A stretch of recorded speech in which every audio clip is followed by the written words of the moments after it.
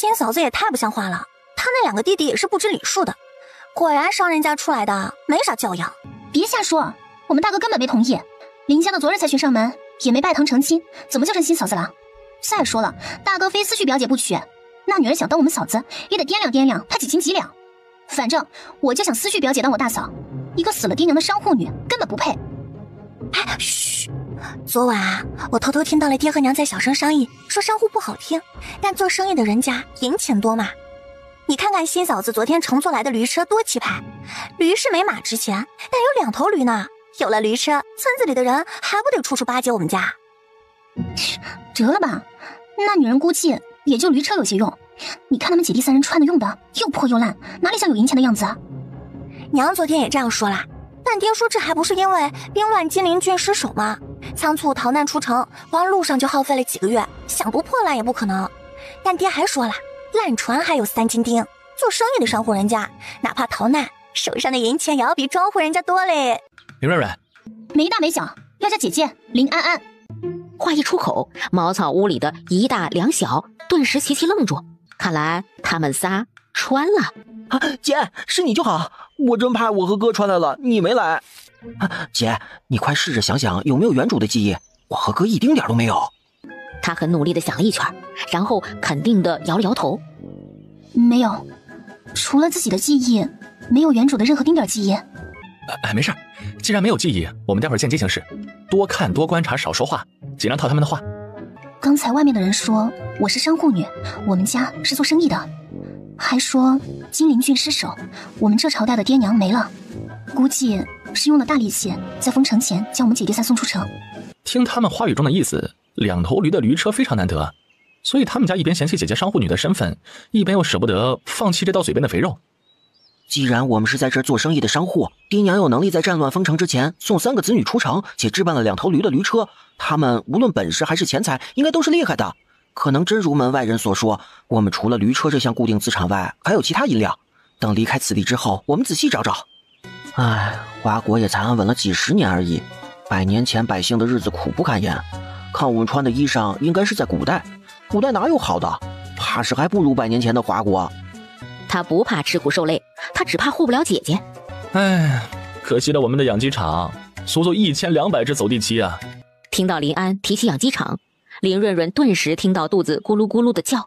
啊，要是我们置办的家当也跟着来就好了。林安、林泉无比赞同的点头。在2人点头的瞬间，神奇的一幕发生了，一座青翠山头出现在3人面前。在腰处的平地上，北方有3间仓房，最左侧是储存鸡蛋的房间，中间是存放玉米、大米、小米等口粮的地方，最右侧则是孵化小鸡仔的房间。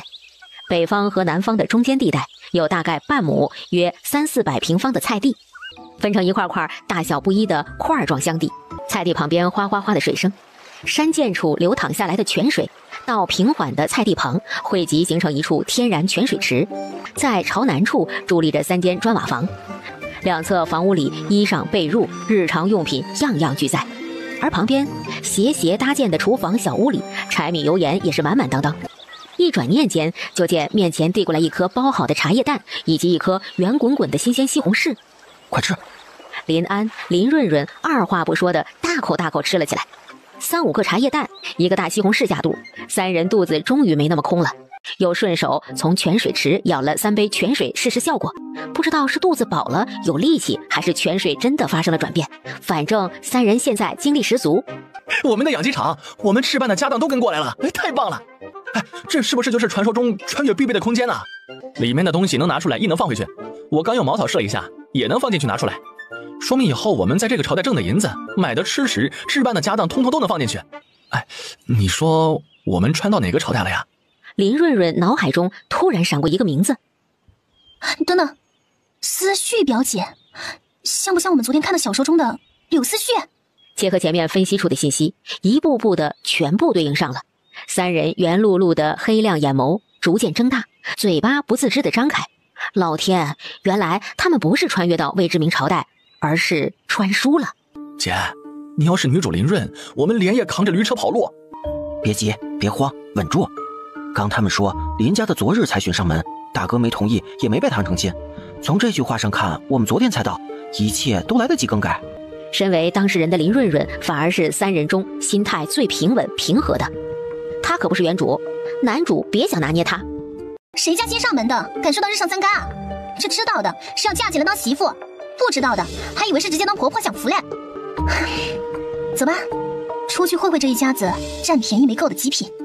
不要想着我将要嫁个什么东西，而是要让他们知道即将娶个啥玩意儿。姐，你就放心好了，我们有经验。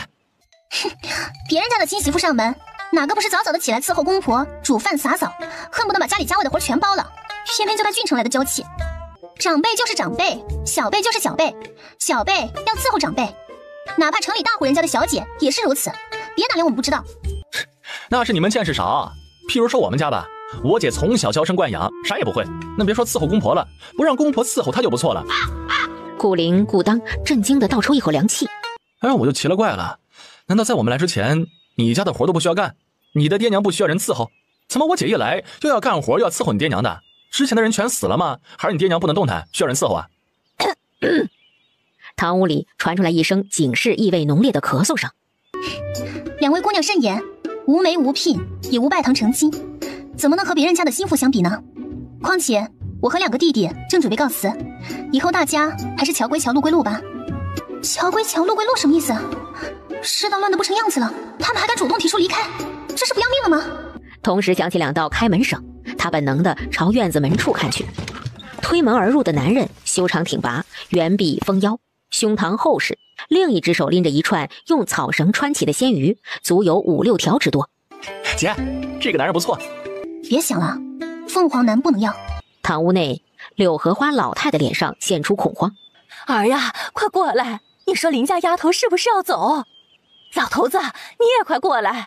这一门亲事虽说是林家和他那短命的小姑子顾红定下的，原本应该是顾红的儿子顾清止，但顾清止无家产无钱财，一无是处，哪能和他15岁就中了秀才的长子顾清礼相比？昨日我让你别安排柴房，你不听，现在好了。我说安排柴房压压林家人，让他们知道将来谁做主，以及顺势敲打敲打他们，把带来的钱财别藏着掖着，以后是一家人，一个锅里吃饭，那些银钱当然得交给当家的保管。老头子你也是同意的，怎么现在全成了我的不是了？爹娘，别吵，依我之见，林氏女只是故意试探，无非是想引起我的重视罢了。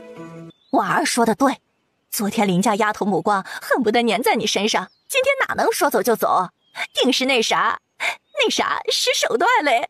刘荷花立马笑开花，自信心爆棚的迈着大步走出堂屋大门。铁柱，待会儿你态度软和些。听到这个小名，顾清礼眉头又止不住的跳了跳。爹，你明知道我的心里只有思绪表妹，别的女子我都不要。刘思绪，我劝你想都别想。你舅母知晓我们家有银钱，开口便是20两银子的聘礼。你满村的打听打听，谁家娶媳妇要20两银子？爹，20两银子我会自己挣，我只要思绪表妹。反正娘会偷偷给他银子。哼，你有没有想过，这林氏女无需聘礼，且她姐弟逃难过来，所剩的余钱即便不多，也有10多两碎银子。这大山村最好的良田6、7两银子一亩，次田3、5两银子一亩。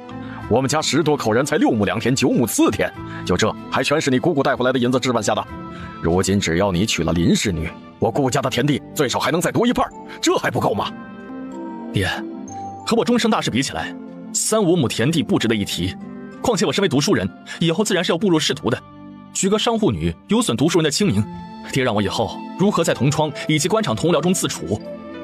好好，不说田地，这林氏女带来的驴车你看到了吧？那可是2头驴，以后你去书院读书，去郡城赶考，不用辛苦步行了啊！还有，林氏带来的10几两银子，你在书院读书的银两也是你姑姑遗留下来的。但是你去郡城以及后面赴京赶考的盘缠，穷家富路，你有没有考虑过？顾清礼漂亮的脸上乌云密布，嘴上却不再反驳。自古以来娶妻娶贤，纳妾纳色，林氏女姿容绝美，当个妾室倒好。只能委屈思绪表妹了，让她和其他女子共侍一夫。见儿子让步，顾老爹不再开口，反正儿子能退让1步，他就能退让2步。今日的鱼比起上次小了不少，家里还多了3张吃饭的嘴，一天天的没一件顺心事。不用发愁了，我姐弟3人正是前来辞行的。哎呦，哎呀，丫头说什么傻话啊？外面世道乱成啥样子了？你们姐弟仨比我们清楚啊！你一个女子，若是遇到那些流民兵匪，可如何是好哟？再说了，你和顾家的婚约是你爹娘定下的，自古以来父母之命媒妁之言才是正道，你哪能违背你死去爹娘的意愿？那可是大不孝，要被人戳脊梁骨的。婚约？他没有记错的话，书中原主爹娘给他定下的婚约可不是顾家，而是顾老爹的妹妹顾红的儿子顾清止。对呀对呀，你和我们顾家有婚约，当然得嫁进我们顾家。哎，经理，你快出来啊，和林家林润润说一说。林润润、林安、林泉三人皆是一愣。顾清理在屋子里，那院门处修长壮硕的男人是谁？屋子里缓缓踱步出一位大约18、19岁的年轻男子。你又在闹什么？昨天到今日，你还有什么不满足的？闹！哼，真是脸上可跑马。喂，我姐和你没婚约，我们告辞难道不是理所应当的？是谁在无理取闹？至于满足，我们姐弟谢谢你们，谢谢你们全家。因为到了你家，我们姐弟仨平生头一次住上了柴房。哼，你们大山村的待客之道，真是让我们长见识了。啥没婚约啊？我小姑子顾红说的明明白白，和你们林家交换了信物，你林家要毁约可以，先把信物还回来。对，还不回来，你们就不能走。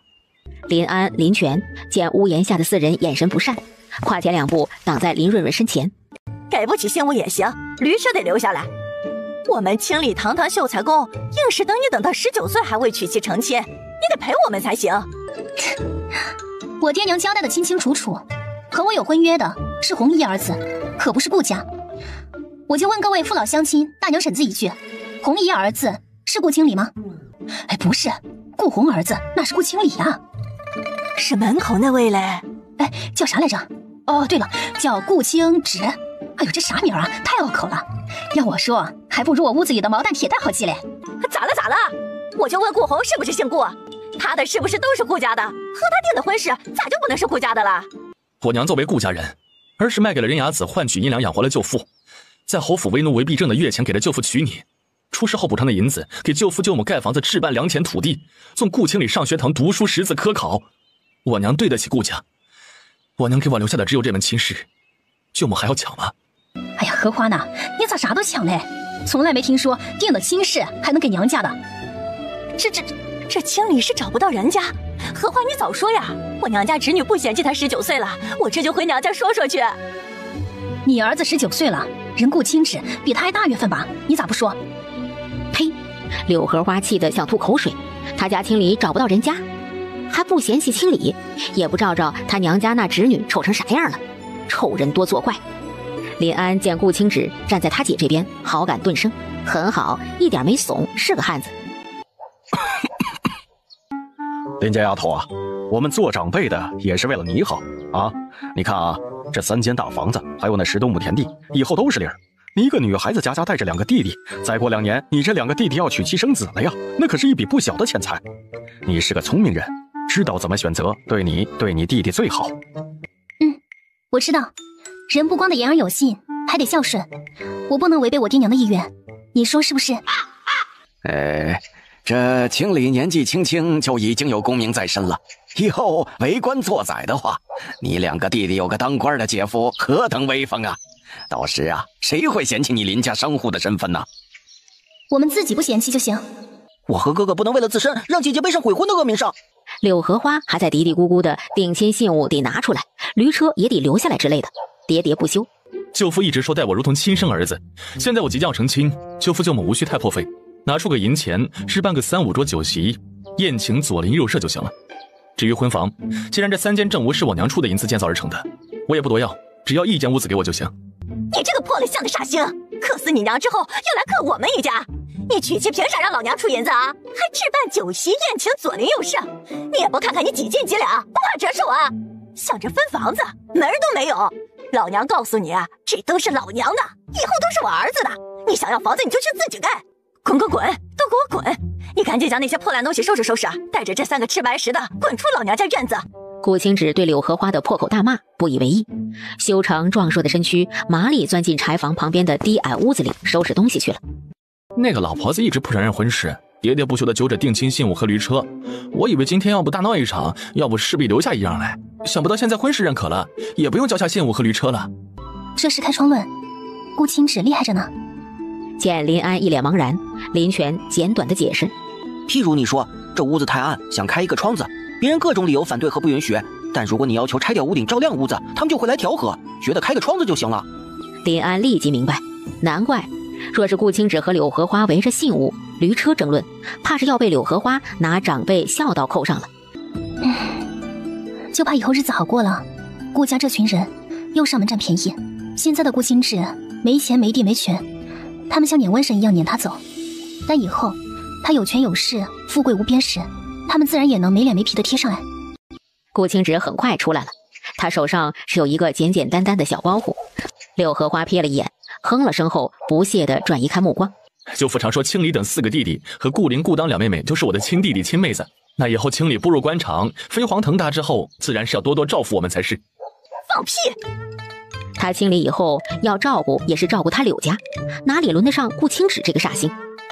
舅父舅母也看到了，我身无分文又无粮食，怕是过没几日用完了林家的银子，还得回来靠舅父舅母接济一样，总归不能让我等饿死不是？这是走别人的路，让别人无路可走吗？娘，你不想想办法？想办法？想什么办法？只是亲戚又不用分户，亲……哎，对了，可以断亲呀！对，就是断亲。大哥，你是读书人，你快经我写个断亲书，以后就亲信了。顾青礼只略微迟疑，立马转身进屋子。没一会儿，一手拿着2张字迹未干的纸张，另一手拿着笔墨。林润润、林安、林泉伸头看向顾青芷手中的断亲书，姓名、哪里人士、缘由全部写得清清楚楚，最后写了日后断绝一切往来，若违背此书，断子绝孙啥啥的。去，快去把你们2哥、3哥、4哥喊回来，让他们一并按手印。不能让那个煞星钻了缝隙，以后想回来门儿都没有。顾灵、顾当马不停蹄地跑了出去，顾青义、顾青仁、顾青笑不情不愿地跟着2个妹妹赶回家。让开让开！爹娘真是没事找事儿，这好端端的赶走顾青芷干嘛？赶走了顾青芷，以后谁播种翻田，秋收靠谁啊？别想使唤我们。大哥走进书院读书还不下田，这都是儿子，凭啥我们没有？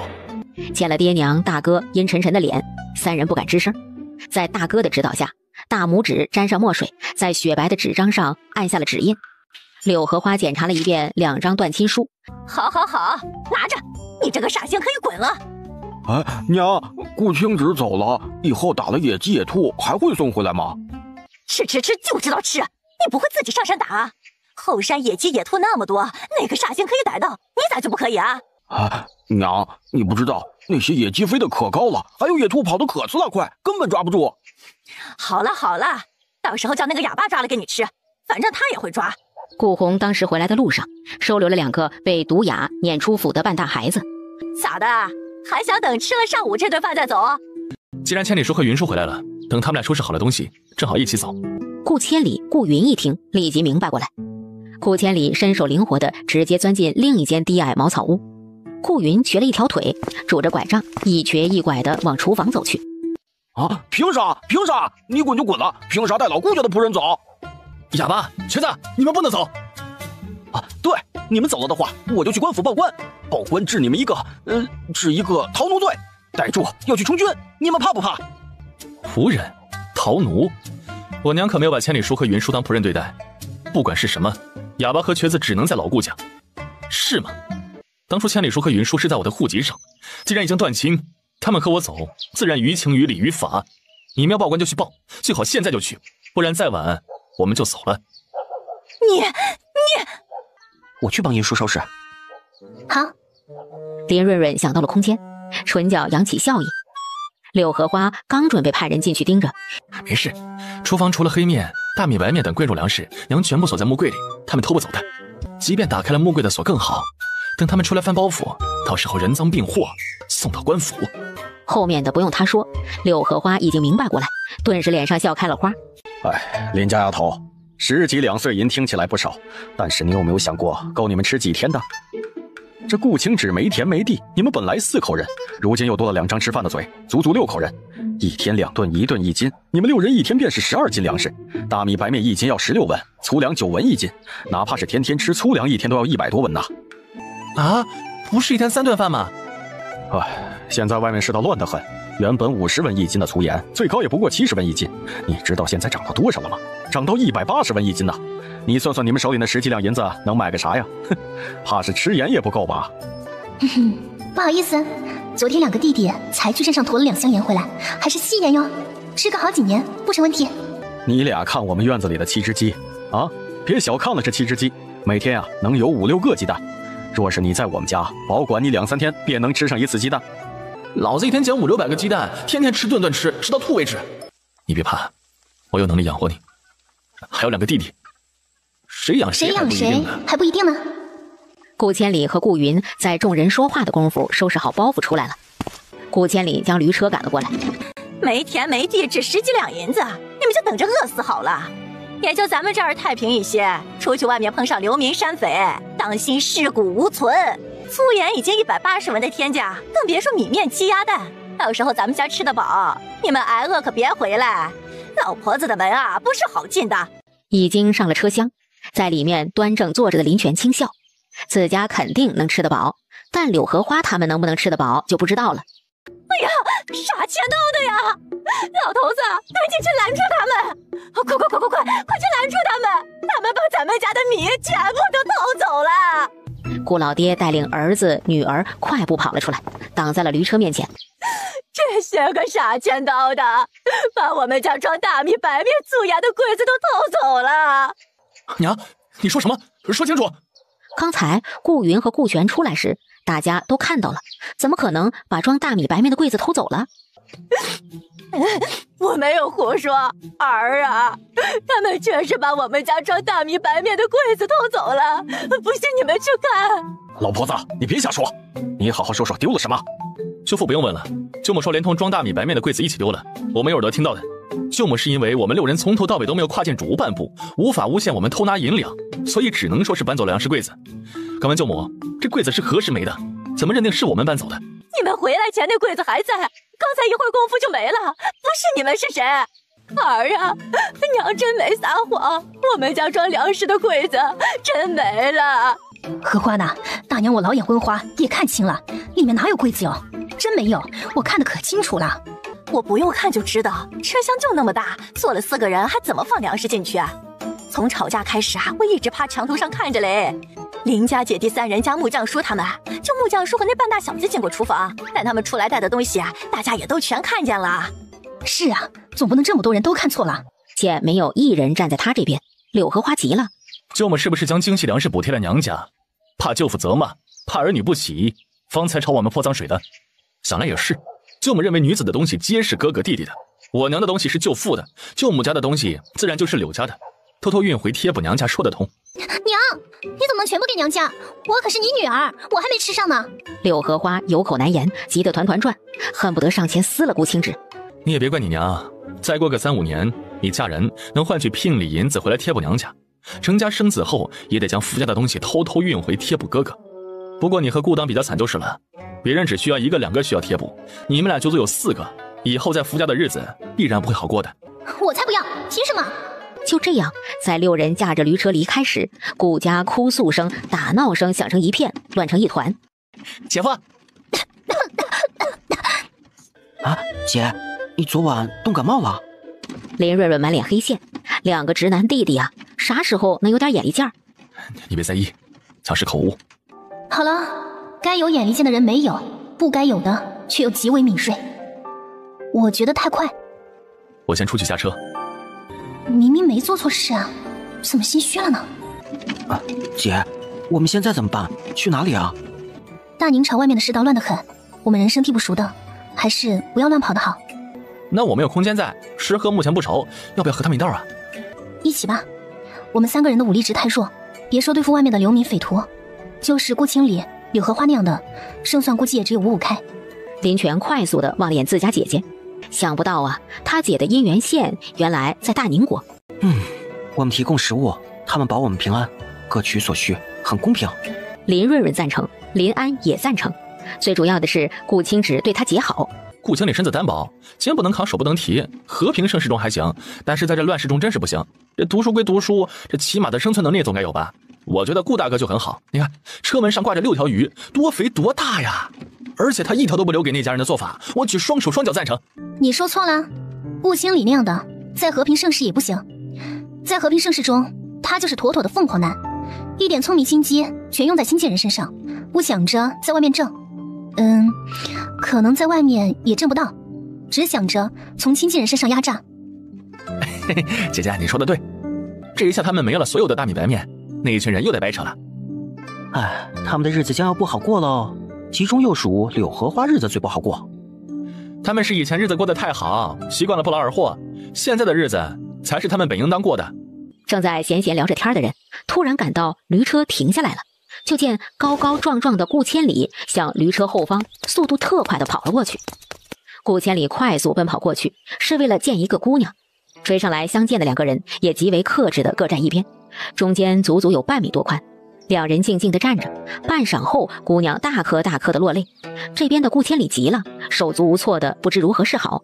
随后想起什么，从怀中掏出一块碎布包裹的东西递了过去。姑娘没接，转身跑走了。失魂落魄的顾千里转身回来时，眼眶红红的。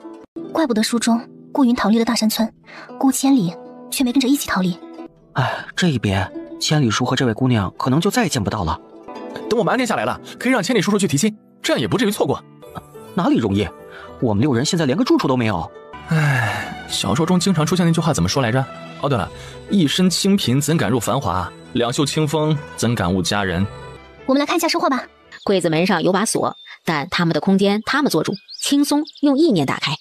柜子分为上下3层，下层占了一半空间，是2大布袋白面，中间层是2个小些的布袋，一袋是大米，大约20来斤，一袋是包谷面，最上面一层是3个小袋子，一袋10多斤的红豆，一袋10多斤的绿豆，以及10来斤的粗盐和一个油纸包着的红糖。哇，看不出来，这顾经理家的存货还怪多了。怪不得顾老爹一直要强调他那10几亩的田地，别人家顿顿野菜糊糊，他们家除了吃黑面馒头，还能存下上百斤的白面，没那10几亩的田地怎么可能嘛？这里的每样东西在村子里都是好东西，难怪柳荷花心疼到一把鼻涕一把泪的。平时饱饭都不舍得给做活的顾千里3人吃饱，一下子丢了精细粮食，能不哭天摸地的吗？啊，对了姐，这么多东西怎么拿出来啊？姐，你别告诉我你不准备拿出来，要靠自己的努力挣银子买粮食啊？你看看我像不像傻的？李安松了口气，喜笑颜开的将头摇成拨浪鼓。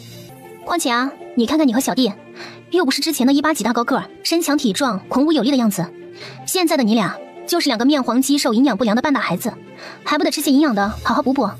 这年头不长得壮壮的，一旦兵乱，只有等死的份儿。既然决定了一起，这些食物自然要拿出来一起吃。顾大哥是瞒不住的，我觉得也没有必要瞒着他。至于千里叔和云叔，不用明说，即便哪天他们发现异常也没事。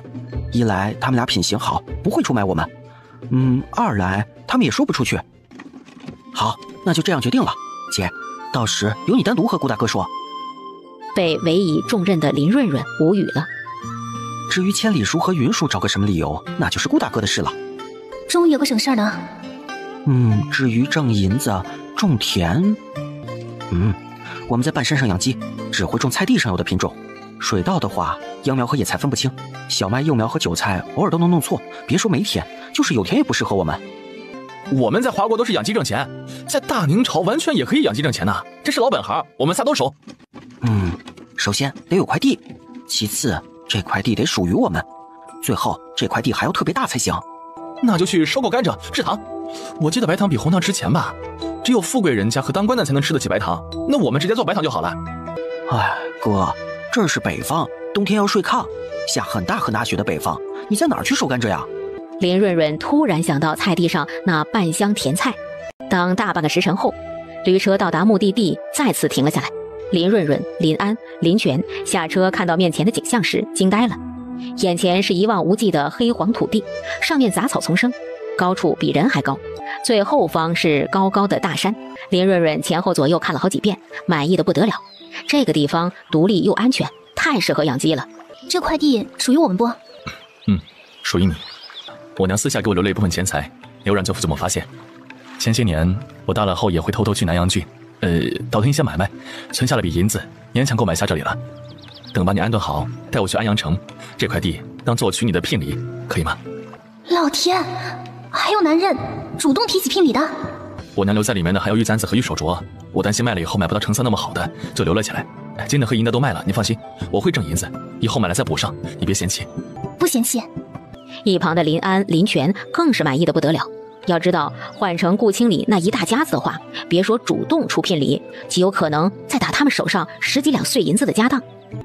啊，姐，你过来。待林润润过来后，小声说道：“姐，他将家底透露给我们了，正好你也趁这个机会透露给他。还有这块土地啊，至少上1000亩，就算荒地不值钱，也太多了吧？我觉得要不放你和顾大哥两人的名下。”对。好。林润润走到顾清芷面前，将林安、林泉的意见说了，又道：“我有个事要和你说，不过要在不能被千里叔和云叔看到的地方。”好，跟我来。林润润连忙跟上，绕过高过人的茅草和密实的野草，眼前竟然出现了一座小小的茅草屋。舅父舅母不是宽厚之人，我和千里叔、云叔经常饿肚子，打猎捕鱼时偶然发现这块荒地，便在这建了这座茅草屋。你看，屋子前的黑坑是我们打猎捕鱼后烤了吃，烧火留下的。蛮聪明的嘛，怪不得你们身体比那一大家子壮实。若不是千里叔学会了打猎的本领，又教会了我们3人即便是没有饿死，怕是身体也拖垮了。以前的过去了，给你看样东西，以后再也不会饿肚子了。将柳荷花厨房中的柜子拿出，摆放在堂屋中，简短说了一下空间里有什么东西以及用处。只有我们4人知道，不是不信任千里叔和云叔，而是这样的宝物越少人知道越好。顾清芷从一开始的惊讶中快速反应过来，人心叵测，除了我们4人，以后不管在任何地方、任何人面前，你皆不要表现出来。随后想到回头让云叔给润润做个背篓，出门在外实在需要拿东西时，可以假装从背篓里面拿。你放心好了，我当然知道呀。这些粮食怎么和他们说？还有这个柜子，是不是比较好认？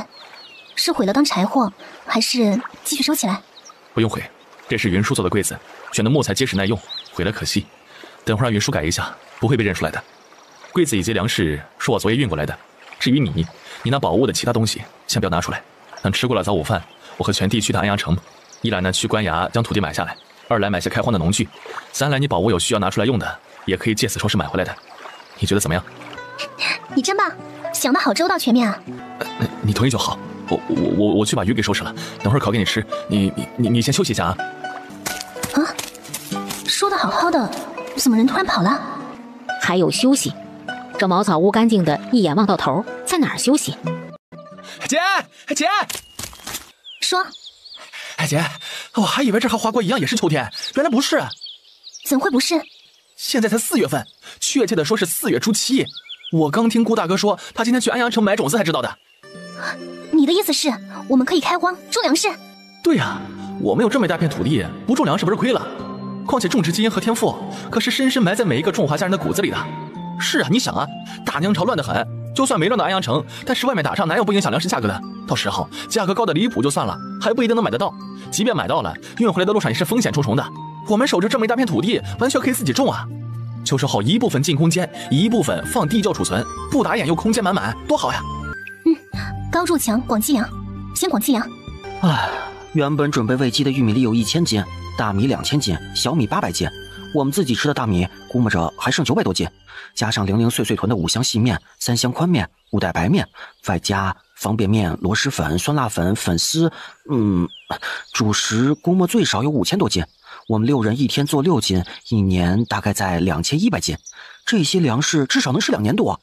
2年后，新种的粮食已经收了2、3茬了。鸡蛋除了供应我们每天吃之外，用作孵小鸡，再买些鸭蛋、鹅蛋一起回来孵。到时候鸭生蛋，蛋生鸭，哎呀，有咸鸭蛋和烤鸭吃了。姐，要不要再买几只小猪仔回来养啊？猪全身都是宝啊！卤猪蹄儿、卤大肠、卤猪耳朵、卤猪尾巴，还有红烧肉、红烧排骨、糖醋排骨、爆炒腰花、香辣猪肝、红焖猪蹄儿、猪肚鸡汤。我后悔了，昨天为啥看小说偷懒不去买猪肉？不然说不定今天就吃上了。没事，我们不是还有10几两碎银子吗？你要特想吃，顾清芷待会进城的时候，跟着他去买一些不就得了？等小猪仔买回来了，以后还不是想吃多少有多少？还是等小猪仔买回来的吧。我刚问了顾大哥，包谷也就是我们的玉米、小米、棉花等等也有，但山芋和土豆这2样是没有的。农户人家大部分吃黑面馒头和糊糊，所以良田哪怕是4田价格贵，也要好几两一亩，而土地便宜也没人要。加上包谷和小米产量不高，开荒时费力不划算，村民一般围绕在村子周边开荒，这儿的土地才能一直荒芜下来。原来如此啊！哎，小弟，那我们是不是可以多多的种山芋和土豆？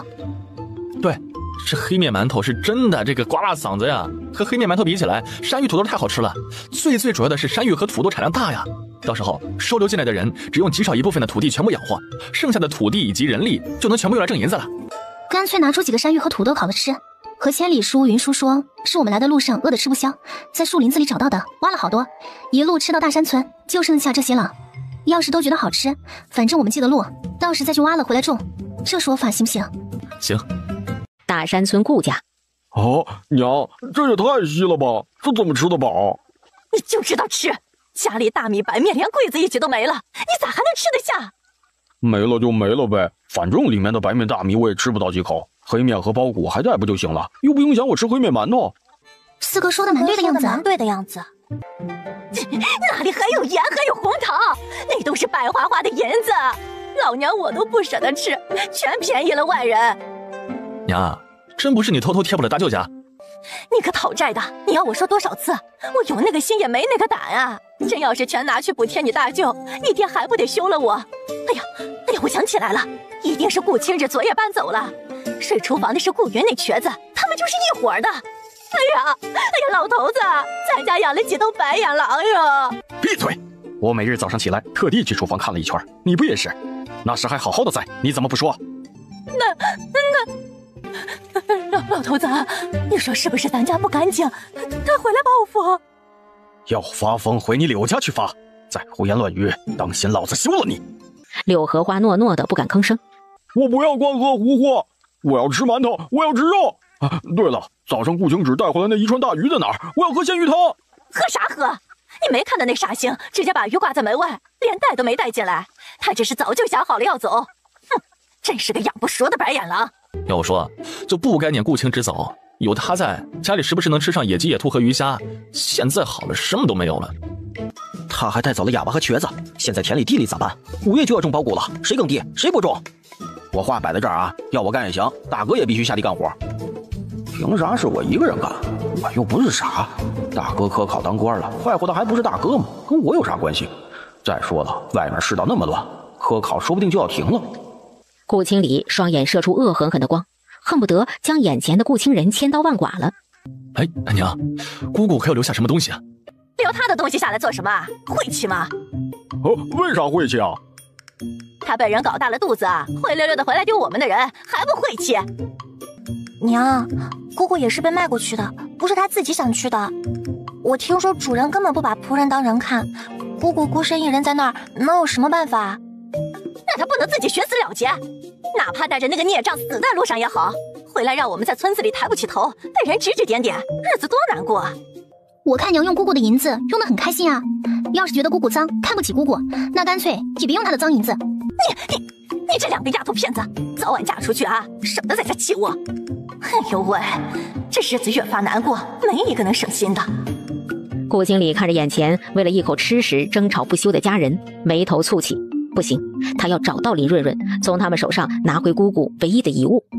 现在只有林润润手上有当初定亲时姑姑给的信物了，只要有了信物，才能去京城找侯府，摆脱这一家子没品行只顾自己的人。你们嫌糊糊太稀，顾青芷那边说不定连这稀糊糊都喝不上，等着吧，说不定没2天他们又回来了，到时候啊，让他们知道我的厉害。没田没地没食物没银子，还不得饿死他们？顾青芷、林润润确实没有稀糊糊喝，他们正在吃烤鱼，啃香喷喷的烤地瓜、烤土豆啊，还有一只烤兔子，顾千里喂完驴抓回来的。林润润刚啃完一只兔腿，就见顾青芷厚实宽大、布满疤痕的手掌又递过来一只。饱了，吃不下了，你吃汉。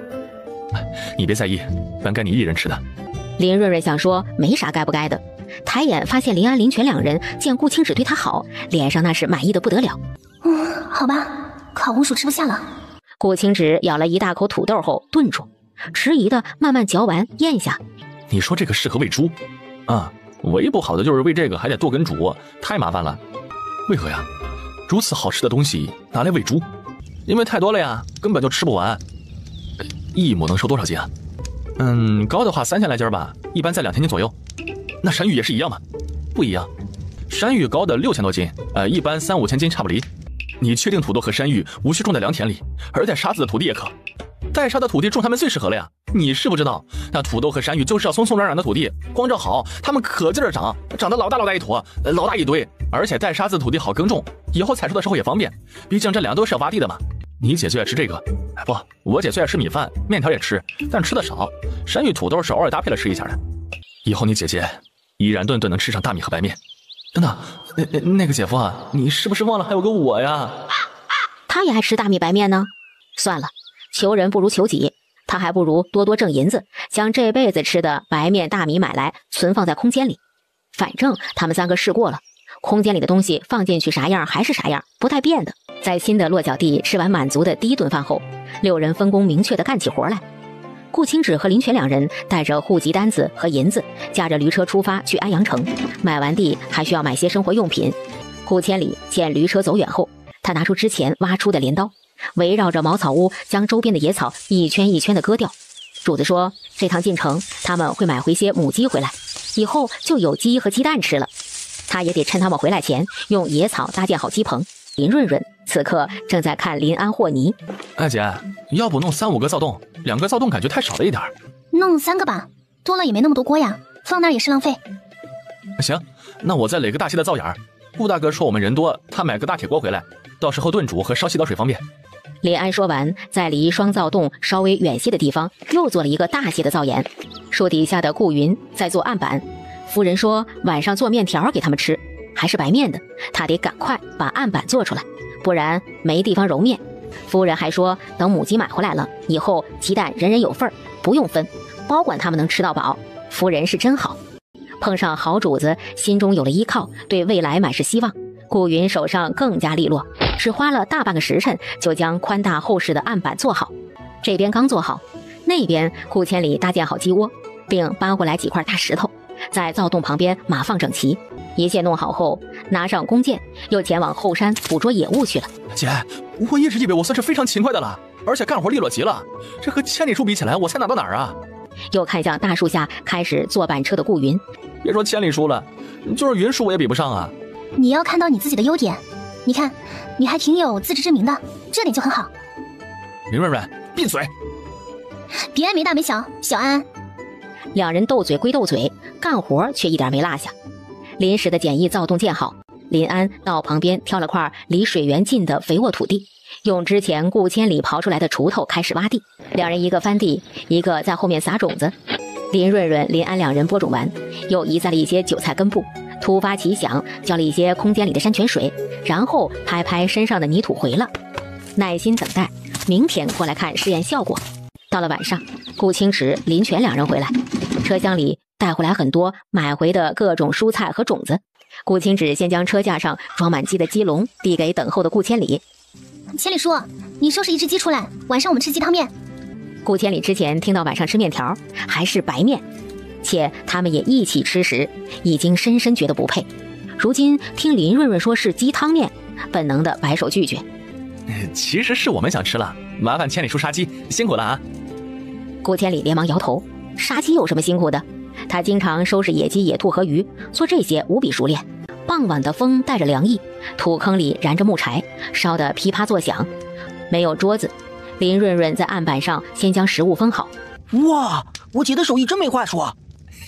有姐的孩子就是宝。我也这样认为。快端过去吃吧，千里叔和云叔还在后面等着呢。好，你的我一并端过去。顾清只听话的端起案板上的2份面条往火堆走去。当香浓的鸡汤伴着劲道的面条入口，当爽脆的青菜伴着弹牙的鸡肉入肚，火堆旁顿时只剩下吃饭声。一整盆的食物连带汤汁全部下肚后，每个人饱到就差打饱嗝了。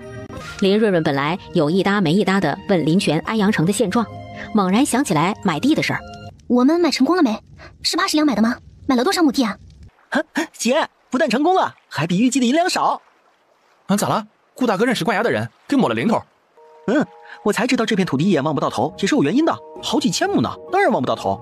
你们别看这皇帝在这儿没啥用，要是真要买，官府那些衙役一个一个把这当做金疙瘩似的，50两银子只能买到其中的1000亩，剩下的免谈。然后呢？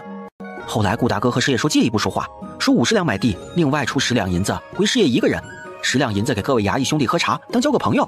哎，师爷顿时笑眯了眼，将顾大哥好一顿夸。那些衙役和顾大哥更是称兄道弟起来，写地契的时候更是大手一挥，直接将河湾内一直到后山处全归我们了。现在只花了70两就买下了这片地，你们说顾大哥厉不厉害？也就是说，河流环绕的地方一直到后面大山处全部是我们的，那得多大呀？厉害，终于能放心的开荒种田了，还能挑选地方盖房屋。盖房子？茅草屋现在还好，冬天大雪天气你身子弱，吃不消，入冬前需要把房子盖好。哎，顾大哥，你是怎么想到这法子的呀？朝廷无能，官员腐败，清流官员要不辞官归田，要不被迫害致死，外面又连年战乱，免不了生。安阳城官员的俸禄怕是许久未曾发下来了，所以他们见有人置办田地，心底自是喜悦的，但是为了私利，又会格外刁难。得到了他们想要的，这刁难便不复存在了。谁说带兵打仗的将军只是粗鲁的武夫？哎，顾大哥，以后我就跟着你混了。好。哎，哥姐，看书时我只知道大明朝混乱，但没想到外面已经乱成了那样。有多吓人？多吓人啊！哎，没有法纪，没有秩序，甚至也没有规则，谁拳头硬，谁力气大，谁人数多，便能称王称霸。有没有具体点的？街头无故被拖进巷子的美貌妇人，她夫君在一旁苦苦哀求，被踢倒在地，死死压住。那些小商贩被抢了东西不敢追，道路两旁隔几步便是饿得瘦骨嶙峋的人抱着孩子乞讨，每个人都是行色匆匆。而官衙里面的衙役东倒西歪，白日里便是喝酒摇头子作乐，酒楼里取笑声不断，布庄里粗布堆成山，绫罗绸缎倒是卖得很好。听完林泉说的，林瑞瑞和林安垂下眼帘，半晌同样叹了口气。外面的我们管不了，我们能做的就是强大自身。山芋用藤子杆插就行，估摸菜地里的只能种几10、20亩，5月前必须种下，加上翻土栽种的时间，重新育苗恐怕是来不及了。土豆切块，每块上面要有芽眼。菜地里的土豆估摸10亩够呛。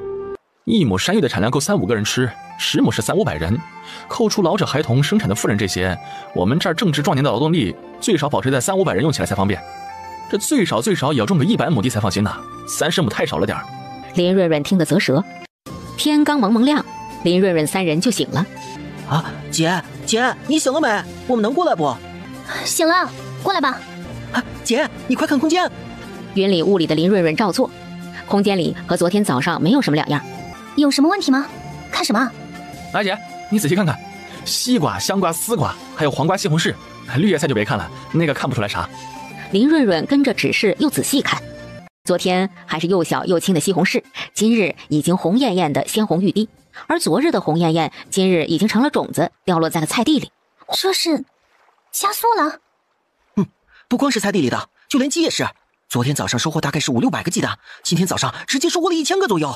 扣除昨天拿出来的鸡和空间里的100多只公鸡，也就是说，剩下没开窝的鸡在一夜之间全开窝了。那我们要加快吃鸡蛋，不然坏了多可惜啊！啊，我看过了，鸡蛋没有坏，粮食什么的通通没区别。孵的小鸡崽儿一夜之间倒是长大了不少，所以我估计没有生命的东西保持原样不腐不烂，而有生命的东西则会加速生长。哎妈呀，幸好空间我们不能进去，不然一夜老了好多岁，多亏啊！成熟加速了的话，那我们种子的问题就迎刃而解了。只要人力跟得上，想种多少亩就能种多少亩。而鸡鸭鹅蛋可以在空间孵化后拿出来，生出的幼崽放在里面养个一段时间再拿出来，是不是也行？要是空间不限制活物数量的话，倒是可以。不过，就算限制数量，我们可以将成长的鸡鸭鹅幼崽挪出一部分，放猪牛羊等成长周期长的在里面。走，去问千里说，我们一天能耕出多少亩地来？我来吧。火生好了，我不会做饭，锅里放的是小米，你看行吗？林润润揭开木头的锅盖，看了眼大铁锅，小米多，水也多，很好，今天一天的量怕是够了。行啊，水和米的比例非常好。不过单喝小米粥不顶饿，我再烙几张鸡蛋饼搭配了吃。眼前的人甜甜笑着的认可，顾清直只觉得心底暖乎乎一片。千里说，有个问题想请教你。顾千里停下搬石头的手，站直身子看了过去。我们想问一下，你一天能耕多少地啊？那我们这样的一天又能耕多少地啊？顾千里嗓子坏了，说不出来话，但是可以比划。他手指了指自己，伸出一个食指，又伸出一个小拇指。啊，1亩半！那边顾千里笑着点头，又指了指林安，想了想，只伸出一个小拇指。啊，我们才能耕半亩地，这也太少了吧？姐姐身子弱，耕地是体力活，不能让她去做。云舒这腿脚也不好，也不能让她做耕田的体力活。况且姐姐要负责6人的1日3餐，云舒做木活，2个人的活都不可或缺。耕地还只是第一步，后面还要播种、移苗、栽种。我们人少，时间不一定来得及，何况别的还得等。花生的播种时间等不了了。顾千里笑着朝2头驴指了指，伸出3根手指比了比。千里说，你是说1头驴1天耕3亩，还是2头驴3亩啊？顾千里先伸出1根手指，又伸出3根手指比划。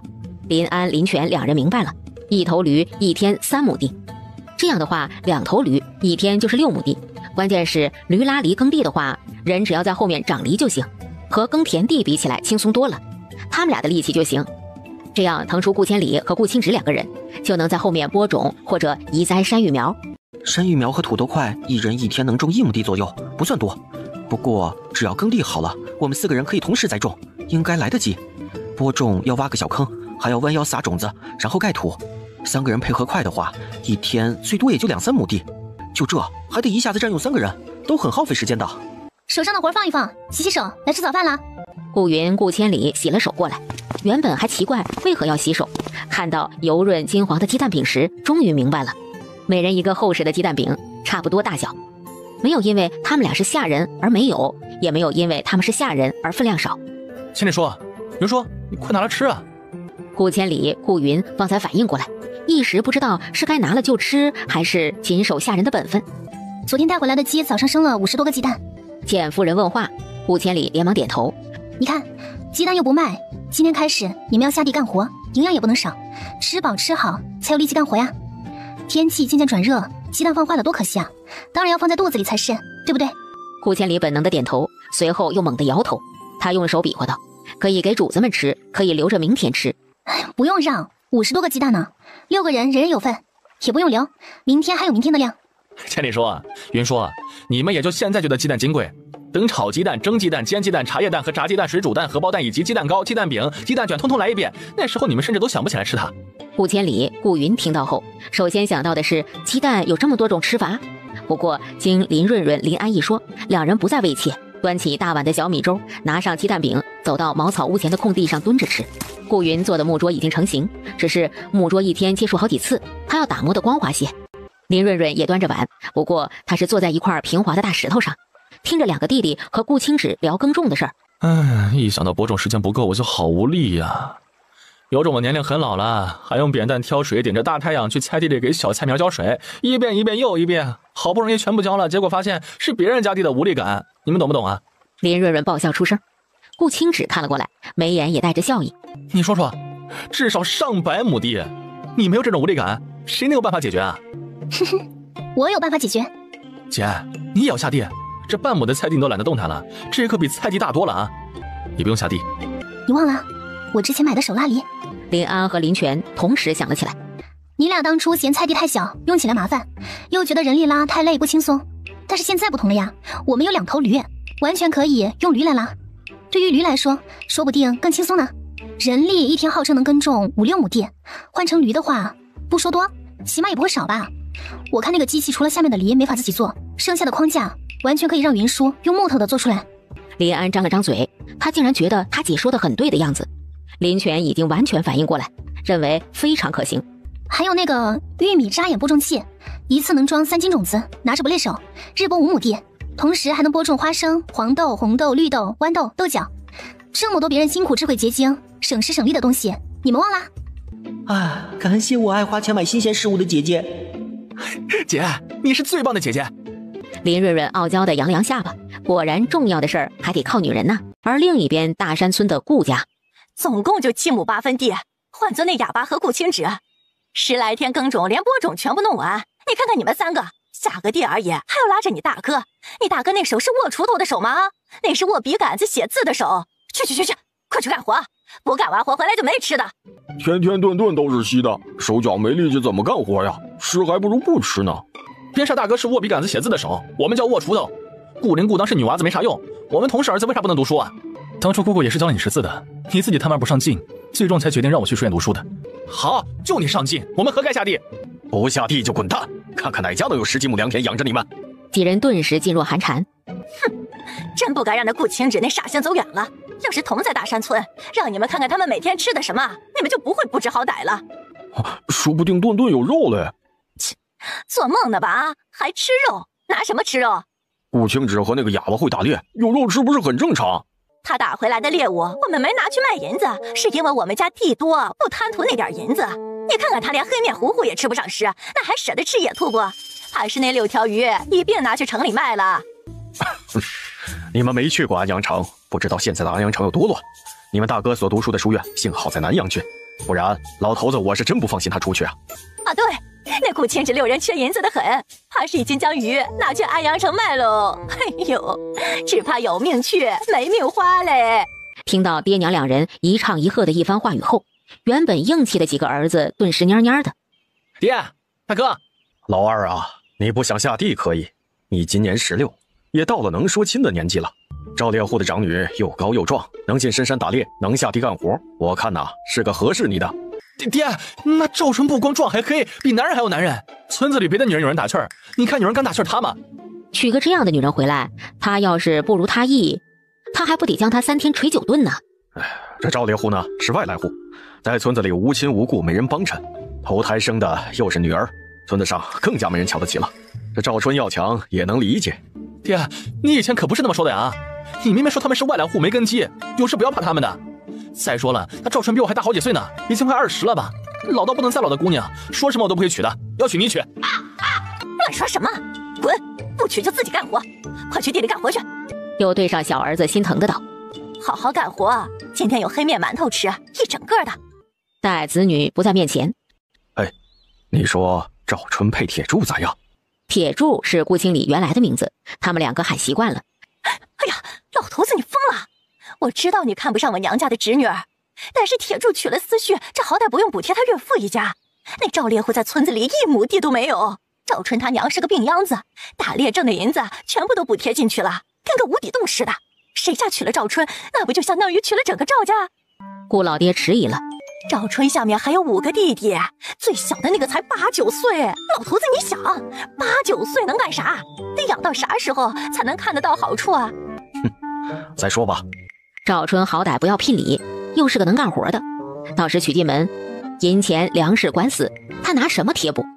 不过看几个儿子的意思，没一个想娶的。先等等，等他们在田地里累得差不多了，再提出来恐怕就愿意了。林润润将洗干净的半篮子小野葱切断，抹上辣椒面和盐调成的酱料，放在小坛子里面腌制起来。小野葱腌制好，做好午饭。林润润喜滋滋的去河边的旁边的菜地看了一圈，惊奇的发现昨天播种的豌豆出了嫩绿嫩绿的小芽。成功了，泉水果然有效果。河对岸的远处山坡上，你们看，那个是不是林润润来着？啊，当然是她呀，谁有她那么漂亮啊？别说村子里，就是在安阳城里，我也没有见过比她漂亮的。那边是荒地，可荒了，又被河水拦着，根本没人过去。哎，不过我知道顾清芷和那个哑巴经常去那儿，说是草多野兔多。看来顾清芷带着他住那儿呢，真是可怜。这么说，顾清芷也在那儿，我们快去把他叫回来干活。河宽路远，说话声一丁点传不到河对岸来。林润润正蹲着身子比对韭菜长了多高，原本熨帖舒适的心情猛然消散，回身仰头，就见河对岸远处有4个模模糊糊的身影，是李仁孝他们4人。林润润一点不慌也不乱，站起身拍了拍身上的泥土，往回走去。他一定是吃饱了，见我们才不激动。不对啊，我们大哥长得好，还是读书人，已经是秀才了，哪不比那个破了相的强。林润润干嘛想不开了要跟着顾清芷呢？我原本以为他会痛哭流涕的，然后后悔回来找大哥。看刚刚的情形，不大像。还能有啥？喂饱了呗。那林润润娇艳的跟朵花似的，娇嫩嫩的，我才不信顾清芷能忍得住。哦，吃饱？他们没有粮食，只能抓野鸡、野兔和鱼类啊。乖，吃肉能吃饱，那是多幸福的一件事啊！别讲了，娘说干完后回去有黑面馒头吃，快点干活。我不要干活了，我要去把顾清芷和那个哑巴叫回来，把这块地给种好。以前都是他们俩干的。好，你去叫他们回来。顾青义噎住，河对岸看着近，但他不会划水。哎呀，二哥，你也知道那是以前，今时不同往日喽。好想念以前呀。不急，再等等。哦，大哥，等什么？以我的估算，他们手上的银两只够10来天，10天最多半个月，他们便要回来求我们收留。所以我们先将土地种好，等他们回来的时候，看看我们也不是非他们不可。到那时候，我们将占据主导权。大哥是读书人，识字会写诗，听他的准没错。再过个10天半个月，我就有肉吃了。林润润可没工夫去管他们想什么，他正将菜盛出，端到桌子上。顾云已经将桌子打磨好，且一并做了6张椅子。远远赶着2头驴回来的4人，看到摆好的碗筷和冒着热气腾腾的饭菜，不自觉地加快了脚步。姐，你去看菜地了没有啊？怎么样？估计明天你就能吃上豌豆苗了。哇，那我吃好饭去看看。哎，别，对岸顾经理他们都在，你等晚上回来，他们都走了再去看。他们可有说难听的话？没有，隔着一条河呢。你也知道望山跑死马的道理，看着近，其实远着呢。即便喊话，我也听不到呀。他们说好的坏的，我们不去管就是了。顾青只听话的嗯了声。姐，要是情况危急，记得到屋子中躲一躲。哎呀，我知道呀，先吃饭，吃饱肚子才有力气不是？姐，早上我们割草时撞到了兔子窝啊，好多野兔嘞。野兔在哪儿？在鸡圈旁边石头围着的圈子里，我待会儿去收拾一条出来，晚上烤给你吃。姐，顾大哥知道今天下地割草会逮到兔子，所以昨天就让千里叔搬石块造了个养兔子的地方。果然，我们今天一下子就逮到了大大小小12只兔子，下午估计还能逮到不少。这么多吃不完，其中还有小兔子，当然要养起来了。兔子繁殖快，以后我们说不定实现兔子自由了。等我去南阳郡时，看看有没有小羊羔，有的话就买几只回来一并养着。你要去南阳郡做什么？暂时不去，等田地播种好再去。到时粮食不愁了，可以将精力腾出来建房子。你在外面做事，当心自身就行。小羊羔买不买无所谓的，反正我们有鸡有兔，肉类充足，不是非买不可。兔子皮毛给你做雪帽、风铃、袄夹，雪靴差不多足够。大厂估计不行，买些小羊羔回来，以后能给你做2套大厂。林润润张了张嘴，半晌没说出来话。原来他不是盘算着多吃肉，而是想着给他做冬天的衣裳。我还以为顾大哥是听到我说姐姐爱吃烤羊肉串呢。顾大哥，你们这边的冬天是不是非常冷啊？雪没过膝盖，不算暖和。赶紧干活吧，把田地里的活干完，赶紧建房子，入秋前要把房子盖好，不然我得把他冷死啊！让他想想，古代北方有权有势的人家靠什么供暖来着？地笼。我们的新房子要不要地笼啊？这样屋子里温暖如春，一点都不冷，甚至还能穿着单薄的衣裳，行动可自由了。林润润听到后很是心动，那得不少柴火炭吧？桌子另一边，原本埋头吃饭的顾千里、顾云听到了，手指忙指了指自己，示意。千里叔和云叔说他们可以打柴烧炭。啊，你们会制炭？大山村没有卖炭的，都是自己烧，只是好跟不好的区别。云叔烧的炭很好，即便是有那些差的，拿来烧地笼也无碍。顾千里在一旁比了个砍柴的姿势，又指了指他自己。林润润等人明白他的意思，不过现在还是春天，倒也不急。吃完午饭，4人又去下地干活。顾云在树下抱木头，继续昨天未完成的板车。姐，云叔，板车能用了没？顾云拄着拐杖站起，连连点头，示意可以用了。怎么回事啊？怎么突然要用板车了？哎呀，姐，你放心，不是我们用，是大山村的赵猎户在我们这边的深山打猎，不知道遇到了什么猛兽，受了很重的伤，全身都是血，幸而逃了出来，晕倒在了我们地里。千里叔远远的瞧见了，现在正准备用板车将他送回大山村赵家呢。云叔，你别担心，不是千里叔拉板车将他送回去，而是用驴车。还有顾大哥也跟着一起去，你放心好了。顾云点了点头，又打手势让林泉等等。他拄着拐杖进屋，很快出来，手上拿着一个破布包裹的东西，里面咣当作响，打开一看是几十文铜钱，示意林泉带去。林泉应了，抓起破布包裹的铜钱，拉上板车朝那后山方向赶去。不知道几人几时回来。晚饭林润润做的简单，一直等到天色黢黑，月朗星稀，哒哒哒的驴车声音才传来。太饿了，我感觉我能吃上1盆饭。1盆饭算什么？看我表演3口1头猪！一会儿的功夫，几人风卷残云般吃完晚饭。哎呀，终于饱了。赵猎户怎么样了？胸前、背后、手臂上被野兽爪子抓得血肉模糊，很吓人。不过好在只是皮外伤，没伤到内脏和骨头，休养一段时间应该会好的吧。最幸运的是没伤到腿，不然这深山林木多，想跑出来真不容易。听到能好，顾云大大的松了口气。那天路上追来的女子就是赵烈户的大女儿。林润润惊讶的深深吸气，抬眼朝着蔫蔫的顾千里看去。难怪那顾清止、顾云也是因为顾千里的原因，才对赵烈户格外的重视吗？赵大叔属于是大山村的外来户，无田无地，靠打猎为生。他为人仗义，前些年看我们3人食不果腹，日子艰苦，暗中教了千里出打猎的本事。千里说教了我，所以我们才能猎到猎物。他家情况如何？可有银子抓药？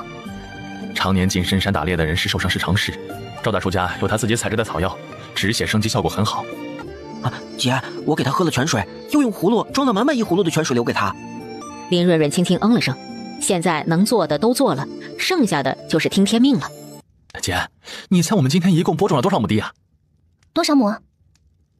足足有13亩呢，这还是下午耽误的情况呀。如果不耽误的话，明天最少估计15亩。顾云在一旁听得惊喜不已，双眼里满是不可置信。棒！耕地加播种一次搞定，今天播种的花生，明天也是，2天加起来靠近30亩地，花生足够了。接着是豌豆、绿豆、黄豆、玉米儿，这红豆要到5、6月份种，晚点没事儿。然后土豆和山芋是最好时间的。对了，甜菜是不是也是这个季节播种？能种植的土地划分5块出来，其中1份拿出来种植甜菜，剩下的能种其他农作物就种，能种多少山芋土豆就种多少山芋土豆吧。最后根据今日耕种的亩数重新分配了一下任务。林安、林泉带着2头驴，从明天开始专播种甜菜。顾清止和顾千里2人负责黄豆、玉米、绿豆等播种，以及后面山芋土豆的种植。第2日，4人吃完早饭，又是早早的出发下地。收完菜的林润润对着新鲜的蒜头、嫩姜，寻思着是不是可以做个糖醋蒜泡姜啥的。正想得欢快，就听到外面顾云啊啊的示意声。林润润探头走了出来，茅草屋外的平地上拘谨地站着一位又高又壮还有些微黑的姑娘。林润润愣住，这不就是那天追驴车的姑娘吗？云叔，你快示意千里叔回来。顾云也方才反应过来，连忙吹了几声铁哨。恩人，这是我全家的一点心意，还请恩人不嫌弃。林润润从来没有被人这么郑重的谢过，当下不知道该如何回应。要不是你们，我爹可能就回不来了。这是一些鸭蛋和鹅蛋，自家养的，不值什么银钱，还请恩人收下。不用，赵大叔受伤需要补充营养，还是留给他吃哈。赵春见林润润是真不愿收，也不多话，直接将2篓子鸭蛋和鹅蛋小心的轻轻的放在地面上，又拿下身后的厚重背篓，说道：这是我家自己削制的一些皮毛，给恩人做2件过冬的衣裳。春儿在此谢过各位对家父的救命之恩。说完，在地上重重给林润润磕了个头后，不待林润润伸手去扶，也不再等顾千里，一转身，脚步矫健地跑了。林润润何时见过这种阵仗，慌了手脚，准备拿上东西追过去送回。一拎之下，发现重得很，远远瞧见顾千里和顾清止往回来的身影，他歇了自己去送回的心思，算了，干脆等2人回来再商议怎么办。顾清止是和顾千里一起回来的，到了屋前，顾千里没见到人，眼里的失望掩藏不住。林润润简短地解释了一番。是让千里叔还回去吗？顾千里摇了摇手，又示意2人收下。他们既然送过来了，退是退不回去了。那现在怎么办？赵大叔家无田无地，人口却多，如今他却受伤了，无法打猎卖银子换粮食，我们送粮食去可好？送多少？送大米还是白面？你觉得山芋和土豆如何？林润润没想到送的是粗粮，当即愣了一下。送山芋和土豆去会不会太寒酸了？我们缺人手，而赵家人多却无田地，送山芋和土豆，告诉他可以来我们这儿负责这2东西的栽种以及收获，1亩地的收成分他们2成，多种多得。2成？会不会有点少？他们和佃农不同，佃农从耕田开始以及农具都是他们自己的，而赵家人过来，地是我们的驴耕好的，农具也是由我们提供的。1亩山芋2成有600-700斤，土豆差点要400斤，他们种个几十亩，哪怕只分2成，也足够一家8口几年的口粮了。一旁认真听着的顾千里一脸认可，主子出地又出驴，初二他们能得2成已经很好了。林润润乖巧的点头。现在这个季节，山芋和土豆存放的时间不能太长，你俩先送一部分去，后面不管他们愿不愿意前来栽种，都会再给他们送一批。顾千里先一步点头，神色喜悦极了。要不现在就去？好。墨色眸子看向林润润，欲言又止。什么事？你想不想一起去啊？林瑞瑞想问他去不去有什么区别吗？他非但不能帮忙扛粮食，说不定走路走着走着还得他搭把手扶着呢。千里叔今年已经28了，赵春20了吧？如今我们有田地，若是赵春嫁了进来，千里叔必定不会让他冻着饿着。只是我一个大男人，有些话不太好讲，还得你。一旁的顾千里惊呆住，半晌没反应。顾云脸上的笑容扩大，千里叔和云叔落的是奴籍，这些事儿以后归你做主，辛苦你了。不辛苦，一点也不辛苦。顾千里开心的不知如何是好，还是顾云反应快，去将板车拉到屋子前空地上。顾青芷去堂屋扛出了一袋子山芋和土豆，顾千里拉着板车在前，顾青芷护着林润润在后，一行3人朝着大山村赵家走去。春儿，娘不饿，喝点野菜汤就行了。你把这野菜糊糊端给你爹吃。娘，你身体本来就不好，光喝野菜汤那哪行啊？爹受伤了，这不是还有我吗？我也能去山里打猎。瞎说，山里危险，只要有口吃的，能不去就不去。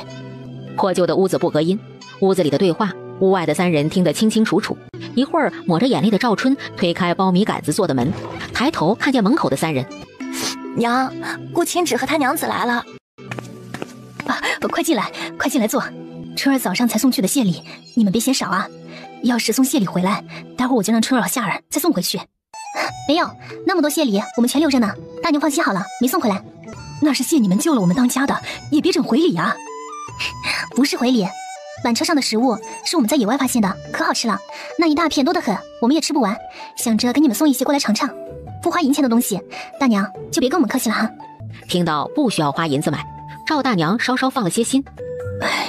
这也太多了，留一半下来就行了，余下的你们带回去吃。大娘真不用。春儿，你先一样拿几个去蒸或者煮了吃。哦对了，筐子里还有大米和白面，你熬个菜粥或者下碗面疙瘩给赵大叔吃，可养人了。哎呦，不行不行，大米白面老金贵了，哪是我们这样的人家吃得起的呀？顾家媳妇，你快带回去，这可真不能要啊！大娘别推啊，大米白面可不是回礼，是用来说正事的呢。说完，目光落在赵春和顾千里身上。赵春听明白了，羞得脸色通红，丢下他去做饭后，忙钻进厨房去了。顾千里急忙从板车上搬下山芋和土豆，跟了进去。赵大娘瞧见了，却没有制止，眉眼间的皱纹笑得越发明显。这孩子越发不像话了。林瑞瑞心里顿时有底了，这婚事10有8九要成了。瞧我，快进屋坐，哪有在屋外一直站着说话的道理啊？冬儿，快洗了手，去倒2杯水来。哎，好。顾青芷只站在院子里，赵大娘也知道林瑞瑞来是谈论什么事儿，大男人进屋谈论这些确实不像，所以也就任由他在屋外。都怪我这身子不争气，春儿他爹好不容易打猎挣的点银子，竟给我抓药了。春儿脱身到我肚子里，真是苦了他了。自小跟着他爹进山打猎，又苦又累的，还危险。他又是个要强心善的，不肯抛下我们这一大家子拖累，以至于20岁了还没个人上门说亲。我和他爹心里这个急呀，我们也不要聘礼，只求有个人好好对待春儿就行了。大娘可能不知道，我们将河对岸那一片的荒地全部买下了，现在我们正在耕地播种呢。春儿嫁了过千里，不说大米白面，顿顿饱饭不成问题。那得不少银子吧？不过也好，有了地种包裹是不成问题的。没有地没有吃食，我和青芷也不敢上门来呀，那不是白白耽误了春儿吗？哦对了，我们这次上门来还有另一件事。林润润将种山芋和土豆的事儿和赵大娘简单明了地说了一遍。在听到产量的时候，赵大娘张大了嘴巴，她的老天爷，还有产量这么大的食物，那是不是很难吃？就在这时，赵春端着蒸好的山芋和土豆弯腰进来了。赵春从粗陶盆中拿出一个拳头大小的土豆，赵大娘伸手接过，张嘴一咬，烫得连连哈气，但入口的细腻绵软滋味却是无论如何也舍不得吐掉，太好吃了。他又伸手接过闺女递过来的另一样叫山芋的东西，直到最后一口山芋咽下肚子里后，你们意外发现的食物就是这个，和嫩包谷一样好吃。哦不，甚至比嫩包谷还好吃呢。顾千里是奴籍，大娘知道不？知道，之前柳荷花逢人就嚷嚷，哪能不知道啊？说句难听话，那时候他在柳荷花家缺吃少喝的，睡在漏雨漏风的柴房里，即使不是奴籍，我们也不放心把闺女托付给他呀。如今跟了你们，有吃有喝，有地耕种，是不是奴籍也没什么打紧的。哪怕脱了奴籍，又能去哪吃上一口饱饭呢？林润润听得满是心酸，乱世的人实在太苦了。顾家媳妇，你也知道我们家什么情况，别人家呢有田地的，还能养上几只母鸡，我们家这样没田地的，只敢养鸭和鹅。养鸡关在院子里就行，不用赶去水塘，也不用往家赶，人松快多了。可鸡要吃稻谷，鹅单单吃草也行。鸭可以在水塘里吃些螺丝，回家来喂些菜也就够了。鸭蛋、鹅蛋虽然大，口感和味道没有鸡蛋来得好。安阳城里的富人家说，鸭蛋和鹅蛋带着一股子泥腥气，不爱吃。如今你们送来了食物，还让几个孩子去做些轻省的农活，就有粮食分。我真不知如何谢你们呢。大娘，也不是白白送粮食给你们家，几个孩子们要去栽种，是靠他们自己劳动分的粮食。我知道。他都知道村子里土地金贵，谁都不愿分粮食请人栽种，何况即便请人，又有谁会请他们家半大的孩子呢？屋外的赵夏走了进来，15岁的小子恭恭敬敬地朝林润润躬身行礼。你们放心，我们一定好好栽种。赵春在一旁点头。你们看什么时候能去干活？以后每个7天可带回100斤的山芋，50斤的土豆。这太多了。没事，就算你们提前预支的，等到收成后再从中扣除。赵夏和赵春眼中只剩感激，能提前预支粮食，爹能安心躺着养病，娘也不用为一家人的口粮发愁了。赵大娘同意了，接下来再做什么？接下来等千里叔重新盖个茅草屋出来。啊？千里叔2人不和我们一起？哪有成婚了还和我们一起居住的？等3进的4合院盖好，他们再倒租房居住，或者重新建房子都可。林润润一想，也是。等屋子盖好了，需要的东西千里叔自己会去准备的，我们到时候准备1桌喜酒即可。屋子里，赵大娘面前站着大女儿以及5个儿子。大满、小满，去了好好干活。春夏秋冬，要是2个弟弟敢耍滑头偷懒，你们回来告诉娘，看我打得他俩哭爹喊娘的。娘，我知道，1亩地分我们2成的收成呢，我多种1亩地就多分2成粮食，不会偷懒的。是啊，娘，这山芋和土豆可好吃了，比黑面馒头不，比包谷还要好吃。我一定好好种，争取收多多的，这样我们家冬天就不怕挨饿了。明白就好。你们去吧，早去早回，天黑了走夜路危险。哦，对了，多装几个土豆、山芋带去，如今哪家都不容易，别吃人家的。哎，我们知道了，娘。林润润来时3人，回去时足足多了6个人。一下子添加了6个人，种地的速度大大的加快了。林润润在晴朗的午后，他双手沾满黄泥，旁边摆上粗盐，愉快地准备腌咸蛋了。正双手玩泥巴玩得欢快的时候，一抹阴影挡住了头顶上空的阳光。林润润怔怔地抬眼，看到居高临下的单薄身影，他反应极快地用着满是黄泥的手拿起挂在颈项的铁哨，又快又短促地吹了一声响，然后笑盈盈地放下。你也太不会过日子了，粗盐这么金贵的东西，你拿来混泥巴玩？没啊，你没看到这儿还有蛋吗？蛋也金贵，你这不是更浪费？林润润闭嘴，不想跟傻叉论短长。厨房虽然小，里面的布置也很简陋，想不到收拾的倒还不错。尤其里面的食材特别多，一点不是爹娘和大哥说的那样，没吃没喝要回来求他们的地步。那边顾清义、顾清仁、顾清孝冲到鸡圈、兔子圈旁边。这兔子真肥还。啊，这鸡养的也好，一只只肥润的很，怕是能炖一大锅。好久没喝鸡汤了，要是晚上能喝上1碗，一定很舒服。想喝自己养呗，听着别人家的干嘛？喂，瘸子，我顾家养了你快20年了，你就是这样对我们的？你这是防贼啊！真是养了一头白眼狼。哥，别和他废话，这鸡和兔子真好，我们带几只回去吃。我好久没有喝到鸡汤，吃到兔肉了。顾云自然不愿，举着拐杖啊啊的表示不愿。真吵，几只鸡和兔子而已，我们作为顾清芷的弟弟妹妹，吃了有什么要紧的？对啊，你做老几啊？要你同意。等顾清芷回来，你和他说，让他多养些，我们下次再来拿。哦，对了，放了你还是个哑巴。闭嘴！不用等下次了，现在就可以当面跟我说。顾清芷，我们来是告诉你，我们家的8亩7分地全部都耕种好了。然后呢？你看我们不需要你们干活，也能将田地种好。你们3个在我们家可有可无，以往就是吃白食，我们家白白养着你们3人，你们该知足的。不，我们不知足，而我是天生的坏种。骨子里带来的恶，如何？顾清理四兄弟他们都愣住了。顾清直把他们的话说了，他们说啥？你，顾清直，你身上流着我姑姑的血，她和我们是一家人。虽然说你不在乎我们，但是你娘在乎我们。你能不管你死去的娘的意愿，伤害我们吗？对啊，姑姑护侄儿，我们可都是她侄儿。你对我们不好，就是对姑姑不好。她地下有知，肯定会怪你。我们4个侄儿身上流着和她相同的血，她最重视我们了。你敢对你娘不敬？都是一家人，分什么你我呀？这鸡就当是孝敬你娘的哥哥嫂子。想必姑姑地下有知，也会夸赞你懂事的。我要吃兔子，这兔子肥烤起来应当特好吃。还是姑姑好啊，生前给他们买吃的买穿的，死前留下个顾清直给他们干活，现在还能提供吃食。下一秒，他的脸不知道怎么就接触到顾清直的拳头。顾清直，你怎么能打人呢？我们可是你弟弟，你打了我们，怎么跟你娘交代？我的鼻子好疼啊！我的牙没了，我怎么吃东西啊？我的腿啊！姐，我们别靠近。我看出来了，只要不惹顾清直，他不会打我们的。可那是我们亲哥哥呀！现在不帮他们，等以后我们在婆家被人欺负了，他们不给我们撑腰怎么办？撑腰？我是看出来了，这4个亲哥啊，别逮着我们欺负就算好的了。还有爹娘，不逮着我们偷偷运东西回娘家，我们在婆家的日子就不至于过多难过。哥哥真没用，4个打顾清直1个都打不过。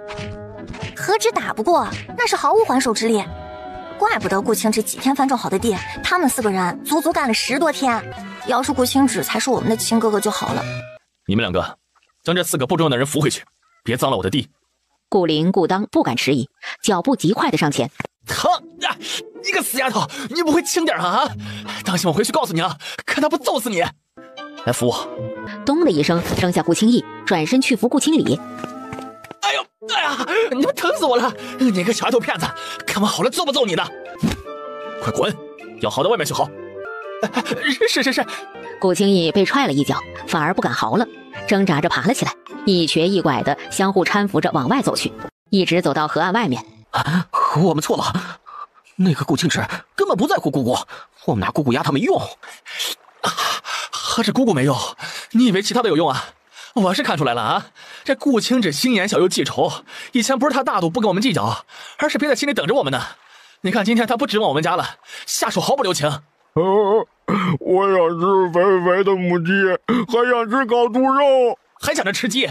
你看不清那顾清直是什么样的人吗？啊，那就是个煞星，不讲情面的煞星。哼，还是2个妹妹好，不用挨打的，我们就没这么好运了。顾清直看我们是姑娘家才没下手，你要是眼馋，你也当个姑娘家。别挨打的时候觉得身为女孩子好，分吃食少的时候又知道还是当儿子好。好了，还嫌闹得不够吵，丢的人不够多。哼，大哥，你怎么不说话了？你快拿个主意啊！总不能我们兄弟4人白白被打了吧？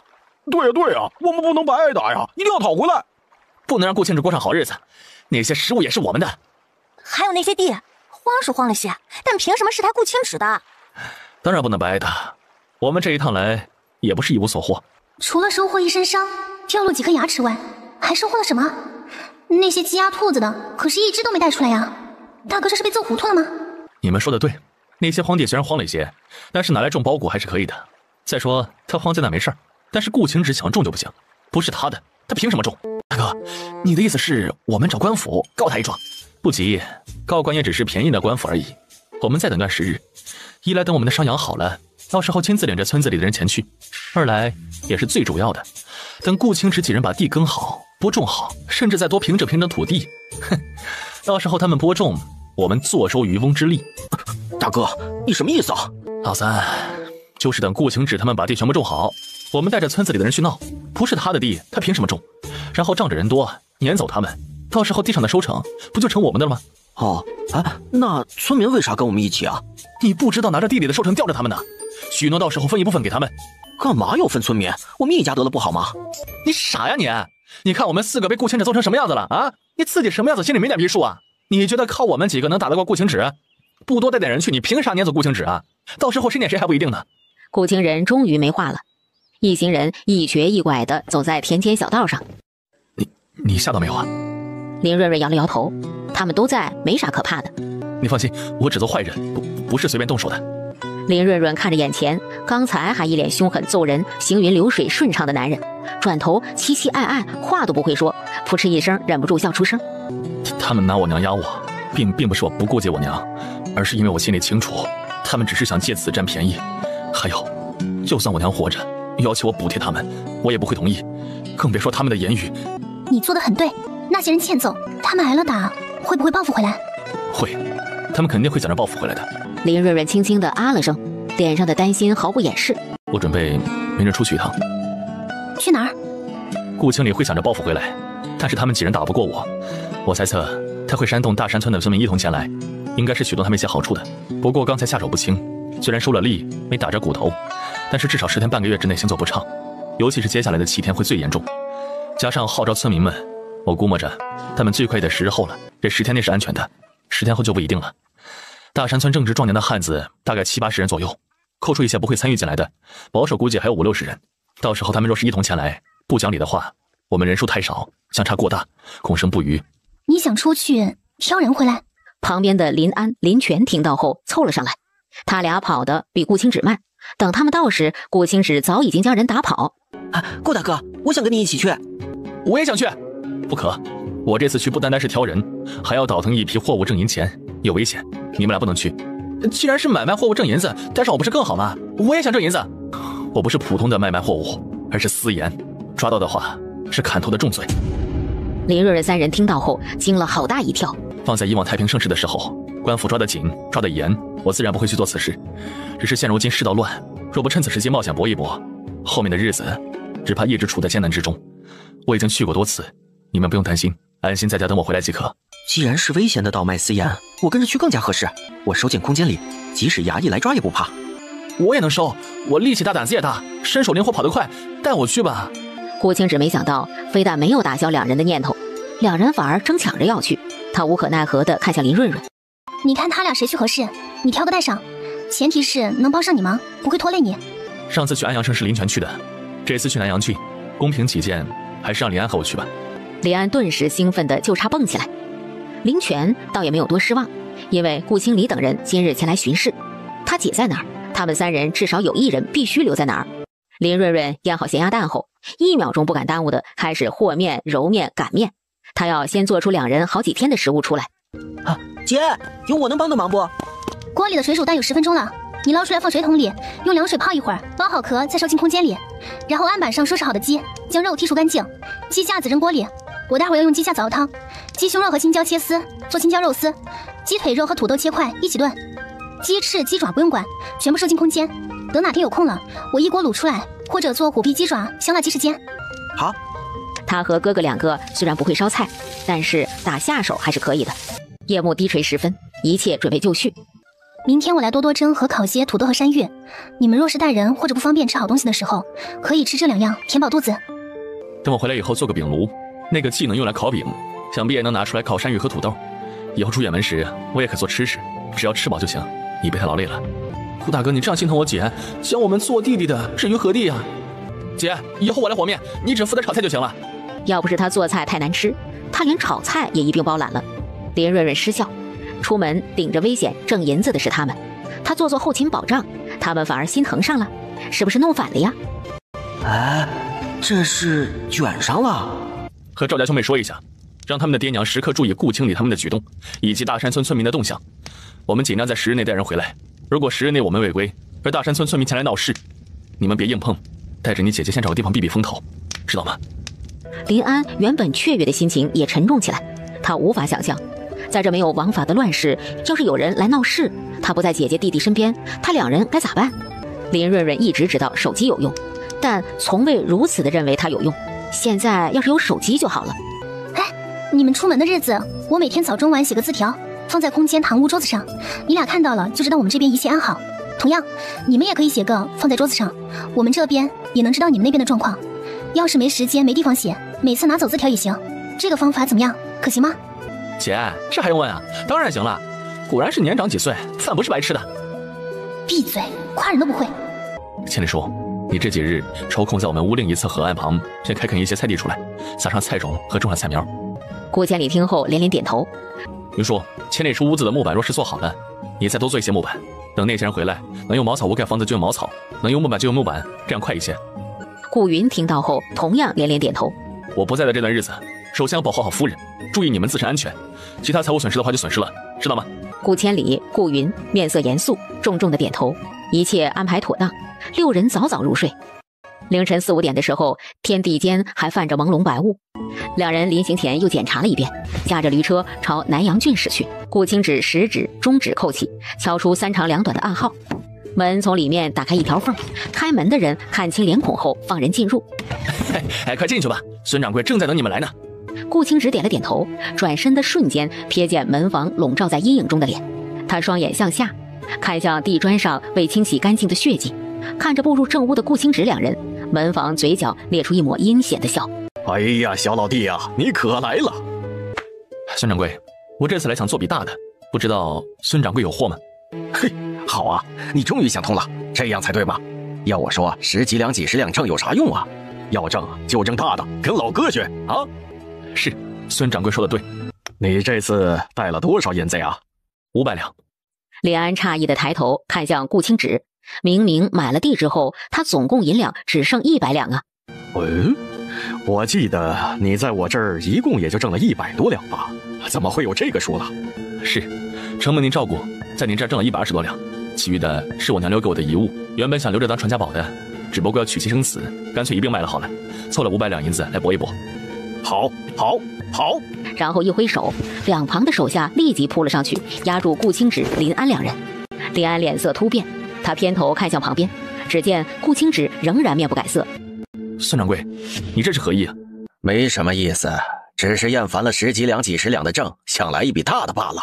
哼，不巧我明日收手，你今夜便撞了进来，也是你时运不济呀。不过也无妨，大鱼吃小鱼，小鱼吃虾米。你们这些小民被吃啊，只是早晚的事儿。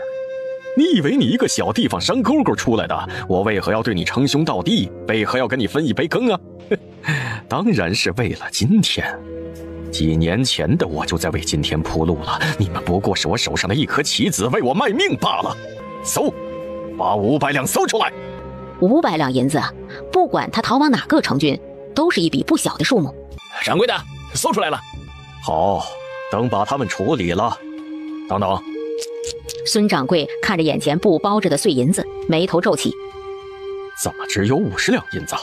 剩下的450两呢？500两银子带在身上多显眼，自然是藏了起来。毕竟每一次也只是先交一部分银子，转手之后再付剩下的银子，不是吗？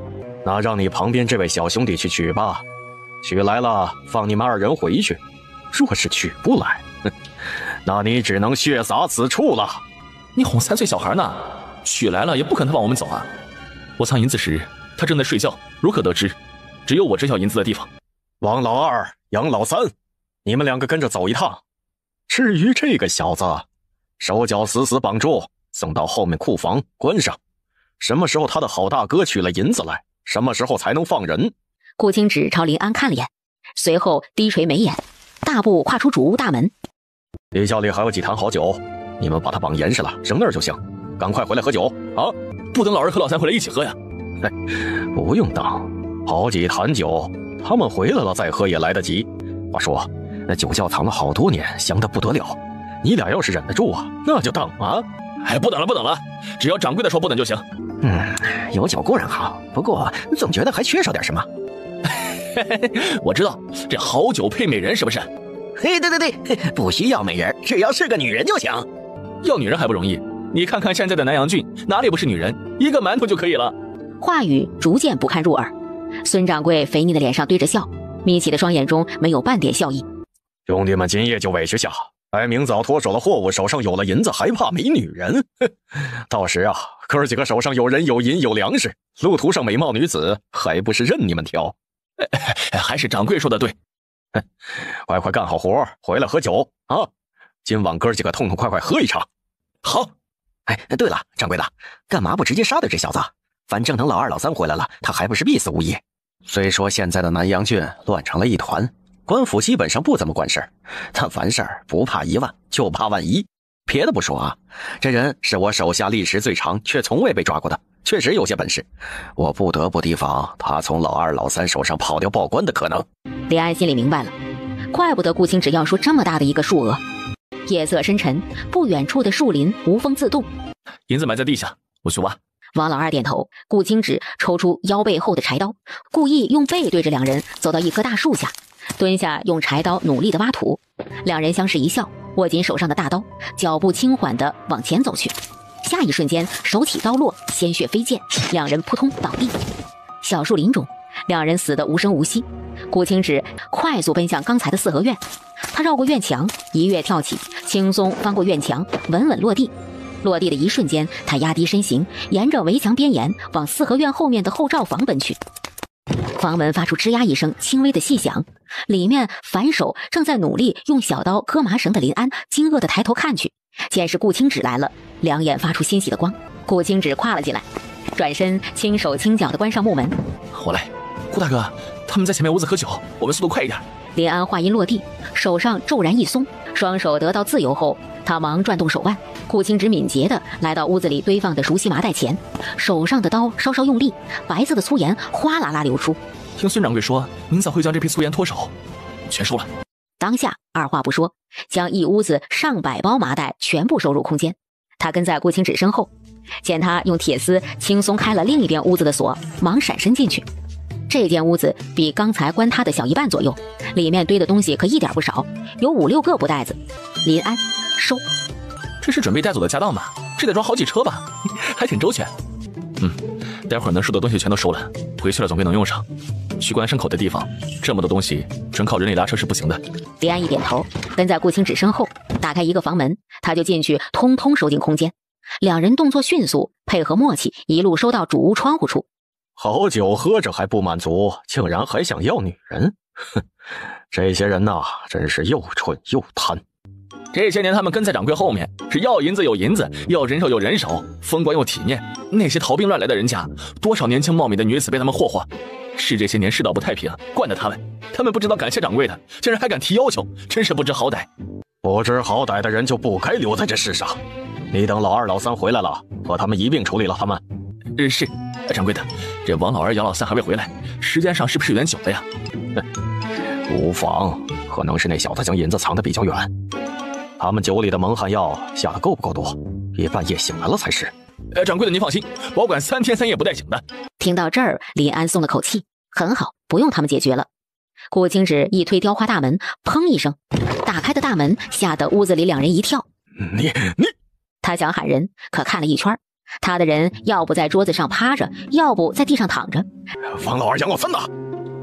我好好的站在你面前，你说他们如何了？哟，小老弟，哥哥糊涂啊！您大人有大量，饶了哥哥这次吧。看在这些年我不都照顾你的份上，你就饶了我吧。好，我不是靠自己私卖粗盐挣的银子，而是靠你的照拂才挣得了银两。不干，不是您靠自己的本事啊！对了，我这有银子，只要您肯放过我，多少银子我都出啊！那要看你能拿出多少来了。孙掌柜不敢迟疑，肥硕的身躯站起，转身进了内室，双手颤抖地捧出一个长方檀木盒子，打开，里面是白亮亮的银锭，其中还夹杂几根金晃晃的金条。李安上前接过，这卖你一人的命够了，但是他的命不包在其中。这掌柜的，您救我！我问您做牛做马，你将我那份一并出了吧。孙掌柜只听到前一句，心稳了，对于门房的命他根本不在意。我为你瞒着东家做这些丧良心的事情，你不能不管我呀！闭嘴！顾青芷一个手刀先劈晕门房，接着是孙掌柜，你去收东西。好。林安转身进内室，所到之处片瓦不留，桌子椅子连带酒坛子通通收进空间。收完屋里，收屋外。院子左上角是关牲口的地方，2头牛3头驴收，2个板车1辆车厢收，厨房的锅碗瓢盆大水缸泡菜坛子收。两人清空了4合院里的所有家当，趁着月色赶回小树林。顾大哥，那个孙掌柜的和门房醒来咋办？不是，我在孙掌柜那报的名姓年岁籍贯无一是真，且他们自身难保。孙掌柜上面的东家是南阳城师爷的小舅子钱家，干做私盐生意的，手里没干净的。顾大哥，我们现在去哪儿啊？先去菜市街买好吃食，再去招工的地方。驴车穿过寂静的街道，前头渐渐人声鼎沸，烟火袅袅。顾青芷长腿一伸，跨下驴车，径直走到一处卖豆腐处。你说全要了？啊，是替东家买的。东家的屋子今天上梁，我们早早买了送回去，不能耽误了今日的上梁酒。一听是办上梁酒，大娘立马明白了。哎，好，我这就准备。是放驴车里面吧？去车厢里拿木盆木桶出来装豆腐、豆腐脑、豆浆、豆干。这话说的真含蓄啊！啊，还有一种就是熬豆浆时上面一层像纸一样的东西，你们这叫什么呀？嗨，我说是啥呢？就是腐竹啊！让你买这东西的人啊，真是个会吃的。我和你说啊，这腐竹啊，一大锅只得1张，可配荤，可配素，可凉拌，可汤食，清香爽口，好吃啊又滋补，对身体老好了。顾青芷听到大娘的夸赞，她很认真地点了点头。李安此时终于明白了，得嘞，不用说，肯定是给他姐买的。顾大哥，我还以为你是吃腻了家里的饭菜，想换换口味来。你会吃腻？吃不腻。顾青芷收回目光，继续朝下一个摊位走去。从甜的炸糕、糖饼、银丝卷到卷圈、芝麻烧饼等咸的，由云吞、面茶等稀的，到棒槌果子、套环果子、果篦儿、果头、糖果子、果子饼。李安看出来了，顾青芷只买做工复杂，家里暂时不适合做的。这果儿里面包了糖，你在车厢里写个字条给你姐提醒一下，别烫着了。哎，放心，我一定写得清清楚楚。得了，早饭也不用吃了，狗粮吃到饱。你等会儿，我去糕点铺子买点糕点。我娘说，富贵人家的夫人小姐平时爱吃点点心。你说枣花酥、山楂锅盔、桂花枣、杏仁酥这些够不够？不行，我还是再去买几包酥糖、糖球。润润没发誓，你说我挑选她看得上不？不爱戴怎么办？哎，爱不爱戴是润润的事情，买不买就是我的事。你老都这个觉悟了，还有啥可问的？当顾青芷抱着正红、浅粉、水红、16红的布匹出来时，李安眉头忍不住地跳了跳。行吧，说不定他姐喜欢呢。走，去招工的地方。此时，远在上百里之外的茅草屋里，他们这是到的第1天吧？不是应该先去倒卖私盐吗？怎么还有空置办家当？啊，姐，你看，还有2头牛、3头驴。这真的是买的？啊，先不猜了，我去看看堂屋桌子上有没有他们留给我们的消息。只见桌子上真有张纸条，他喜滋滋地打开一看。姐，顾大哥让你吃汤米的时候记得吹冷，别烫到了。还有点心，你每样尝一点，喜欢哪样写下来，他再去多买些带回来。不爱吃的全给林泉吃。啊，谢谢，不用吃了，我已经饱了。南阳郡内招工的地方人声鼎沸。刘员外家盖马圈，15文钱1天，要去的跟我走。一个17、18岁模样的破衣少年大步往前走去。徐天，你不知道，这刘员外家的事可不是好差事，千万别去。是因为给的工钱少吗？哎呀，岂止啊！15文虽然少，但是也够买3斤黑面，够一家老小的吃食了。你看做工的这么多人，总有愿意去的。是那刘员外他有那种癖好，不单单是，总之走着进去，抬着从刘府出来，浑身青紫没一块好地儿。我们这种靠体力吃饭的人，家里还有老小等着，不能有事啊。已经到时辰了啊！要是没人还来招工，不去的话，连15文也挣不到。徐天咬了咬牙，脚步迟迟未跨出去。自己饿肚子不打紧，想想家中的老小，不吃东西那可是命都没了。哎，你也是没法，爹娘没了，底下弟弟妹妹又小，尤其是现在各处乱得很。若不让徐亮、徐明看着，稍不注意，小花小草就能让人抓了给卖窑子里去。不然的话，徐亮、徐明也能出来帮工挣些吃食。刘管事双眼看向眉目硬朗的徐天。20文，要去的赶紧跟上，错过这个村就没这个店了啊！这个少年要是带回去，老爷一定会夸赞他办事得力。见少年长腿跨出，下一瞬间被一个13、14岁的半大小子拉住手臂。徐天抬眼看向拉住他手臂的人，不知为何跟他走到墙角处。李安递上一个蒸熟的土豆和山芋，示意他吃。徐天愣愣地伸手接过。他其实不担心这没见过的食物有毒或者不好吃，事实上他已经很久没有吃过一顿饱饭了。这是你的份儿，你愿不愿意和你弟弟妹妹吃这些食物饱肚子？啊，能吃饱吗？可以，1天3顿，顿顿都能吃饱。徐天干燥的嘴唇震惊地张开，1天3顿，顿顿能吃饱？啊，需要我做什么？种地，我们需要人种地，你们跟我们一起回去种刚才你吃的食物。不过先说清楚啊，是要签卖身契的，还得是死契。顾大哥说，只有死契才好管，才会在外人闹事的时候愿意拼命。徐天缓缓看向兴高采烈的林安，不可置信，只需要种地？我还有4个弟弟妹妹，他们也能种地，只要能吃饱就行，可以吗？可以。啊，那走吧。你先去接你弟弟妹妹，在南阳郡北门外城墙处等我们，我们还需要多挑些人手回去。说完，又猛然想起，跳上驴车车厢，拿出10来个山芋、土豆，一股脑的递给徐天。你带回去给他们吃，不用节省，吃饱了才有力气赶路啊。好，小花、小草他们终于能吃上一顿饱饭了。林安和顾清芷在徐天走之后，继续寻找合适的人选。午时前，又挑到4家合适的，加上徐天5口人，5户人家共计38人。与此同时，孙掌柜的4合院中，你们2人还不愿意说实话吗？哎呀，东家，我说的句句属实啊，天地可见呐。哦，是吗？钱英朝两旁的手下使了个眼色，手下得到指令，上前又是重重一拳。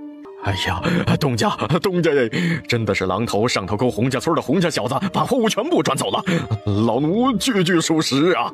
东家，派人去找失业的人回来了，说狼城上根本就没有上头沟这个地方，洪家村倒是有，但是也没有孙掌柜说的这个人名啊。可能是他给我报的假户籍、假名号。东家，你要相信我呀，我真的没有动这批货呀。一向只有我吃别人的份儿，在这南阳郡还未有人敢毫发无伤吞了我的货物。你们想用一个查不到的真实姓名，不知道是否存在的人来替自己洗脱，是不是太不将我放在眼里了？他旁边的手下立即下死劲儿踹了门房一脚。吃里扒外的东西，上千斤的货物，一大一小2个小人能全搬走了。他们搬货物说得通，咱们厨房、屋子、庭院、牲口圈里所有的东西一夜之间全部搬空了，打量我们都是傻子是吧？东家，我是被孙掌柜挑拨的呀！他答应事成之后带我离开南阳郡，还分给我银子，让我后半辈子过上吃香的喝辣的日子。孙掌柜震惊地看向门房，想咒骂，想殴打，最后终究只停留在想想。他向钱英将孙掌柜如何给他们许诺好处收买他们，如何策划将货物转手后带他们逃离，以及昨晚的情况一一说出口。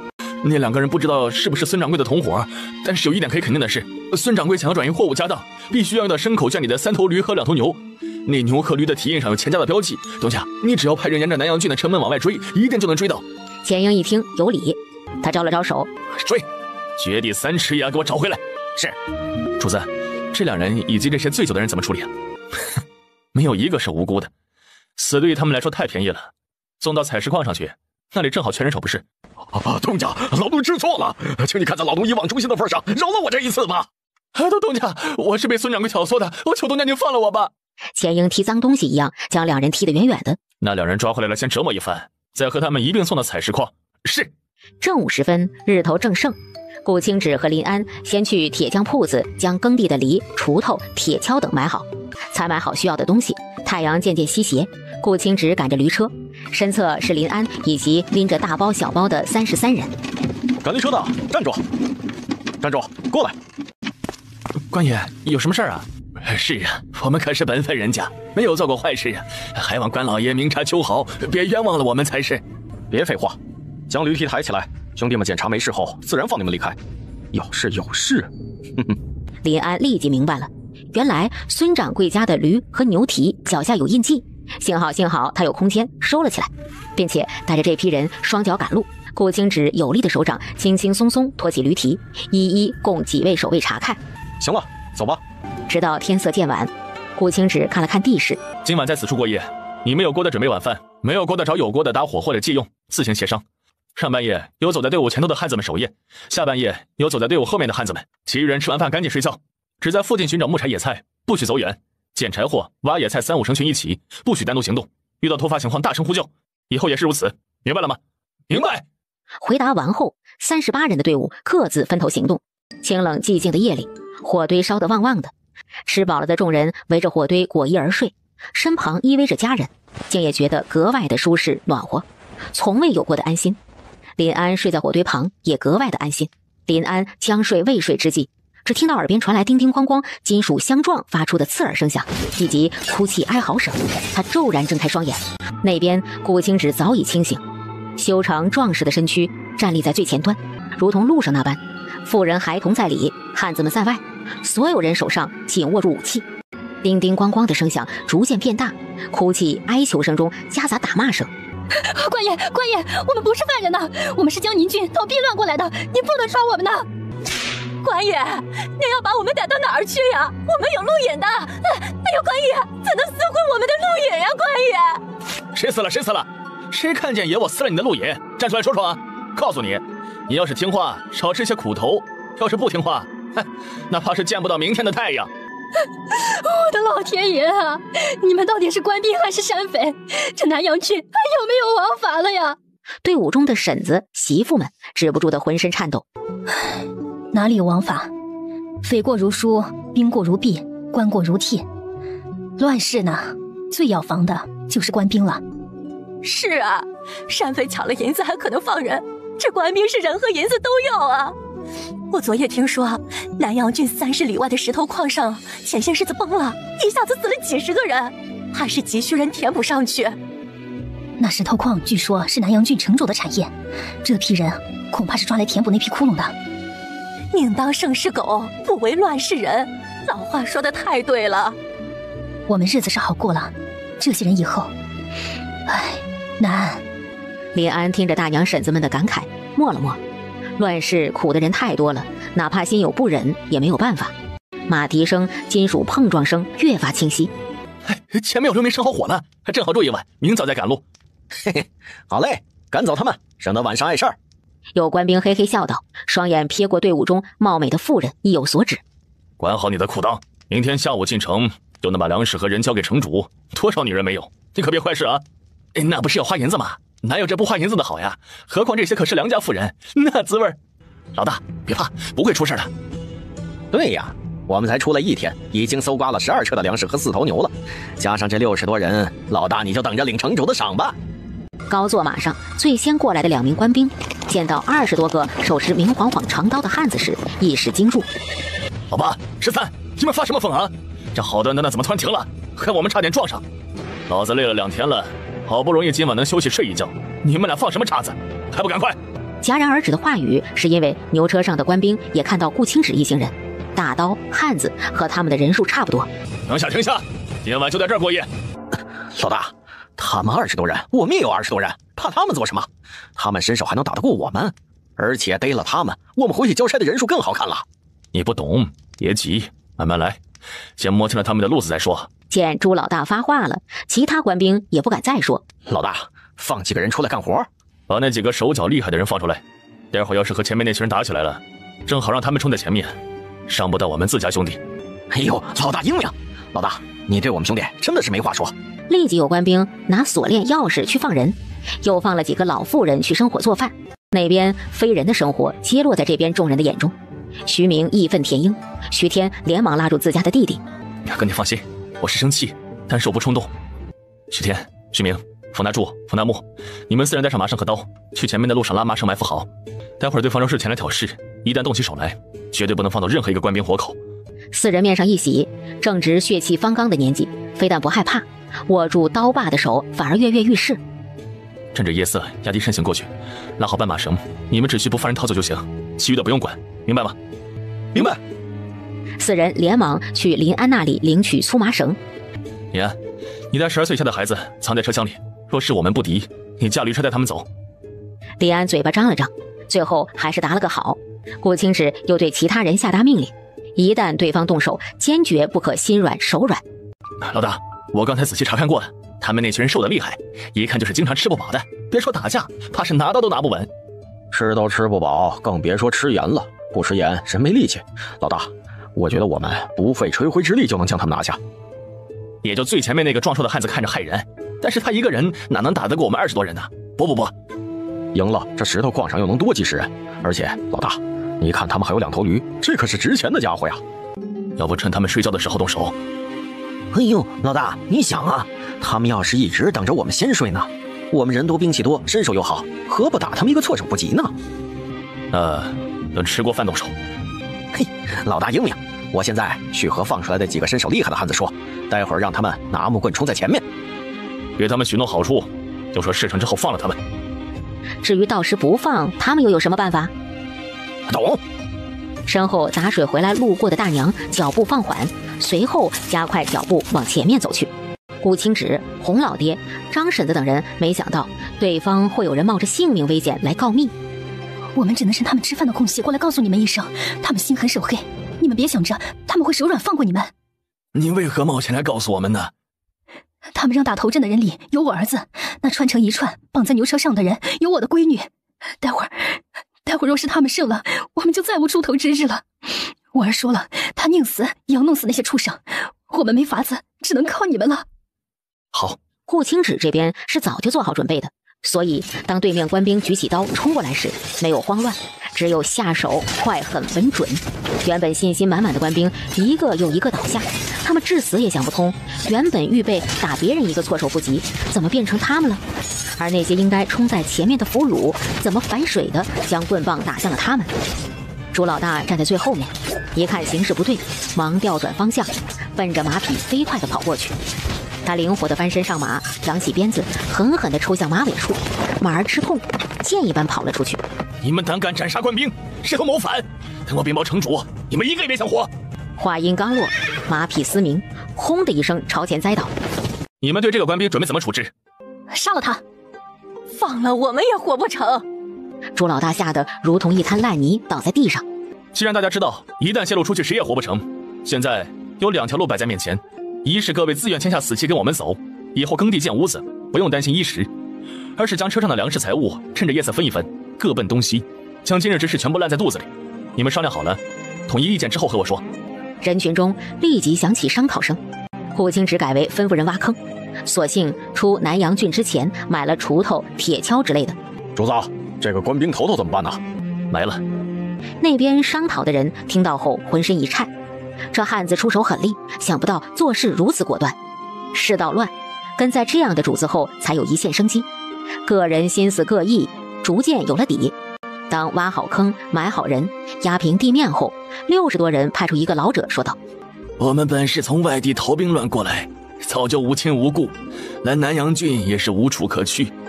如今即便去往别处，被抓、被卖、被打、被杀依然有可能。我们商议好了，全部都愿意跟随你。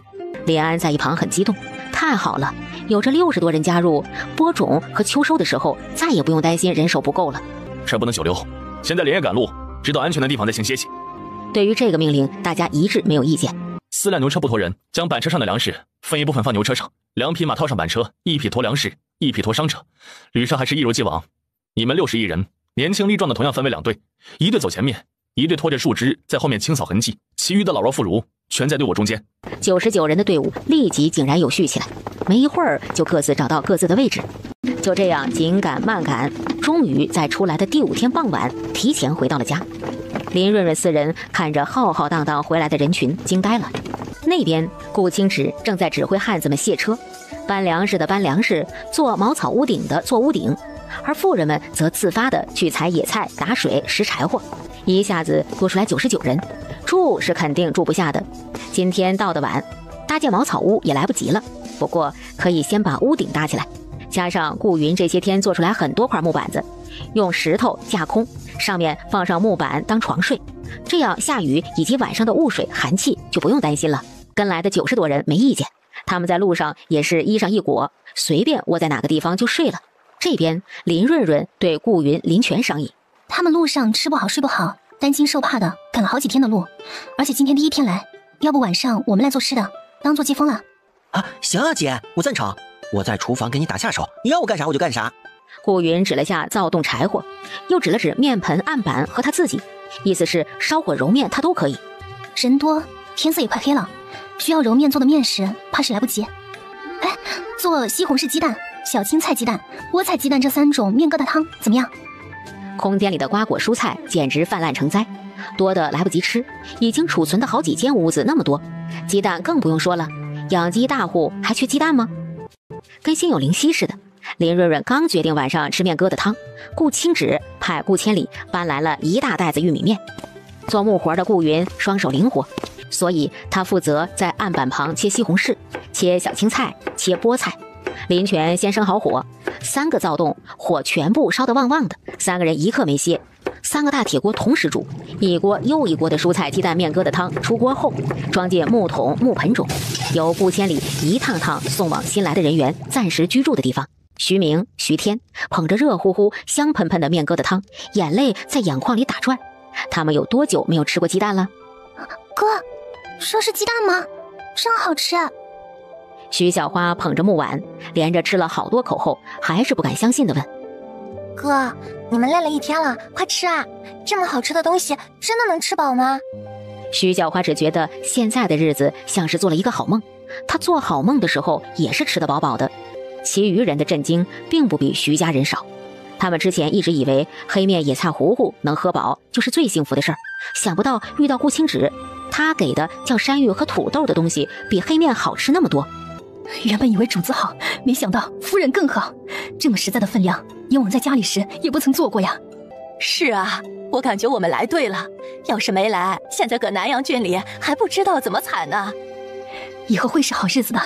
众人心里涌上一股热乎乎的暖流，说不清是什么滋味，只是觉得这次的决定做对了。林润润这边，忙好的林安也加入了进来。他们不知道新来的人员怎么想的，只觉得既然接风做吃食，没法几菜一汤那么丰盛，但总要让人吃饱吧，所以全部卯足了劲儿，烧火的烧火，切菜的切菜，磕鸡蛋的磕鸡蛋，搅面糊糊的搅面糊糊，送疙瘩汤的送疙瘩汤，直到把90多人吃到实在吃不下为止。林润润不知道的是，他这一顿分量十足的接风宴，立马让90多人的心安定了下来，也打心眼里拥护他这个女主人。第二天，夫人，早，是主子吩咐我来的，说您事情多，让我把粗活做了，还有早饭在锅里。不过夫人您放心，我没去厨房，主子说进厨房必须得有您的同意才行，任何人的话都不好使。林润润没想到，顾清芷安排100来号人衣食住行、耕田种地的同时，还能顾及到他洗衣裳这些小事儿。好，你吃了没？李秀一时看呆了，夫人真好看。我们不吃早饭的，待会儿干完活我就回去吃早午饭。夫人您若是还有要做的活，可以直接和我说，我干活可利索了。早上主子已经分配好粮食了，现在他家的粮食可多了，能吃好久呢。而且他给主家干活也能换粮食，养活他自己还有剩的。你们主子呢？他在做什么？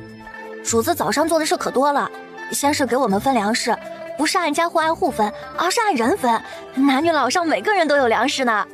林润润见李秀憨厚，脸上洋溢着喜悦，显然对顾清芷的分配方式满意的不得了。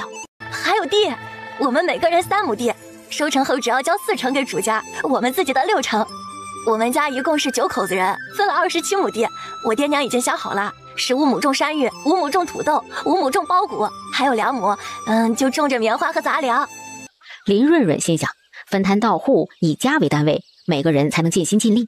如果全部放在一起，做多做少，难保不公平，然后摆烂的。主子还说了，替主家种甜菜、盖屋子，还有盖猪圈等等。按照做的活难易程度和轻重，可以换粗盐、糖布和鸡鸭鹅。你想好换什么了没呀？我娘说换粗盐和鹅。糖不吃也行，布现在不急，盐却是必须要吃的。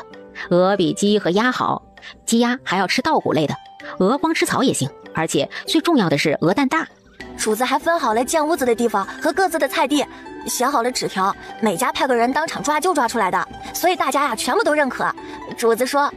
林润润耳中听着李秀说着顾清芷早上一桩桩一件件做的事儿，心思却早已飞远。他现在在做什么呢？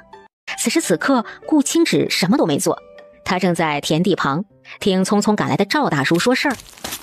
哎呀，昨夜老晚了，顾老爹亲自来的我家，让我和村子里的人5天后一起来你这儿闹事儿，说那时啊，你们地里的苞谷种的差不多了，等事成之后，他分我5亩苞谷地。昨夜太晚了，不好过来和你们说，所以啊，今日打早我就过来了。哎，你们要做好准备啊。大山村有多少人参与？赵大叔，你知道吗？我昨晚装作赞同的样子问了，顾老爹说有20多户人家同意了，每家承诺派2到3人。那至少40、50人，顾清芷心里有底了。顾大哥，我们加上新来的人，总共105人，这其中还包含孩童、妇人和受伤的人。若是扣掉他们的话，正值壮年的不到50人。夫人不用扣除的，他们可厉害了，一点都不比那些汉子们差。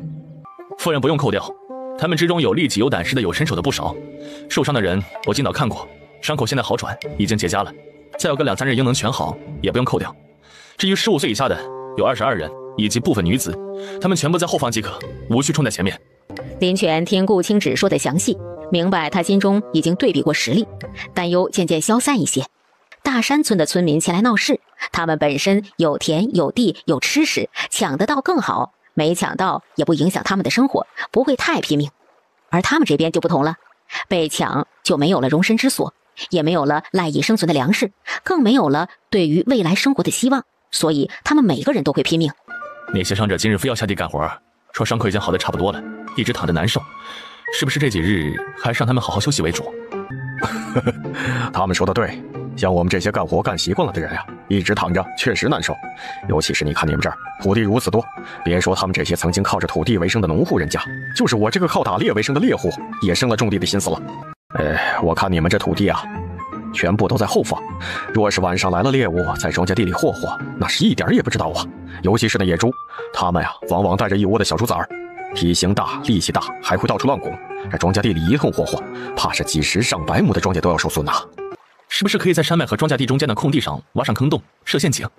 赵大叔以往没想过这个问题，因为在大山村只有他家的屋子离山脉最近。现在听顾青芷提出来，你们挑些人手，我教教他们怎么挖陷阱。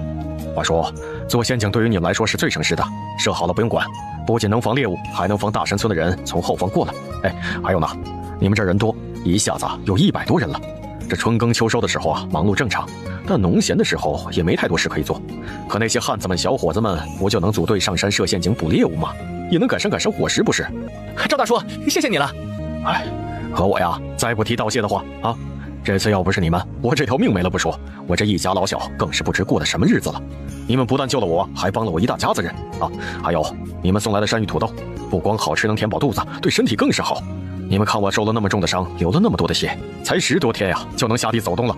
放在以前，那是想都不敢想的呀。嘿嘿，这是赵大叔你吃饱了，那吃饱了身体自然恢复得快，和以往不能相比啊。不管怎么说，还是你们的功劳。顾青芷倒也没有继续否认，而是转换话题问道：至于顾千里和赵春的婚事，赵大叔你怎么看？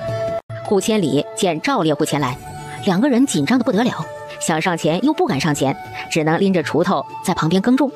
如今听到主子提起他的事儿，无心耕种，眼巴巴地看向赵猎户。这本是春儿他娘啊！话刚说到一半，赵大叔想到如今大山村的村民想来抢顾青芷的土地，顾家媳妇儿竟然不能再去大山村。这顾老爹一家子真是不办人事啊！明明田地在大山村最多，日子最好过，偏偏还来抢以往看都看不上的荒地。现在好了，春儿的婚事还要因为他们受阻，只能由他这个当爹的来说。他们住的木屋已经盖好了，至于聘礼，我和春儿他娘早就说过了，我们不要聘礼。春儿这孩子跟着我们吃苦了，我们只希望她嫁个好人家，用聘礼的银子好好将小家日子过好就成啊。他们给不了春儿多少嫁妆，也不想要春儿的聘礼过日子。顾千里在一旁啊啊的示意。顾青芷明白他的意思，对上赵大叔说道：虽然你们不要，但是我们不能不给。顾千里听到后神色稍缓，重重的点头。赵大叔看着顾千里越发的开心，春儿没看错人。千里叔准备了2麻袋包谷，1麻袋小麦，1匹粗布，10斤盐，1斤红糖，还有5只鹅5只鸭。赵大叔，你觉得这聘礼怎么样？太多了，黄年时1麻袋包谷就成，这多了啊！这是千里叔准备的，反正你们以后是一家人了，总归相互扶持，多了少了没什么大劲的。赵大叔心里明白，这哪是顾千里准备的东西，分明是他主家替他准备的。你们放心，我回大山村去交好的几家里说说，能劝一个是一个。不为别的，单单为了春儿，他也不想顾青芷这边出事。顾青芷等的就是这句话，他报出几个人名。这几户是厚道人家，以前去他们那边劝说，还可以透露一下，这片荒地已经被我们的县衙买下了。赵大叔应下：你们买下了就是你们的土地，干嘛不全部说了？这样说不定他们就不来闹事了。不会，其他人即使知道土地属于我们，不来闹事，也会常常惦记这片土地的收成。与其让他们时时刻刻惦记，到秋收时眼红闹腾，何不趁此机会一并打消？赵大叔方才发现，从头到尾，顾青芷根本没有担心和惧怕。他早就知道有这一天。现在是春耕，又苦又累，还看不到收成。村子里眼红的人不是太厉害，比秋收时好应付。那只是一张地契，对于大山村村民来说是远远不够的，必须让他们知道，根本打不过我们。在秋收时，在青黄不接以及庄稼收成不好时，他们才不敢将主意打到我们的身上。赵大叔也知道不怕贼偷，只怕贼惦记的道理。好，我回村子里去你刚刚报的人家劝说，至于其他明显动心的人家就不说了。劝得了一时，劝不了一世。与其让他们心痒难耐的惦记，还不如让他们一并前来，知道实力差距有多大。赵大叔等等，今日一并将聘礼送过去好了。大山村的村民大部分生了抢夺的心思，无论是还没有来的这几日，还是来过之后，他们皆不可能让润润再去大山村。顾千里和赵春的婚事事宜由他来敲定即可。是啊，早送晚送都是送，何不趁现在一并送了？待这件事情结束，也好成亲了。赵大叔没意见，村子里的人家娶亲简单的很，说了聘礼，接来人，拜了天地就成。林安一跃跳起，拉着喜悦到紧张的不知如何是好的顾千里往回跑。我们去把东西拉过来。两人去得快，回来得更快。拉着的板车上，除了刚才顾清芷说的东西外，还有一大块红布。我姐说这块大红色的细棉布料够做一身新衣了，看能不能当嫁衣。他姐说成亲是大事儿，哪个女孩子不想有套属于自己的嫁衣？不能和不想是两码事儿。能，劳烦费心了。贫苦人家姑娘嫁人，大多平时穿的好点，衣裳洗干净些，没几个做新衣的，更别说还是细棉布料的大红衣裳。你看你们什么时候能抽出人手，我来教他们设陷阱。你连着过来，心里吃得消吗？毕竟前不久才受了重伤，失血过多。没事，我好着嘞。要不是春娘非拦着我，不要我上山打猎，要不然呀，我早就进山打猎了。顾清芷低头思索，当初是按照38人买的锄头和铁锹，一下子增加了61人，这些农具也是不够用的。既然大山村的村民4、5日后来，今日我去趟安阳城，早去早回。赵大叔，劳烦你明日过来。好。这大山村晚上要是有个风吹草动，我让赵夏跑过来告诉你们。不等几人说道谢的话，招呼着准女婿顾千里抄小道回家去。后山这边设陷阱挖大坑出来的土，用来打土坯垒院墙，以防大山村的人趁夜偷摸过来窃取粮食。行，防大型动物的同时，更应该防人。有时候人比野物可恨多了。这个提议好，中间对着山脉的地方设陷阱，说不定还能抓到猎物，改善村子上人的伙食嘞。然后用两边的土坯垒围墙，围墙上面插着削着尖锐的小木刺，看他们敢不敢爬。至于我们自己人，那当然知道哪里有陷阱，不影响上山就成。今天回来后先抽掉木板桥，这些日子尽量不出去。明日安排人手挖坑打土坯垒院墙，等4、5日后大山村的村民前来，看他们从哪里过来。让他们绕圈子，还没进来就先耗费掉他们一半的力气。顾清芷想到那个场景，粗犷的脸上笑意加深。既然知道有人会过来闹事，哪怕说是4、5日后，但是为了以防万一，从今日起组成夜晚巡护防卫队伍。你们放心去安阳城，我下午将人选定下。顾清芷知晓林泉心思周全，当下点了点头。我们先一起回家，问下你姐姐还有什么需要的，一起买回来。成。大山村，你先回去忙吧。村子上人多眼杂，若是被发现我们走得近，怕会防着我们。顾千里明白，他们上次和这次来都是走后面山脉底下的小路，是以大山村的村民都不知晓。他身手矫健地将板车上的粮食布匹全部搬下，并送到屋子里，方才拉着板车朝二老一点头，利落地返回。赵大娘对于顾千里的贴心做法是100个满意，双眼里的慈爱满得快要溢出来了。你呀，真是丈母娘看女婿越看越满意啊。你说我，难道你不是？赵大叔一噎，只能转换话题。走吧，你不是想知道这些是什么吗？进屋说去。赵大娘确实很关心满车的东西，当下跟着当家的急匆匆进屋，简短的将事情说了一遍后，要不是顾老爹一家子闹腾，哪里需要这样偷偷摸摸的？赵大娘听到后，已经在心中将顾老爹、柳荷花一家子骂了几10遍。当家的，包谷收下就收了，可这小麦可是金贵粮食，你咋也能收呢？赵大叔当时是惊住了，根本没反应过来，只觉得多了，没考虑到其中还有金贵粮食。春儿头生到我们家还没吃过白面，把这袋小麦留着，成婚那天打枣给他做面条吃。不是说白面和大米最养人吗？等着春儿怀孕了，你我当爹娘的也能给她补补身体呀。还是当家的想得长远。赵大叔听到媳妇儿的夸赞，布满皱纹的脸上漾出开心的笑。小麦就罢了，还有这红糖，你前些日子流了那么多血，红糖刚好冲水，给你补身子。女婿有心了，只是这盐吧，足有10斤吧，我掂量着挺重的。当家的，你知道现在这盐是什么价吗？我怎么不知啊？就算我们一直节省吃，不去买，村子里的人还能都不去买？凡是去买的人，哪个回来不抱怨盐涨价涨得不像样子？赵大叔现在越看越觉得这聘礼太贵重了，然后猛然想起布匹的事儿，忙从整匹的布中将包裹住的红布扯出来。春娘，你快看，这是顾清芷家特意送来的，说是给春儿做嫁衣，你看中不？重，可重了。等春儿回来，我给她量身做嫁衣。金枝媳妇真是个厚道人。这块布料，除了给春儿做成嫁衣外，连红盖头、鞋子、面料一道都够了。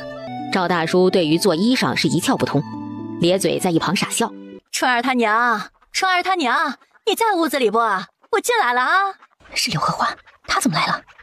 我先出去应对，你赶紧把这些好东西搬里面屋子去。赵大叔嗯了声，示意他先出去应对。哎呀，顾嫂子，这是什么风把你吹来了？哎呦，还能有啥事儿啊？天大的喜事儿！哦，是什么喜事啊？我娘准备给春儿姐提亲。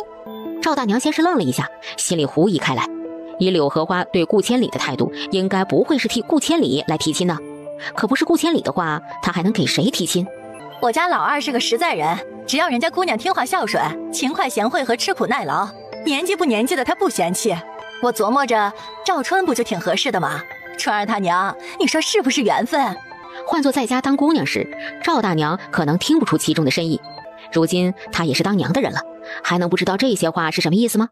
听话孝顺就是要毫无怨言地伺候夫君和公婆，勤快贤惠就是要把家务全包了的同时还不能有怨言，吃苦耐劳就是不光家里的活要做，田地里的活也要做，并且要做得又快又好。顾灵见赵大娘一直没开口说话，心里鄙夷。家里有老姑娘就是不值钱，来个人提亲，喜得连话都不会说了。既然没有聘礼，干脆现在挑个日子嫁进我们顾家来吧。他还等着新嫂子进门分担家务活呢。赵大娘气笑了，这人与人之间的差别，有时候比人和狗之间还大。聘礼？谁说没有聘礼？不是你们自己说的不要聘礼吗？怎么看我娘来说亲，以为自己闺女有人要了，立马反悔改口是不是？赵春嫁不出去时，你说不要聘礼，看有人要了就不认账，难怪赵春熬到20岁还没嫁人。放屁！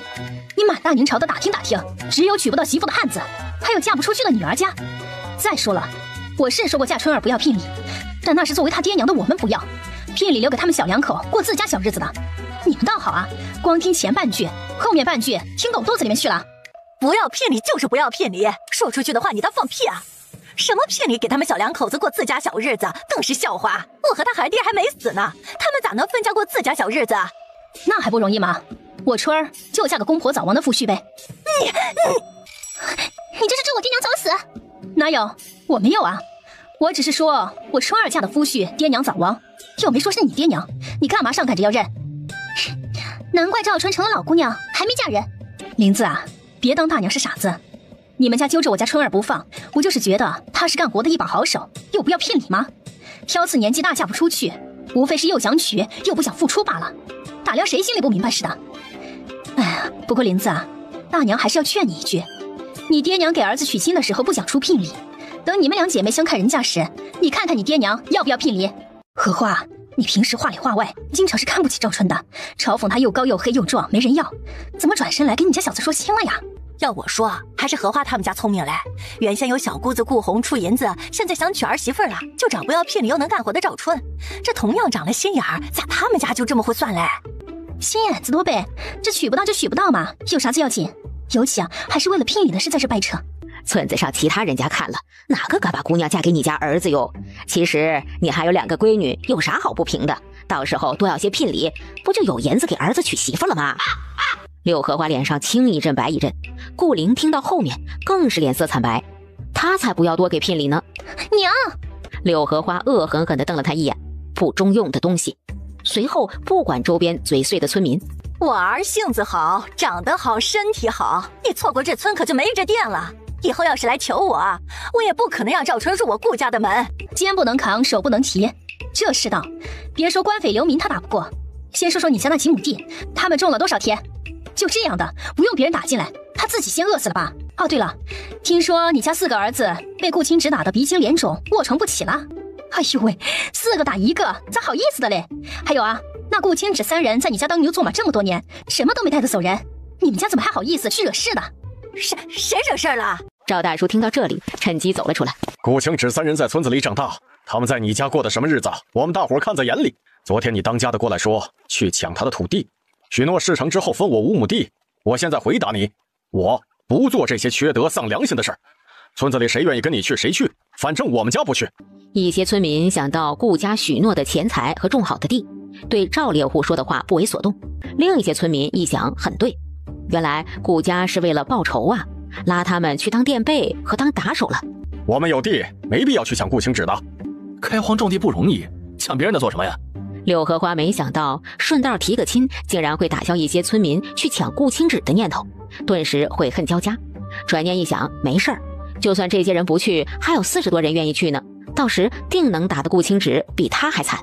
林润润这边也没闲着，听到顾青纸说了大山村村民的事儿，以及要去安阳城，从一开始的惊讶到很快冷静下来，思考所需要购买的东西，看能不能买到猪牛羊幼崽，放空间里先养一段时间，放出来时牛能干活，猪羊也可以吃了。猪好啊，全身都是宝，猪板油炼出猪油，油渣撒上薄薄的一层细盐，一咬嘎嘣脆，炖菜吃，连我不爱吃的青菜都变好吃了。猪油加一勺酱油拌饭啊！不行了，不能说了，越说越想吃。姐，你这个提议好，买小猪仔回来养，反正我们现在不是有银子了吗？我早上问李秀，他家准备换鹅，他娘说了，鹅蛋给他们吃了补身体。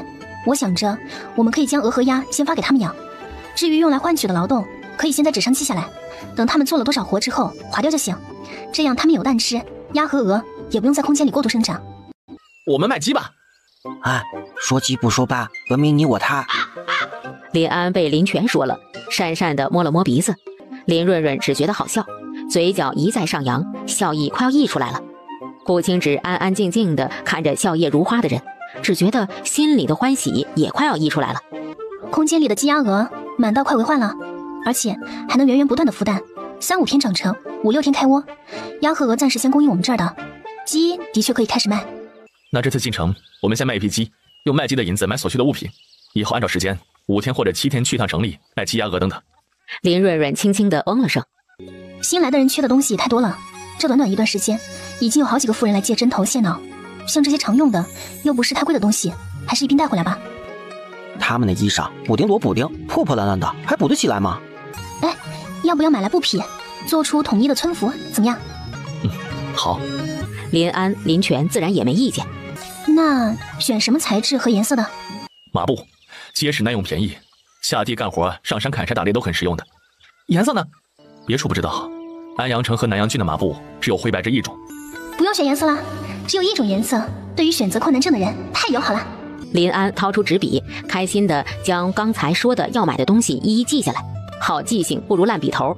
林润润和林泉凑了上来，一项项的添加或修改，花了小半个时辰，4人敲定需要购买的物品，以及将要卖的鸡收拾出来装笼，全部弄好后，驴车哒哒哒地离开了村子。见过夫人，全主子。全主子在做什么事呢？是婆婆丁。这个时候田里地里到处都是，用来做汤喝。这能吃饱吗？听秀儿说早上粮食发下来了，有没适合一起煮的？夫人你看，不光是野菜，还有这么多吃的。然后献宝似的将烤好的黑球递过去。这个可好吃了，夫人你们尝尝。不用了，我们早上吃过了。林润润根本不敢接，这些吃食煮之前就算过分量的，他们接过一个可能就是一个人的口粮。张婶子还想再递。别送别送，这食物全是主家的，夫人想吃多少没有呢？这是煮熟的，如果夫人全主子又饿了呢？夫人，你们来是不是有什么事要吩咐？看看你们吃的怎么样。顺带说一下，你们可以先换鹅鸭回来养，到时从你们做的活之中扣除就行，这样能先吃上鸭蛋和鹅蛋，伙食也好些。可以先换鸭蛋和鹅蛋，不能全部我们自己得吧？要不要上交给主家，每天上交几个呀？是不是不能换多了？我家7口人换2只，会不会多呢？我们还没开始干活，也不知道能帮主家干多少活，能提前换鸭和鹅吗？以后我们采取的是计工分的方式。所有的人，你看看我，我看看你，发现对方都是一脸茫然。什么是计工分？没听说过呀。你们每个人分的3亩地不在这其中，土地上的收成好或者坏都归你们自己，按照收成上交4成给主家就行。我们说的计工分是额外的，也就是早上顾大哥和你们说的替主家种田菜、盖屋子、猪圈，包括以后养猪、养鸡鸭等等的活计，我已经按照难易程度分为5、7、10分。做粗活、重活、累活的1天记10分，有技术要求的轻巧活计记7分，简易又轻松的活计记5分。20分换1斤盐，30分换1只鸡或鸭，鹅比鸡鸭重，所以50分换1只鹅。后面用工分换白面大米、糖、布匹都可以。也就是说，工分在我们村子可以当银子用。你们先自己想想，不明白的地方再问我。2天就能换1斤盐，哪怕做最简单轻松的活儿，4天也能换1斤盐。我们没听错吧？全主子没说错吧？你们没听错，我们也没说错。努力干活，不仅粗盐应有尽有，以后鸡鸭鱼肉也能应有尽有。是真的，没听错。2天能换1斤盐，1斤盐够一家人吃好久嘞，不用经常换的，剩下干的活儿就能换鸡鸭鹅了。换来的鸡鸭鹅每天能生蛋，家里人多做那啥工分也多，换的不就更多？哎呦，10只鹅1天少的话，也有5、6个鹅蛋，鹅蛋大。我们家12口人，有3个鹅蛋，烧个蛋花汤，那汤一定特好喝。瞧你那点子出息，夫人说了，以后鸡鸭鱼肉应有尽有。你看我们村子外面环绕的那条河了没？还能去抓鱼炖鱼汤喝。河水是流动的，最好还是挖个水塘自己养鱼。到年底了，家家户户分了鱼做腊鱼，说不定够吃来年1整年呢。30公分换鸭，50公分换鹅。我家人口多，干活也是一把好手。我算了下，换个10只20只的不成问题。换得多，生的蛋就多。昨晚的鸡蛋面疙瘩汤真好喝，你说以后咱们自家也能喝上了是不？夫人什么时候能干活？我现在就想干活。我也想干活。别急，已经去安阳城买农具了，明日起你们都能有活做。老的小的，身体不是很康健的也不用急。种土豆时需要人一个个将土豆块放进挖好的坑里，保证雅典向上即可。这个活容易，也不用出大力气，1天呢5个工分。倒是优先选体力差、年岁太大或太小的。你们跟我来，每家派1个人出来，先在我这登记，也就是记下来，到时候用工分抵扣就成。想好的先过来，没想好的先想。我要5只鹅行不？7只鹅，10只鸭，中不中？12只鹅，6只鸭，是不是太多了？可以，行，不多。换的最多的首先是鹅，其次是鸭，鸡基本上没人换，不过也正常。鸡蛋最好吃，但养鸡费菜就罢了，还费粮食。林润润优先将已经开窝的鹅和鸭分发下去，这样明天他们的家里就有蛋了。有了容身之所，有了粮食，分了地，如今还有鹅和鸭的众人，在听到林泉说要安排人手夜晚巡护守夜时，无比热烈的响应。我身体强，让我去呀！我年纪大，瞌睡少，我可以。我力气大，选我。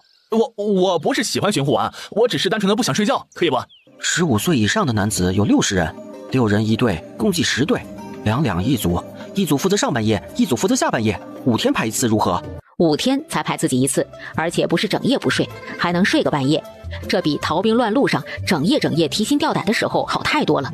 他们当然没意见。我想的是，等地里庄稼种的差不多了，我们腾出人手来打土坯。用土坯垒围墙的时候，前后建2个瞭望台，这样晚上只需要4个人守夜就成。我们这儿土地多，到时候挖几个水塘出来，水塘可以储水的同时养鱼，或者种些莲藕、菱角、茭白之类的水生植物，也是食物，以及年底还能分鱼，怎么样啊？至于挖出来的土，刚好用来打土坯。这土坯又厚又重啊，用来盖围墙再合适不过呢。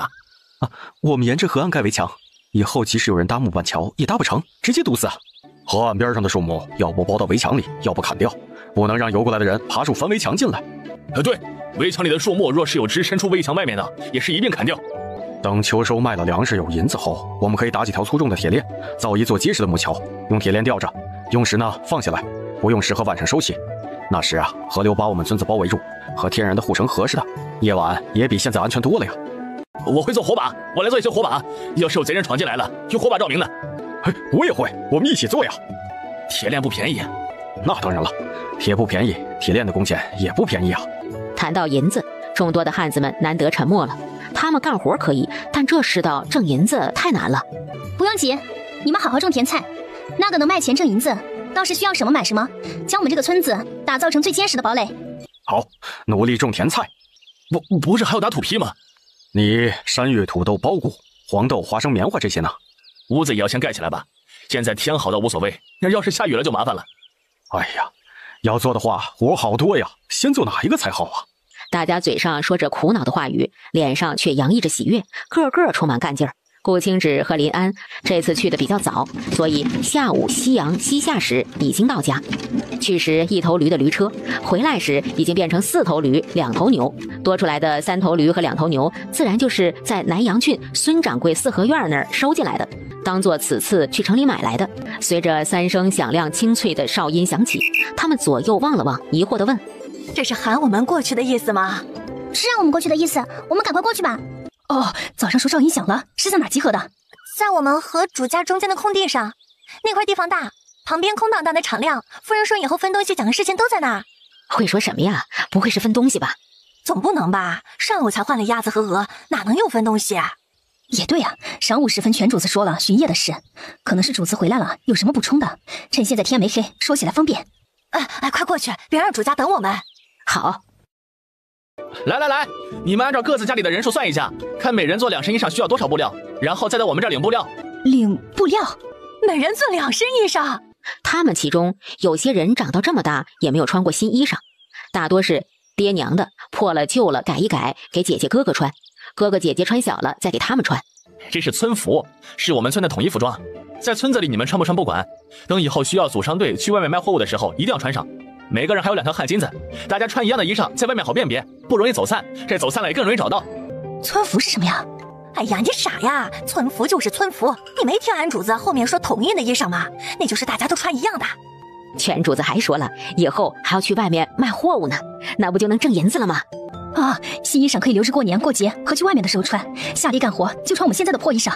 那肯定啦，穿新衣裳下地或者上山砍柴，那弄坏了还不得心疼死啊！汉子们聊天的功夫，各家妇人们开始排队领取布料了。除了徐天一家人，其他有妇人的人家几乎家家户户会做衣裳，算起布料来又快又准。徐小花、徐小草急得不知如何是好。他们娘去得早，那时他们小，根本不知道怎么做衣裳啊。你们家5口人，每人2套衣裳，这个数够了。李大娘说的蛮准的，你们听她的，等领了布料来找婶子，婶子一边跟你们做衣裳，一边教你们，下次你们俩就知道怎么做了。徐小花、徐小草连连感谢，他们打心底里的相信，这不会是最后一次做新衣裳。剪刀、菜刀、柴刀以及针线，还有做饭的铁锅，1家1份，按家领取。发完生活物资，开始发生产工具了。锄头、铁锹也是按人数分，你们拿回家自己安好木柄把手，干活的时候自己带上农具。前面发的布料、锅等等让人开心，后面发锄头、铁锹时，众人的心则是安定。身强力壮的汉子和身体强健的妇女们，一人开始挖陷阱、水塘、打土坯，计10分一天；有力气有经验的人扶犁耕种，计7分一天；其余人负责山芋和土豆的栽种。对于顾清止的命令和规定，大家都很认可。顾清止在纸张上画了一幅地势图，在相应的地方标注了位置和大小。负责挖坑的汉子们哪怕不识字，但看图却是可以的。土坯的模具你们在云叔那里领，他已经做好了数10个了。好，我们的村子叫青林村，你们记住。记住了。让叔，驴和牛你一起牵到圈里去，以后喂养牲口的事情由你负责，1天计7分。好。现在我们新陵村一共有5头驴、6头牛、2匹马了吧？不知不觉这么多了呀！想到以前我在村子，整个村子才2头牛，一到农忙的时候，可羡慕死了那些有牛的人家了。听说1头牲口1天耕种5、6亩地，我的老天哪！那1天单13头牲口，不就耕种6、70亩地？13头牲口1天耕种6、70亩，我们70多口人栽种50亩左右，这1天就是120亩，10天就是1000多亩，加上之前的亩数，这再有个10几天不就能完成耕种了？难怪主子能抽出人来做别的事，是算过耕种来得及是不？不过老哥你好会算账啊，我就算不明白。不算不知道，一算吓一跳，这放在以前我想都不敢想。震惊吧？我也震惊啊，还是我们主家聪明喽。不过老哥你算账这么厉害，这主家外出买货物的时候可以带上你。我也是瞎算。听到对话的林泉提笔在纸上记下阳明山，并在旁边标记了一架会算账。青林村一片喜气洋洋，和乐融融，而远处的大山村顾家则乱糟糟的吵成一团。苦灵，你真是没用，成事不足败事有余。事情不是我搞砸的，早上不是娘说的，你就知道说我，有本事你说娘啊！你个不孝的东西，反了天了！种地嫌累了吧？要我说，当初娶了林瑞多好，1头驴1天能耕3亩田，你们说说几个赵春能比得上1头驴啊？何况还有2头驴，现在驴没了，银子没了，连赵春你们都要了。顾经理的脸色黑沉黑沉，不吭一声。他最爱的是思绪表妹，怪只怪那个林润润出现的太晚，没走进他心里。当家的哟，你倒是说句话呀！现在怎么办？顾清直那片荒地足足几千亩，他们现在开荒的应该差不多了。抢过来的话，种苞谷也是好的。还有那些鸡和兔子，他这个亲舅舅就不想吃他一口孝敬的。娘，荒地和吃食不是关键，关键是姑姑留下的财物，这次去必须要回来。对，顾红绝对藏了不少东西。你这个外甥和妹妹真是养不熟，私心忒重了。我们供他母子住，供他们吃喝，竟还像是房子一样防着我们。闭嘴！赵烈虎不去，以防他跟那小子通风报信。我们不能等5日后了，改为后天晚上。爹，我身上受的伤还没好，骨头缝里都疼，后天不行啊。要去你们去，反正我不去，我身上还疼得很呢。不去，哼，行。顾清人和顾清笑闻言，面上一喜。那到时鸡、兔子、钱财，你们也别想分啊！好吧，我们去。你们俩也不要担心，哪怕赵烈虎不去，大山村还有20多户人家愿意去呢。昨夜我算了一下，50多人是有的，加上我们家8人，全部去60多人。别说打了，哼，真章上吓也吓到他们主动将东西让出来。爹，你真厉害。那是，我们顾家在大山村呀，一向很有威望，而且青黄不接的时候，他们有多指望我们家，岂敢不听我们的话？爹，我其实想了下，就算赵烈户给顾清芷通风报信走漏了风声也不大惊，我们60多人还怕他们6个人吗？他们6个人残的残，小的小，还有个弱女子，单顾清芷和那个哑巴能打些，但再能打，到时候也没有用。我是怕赵烈户走漏风声，不，我是要让赵烈户后悔。后悔没有跟我们一同前去，还有那几家拥护他的人家，到时我们收获丰富。让他们知道以后是该听我这个大山村最富有的人，还是听赵烈户那个外来户的话。顾清人不甘愿地闭上嘴，爹真是自私，为了在大山村的话语权，竟然不管不顾亲生儿子的身体。后天人多，你们到时机灵点，别往前站，趁他们打起来的时候，你们钻个空隙去逮鸡和野兔，以及进屋子翻找钱财，这还要爹教你们。我要捉鸡，我去逮野兔。一群蠢货，有了姑姑留下的遗物，去京城侯府认亲，以后鸡和兔子还不是想吃就吃啊？娘，我们晚饭能不能多吃1碗糊糊啊？吃，你就知道吃。不吃饱哪行啊？后天不是还要出大力气吗？好吧，这3天每天晚上多1碗糊糊，你们后天逮着鸡回来，娘做黑面馍馍给你们吃。听到黑面馍馍而不是炖鸡汤，几人蔫蔫的提不起兴致，也不知道养了那么多鸡的顾清芷6人舍不舍得杀一只母鸡炖鸡汤喝。林润润今晚没炖鸡汤，接连吃鸡有些腻歪了，所以今晚他烧的主菜是铁锅炖大鹅，案板上还摆放着之前做好的几道小菜。是我。你饿了吗？饭菜已经好了，可以吃了。可以吃了吗？你怎么了？我不是故意的，我只是我没有不尊重你。你是不是遇到什么事了呀？我不知怎的很想你，我外出时你有没有想我？林润润没想到顾清芷会问出这句话来，小脸上涌上红晕。一点点，也是想。润润有没有？林润润只觉得在顾清芷炙热灼烈的目光中，她如同被放在热水中煮沸的虾子。润润，想的。我给你选的衣裳料子你喜欢吗？他点了点头。顾清芷更加喜悦了，不知怎么回事，给润润买东西比给他自己买东西还让他开心愉悦。麻布已经发下去了，再过几日村子上的人陆陆续续都会穿上新衣裳，那时就知道哪家夫人裁剪制衣的手艺最好，到时候让他给润润裁剪新衣好不好？不能请城里手艺最好的裁缝量体裁衣，委屈润润了。不委屈啊，你做的很好。那等新房子落成，我们姐饭好了没有啊？再没好的话你就只剩一个弟弟了。顾清芷话没说完，林润润仰头看向他，双眼里盛满询问。你到外面坐着等着，我来端菜。姐，好多好吃的呀，每样都是我爱吃的，我姐真是太厉害了，什么都好。林润润失笑。姐，你辛苦了，快去外面坐着等开饭，端菜交给我来。哎，顾大哥，你比我们早到这么长时间，我还以为一回来饭菜已经摆上桌来了，为什么什么都没有动啊？你走那么快，不是因为饿了想早点吃饭吗？林润润本来还想说他一起端菜的，听到自家弟弟的问话后，小脸爆红，匆匆落荒而逃。顾清芷双眼不甘不愿地从娇软的人身上抽回。锅里还有炖大鹅和玉米面饼子。哇，我姐真是个宝。天色还没有完全黑透，趁着天边余光，林泉先是给顾千里、顾云送了一盆炖鹅后，4人才落座开始吃晚饭。没有其他人在，吃了7、8分饱的林安开始汇报今日的成果。姐，我们养的鸡可好卖了，你弟弟我真是个经商小能手。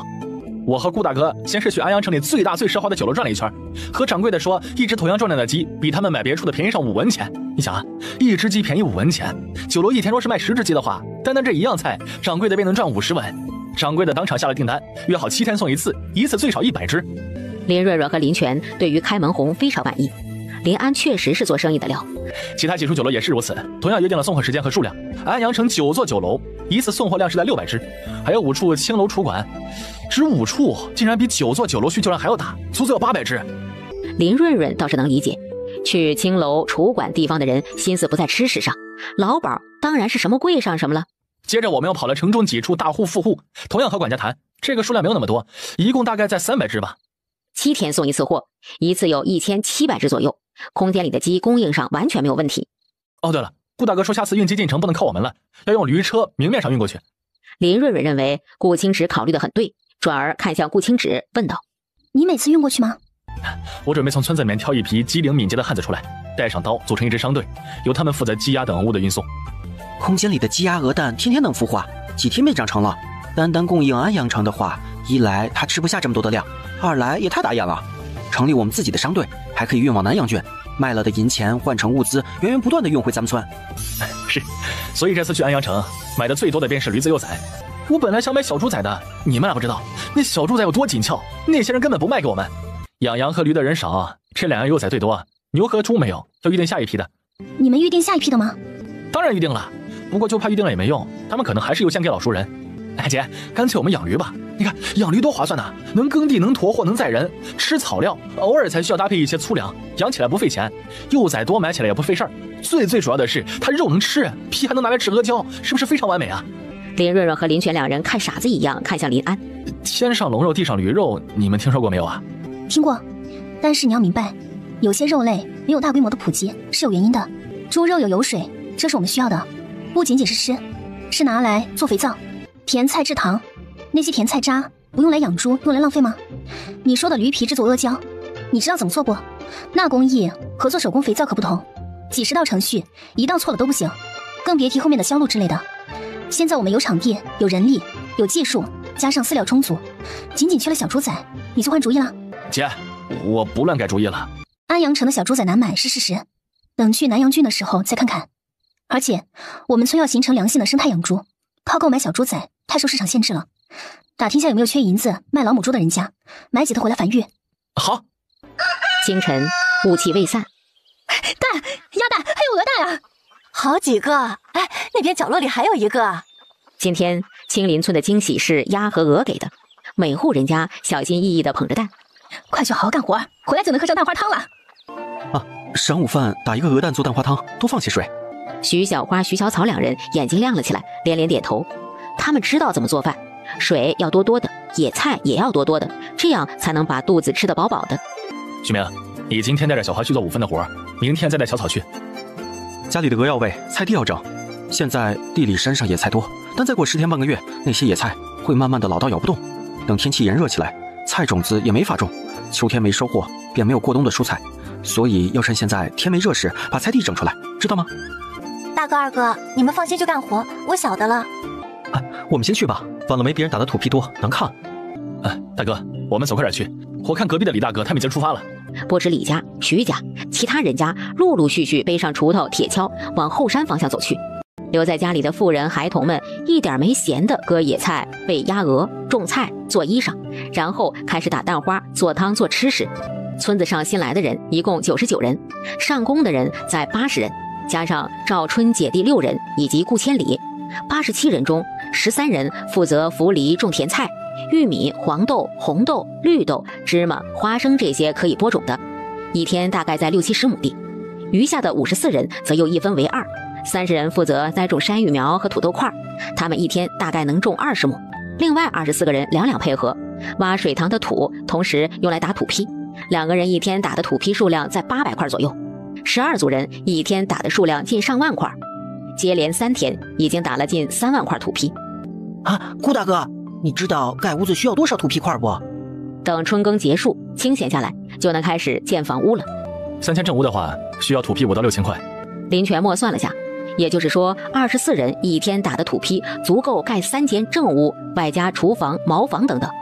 那趁着夏季整个村子的新房建好，也不是不可能的事儿。顾大哥，你知道3间正屋需要多少瓦片不？灰瓦9000多块。顾大哥，你怎么知道的这么清楚啊？林泉心里隐隐浮现一个原因，他朝哥哥示意别再问。见林安根本没接收到，还在兴冲冲地等回答，他抢先转移话题说道：话说今天是第3天了吧？大山村的村民按照计划应该是第5天来闹事，还有2天是不？说到大山村村民来闹事，林安果然没兴趣再继续问了。原本还以为远离了大山，不在村子里生活，不用农忙时抢水盖房子占地，远离纷争了，没想到隔了那么远还能眼馋咱们的东西。果然呢，这没实力的隔了再远都没用，还是想占你的。杨婶子和郑婶子会做火把，这2天抽空做了60多个，我已经给各家分发下去了。大山村的村民仗着人多来抢，但做贼心虚，夜晚的可能性最大。夜晚有火把照明，不至于误伤咱们这边的。好，你说大山村不会真的改了日子吧？赵春说柳荷花前去他家给他说亲，他娘和柳荷花当场吵翻了。赵大叔也表明态度不会来我们这闹事儿，顾家更改日期的可能性非常大。那怎么办？没事，咱们村还有夜晚巡护队，我晚上偷偷检查过，他们可认真了。入夜，大山村，快收拾收拾，别耽误了时间。娘，别人家别说女儿了，儿子也没几个去的，为什么我和姐还要去啊？小妹，你傻啊？顾青只拿那么多鸡鸭兔子的，我们家去的人越多，捞的不就越多吗？村子里的汉子让他们对付顾青纸和那个瘸子哑巴就行了，我们只管逮鸡逮兔子，知道吗？听听你姐姐说的多多呀！你该和你姐学学，不然以后吃屎都赶不上热乎的。谁爱吃谁吃，反正我不吃。哥哥们准备的怎么样了？现在就出发？锄头铁锹他们磨得可锋利了，放心吧。再等等，你爹和哥哥们去村里通知别的人家了，等天色再晚一些，最好黑得伸手不见五指，给那个煞星来个，你哥哥说的啥来着？来个措手不及。啊，对，打他们个措手不及，看他们有多大的能耐。与此同时，大山村赵家，春儿、夏儿，你们快去后山脚下，去青林村，告诉顾青芷他们，大山村村民改成今晚了。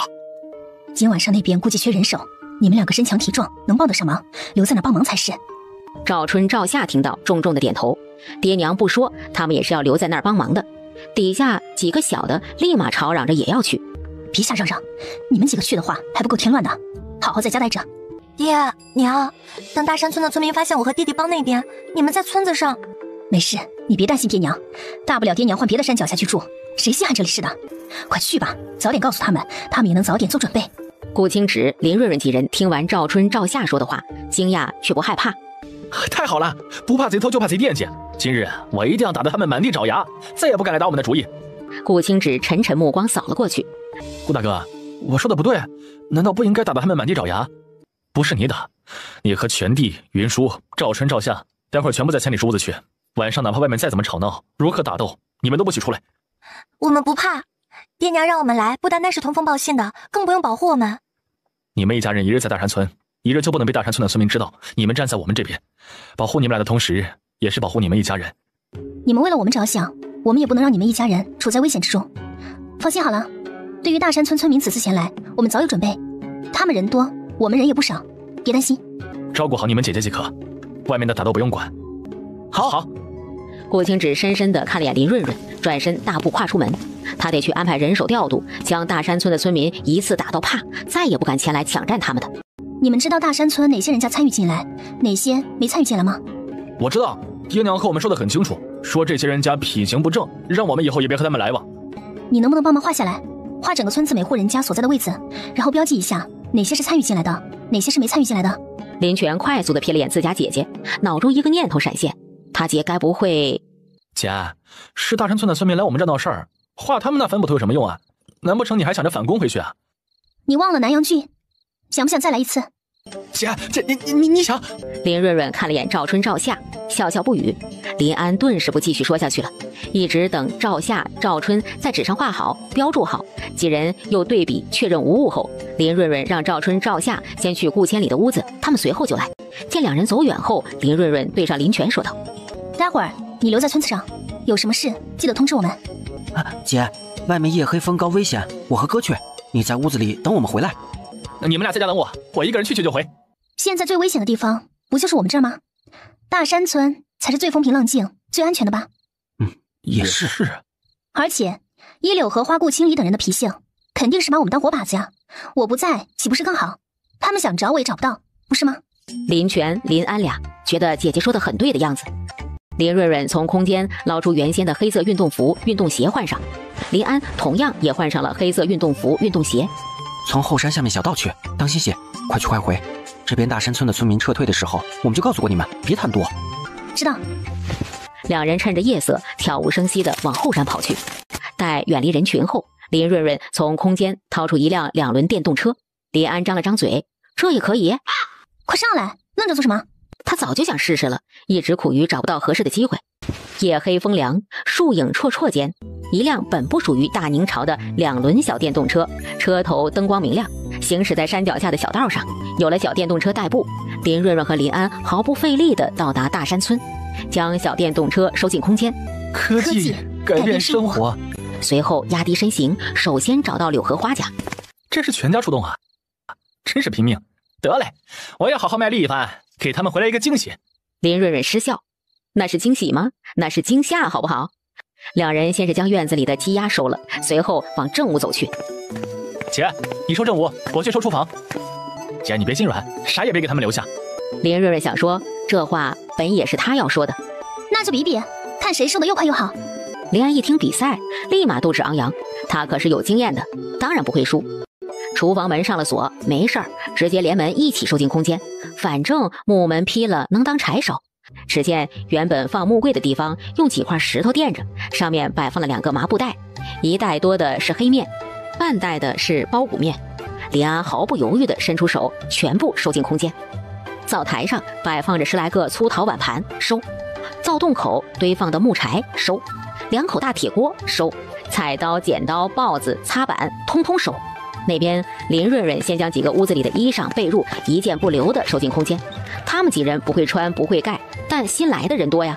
顾清理的屋子里还有不少笔墨纸砚以及书籍，这年头这些可是金贵物品，正好以后村子开展扫盲班全部能派上用场。最后进的是顾老爹李荷花2人居住的屋子，除了柜子、桌子、椅子外，意外的找到了10几串铜钱和几块碎银子，以及一块泛黄油纸包裹着的东西。林润润迟疑的拿起油纸，一看有些年头了，他小心翼翼的打开，只见里面是少少的白色粉末，凑近了闻有刺鼻的味道。虽然不知道是什么东西，但可以肯定的是绝不会是好东西。柳荷花为什么会有这东西？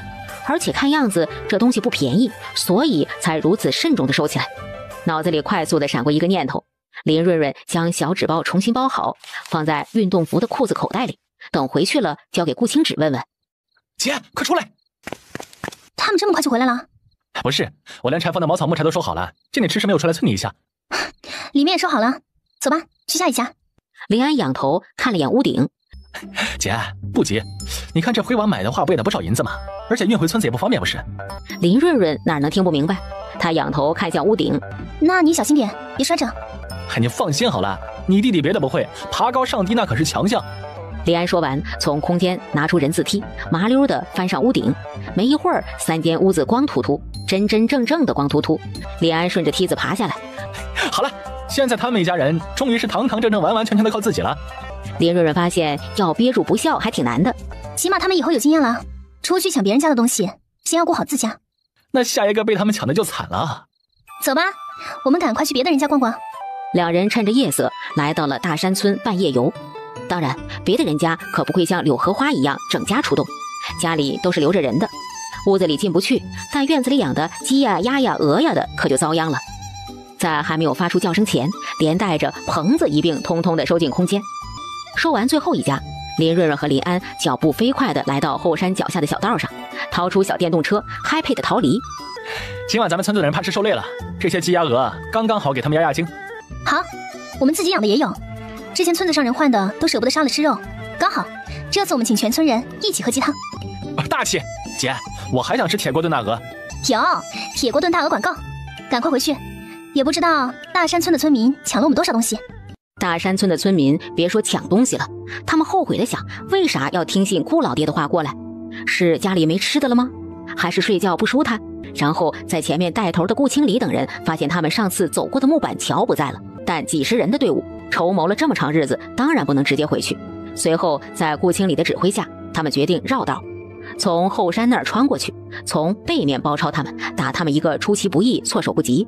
好嘞，结果绕了几里地的路，踩过水坑，挖过土丘，比耕了几亩地的黄牛还累。终于到了才发现前面是土坯盖的围墙，围墙上全是尖刺儿，也有没围墙的地方，可那些地面上盖着野草、茅草等等，只要长了眼睛的人都能看出来地面不正常。不会是陷阱吧？这顾清止和顾千里可是会打猎的，这做陷阱猎物太正常了。别自己吓自己，又是打土坯又是垒围墙，还挖陷阱，他们是有三头六臂吗？既然你不怕，那你去试一试呗。若不是，岂不是更好？我们一大群人也不用再绕道了。夜色下，顾清理脸色难看得很。谁知道这陷阱里有没有削尖的木棍啥的？他才不会冒险。哼，亏的还是读书人，连带个路都不会带。还是从前面河流窄的地方过去吧。没桥怎么过去啊？趟水的话受寒了可不是开玩笑的。我们带了柴刀，赶紧跟粗壮的木头凑桥不就行了？一想到又要踩水坑、跨土丘的走几里路回到原点，队伍里不满的情绪更加严重了。来都来了，总不能为这一点小事放弃吧？走，从前面进，我们人多，砍树木搭桥都快。队伍中本来不满吵嚷的人一想也是，既然来都来了，总不能无功而返吧？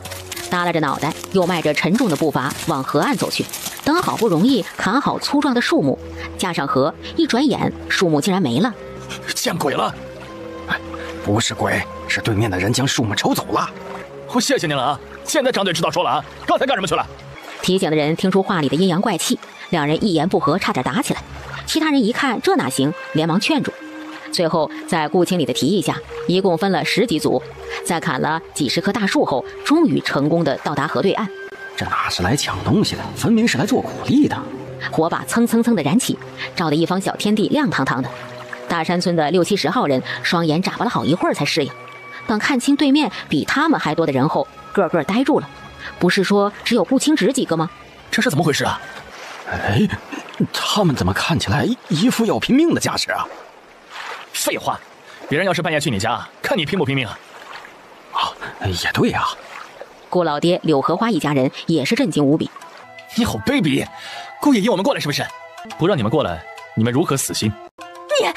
你谁说的？你们这么多人往河岸上一站，我们肯定回去了，不就没有那么多事儿了？哦，你们强闯进来，我们还需要为你们考虑。你想怎么样？是你们想怎么样吧？我是他亲舅舅，哪有你说话的份儿？滚开！他原本就应该孝敬我。其他人非但没滚，还上前一步。对方气势汹汹，大山村这边不自觉地后退几步。顾清止从怀中掏出一张纸，看都不看，报出上面的内容。这段经书上面说得很清楚，说攀附亲戚关系，可是要断子绝孙，不得好死的。你可要想清楚，是不是要以我亲舅舅自居？这小子早就算计好的。我们不要你的孝敬，但是这口皇帝又不是你家的，凭什么你能种啊？这是荒地，大家都能耕种。你识相点儿，将土地让出来，不然闹到官衙去，挨板子的可是你们。对，让出来，让出来！凭什么让给你们？这是我们的地。对呀，我们好不容易耕种的差不多了，你们要种地自己开荒去。我们辛辛苦苦耕种这么多天，你们说让就让，凭你们脸皮厚吗？这块土地我已经去官衙傅林子买下了，包括你们占的这块地，一直到山脚下都属于我们青林村的。你说傅林子买了就买了，你有什么凭证？这是地契，盖了官衙印章的，算不算凭证？我的老天爷呀！这么大一大片土地得多少银子？当家的，咱们都被顾侯那个小蹄子骗了，他肯定留了不少家当给这傻星。顾老爹双眼危险的眯起，忙朝大儿子示意：“你怎么能证明你这是真的？说是做的假地契呢？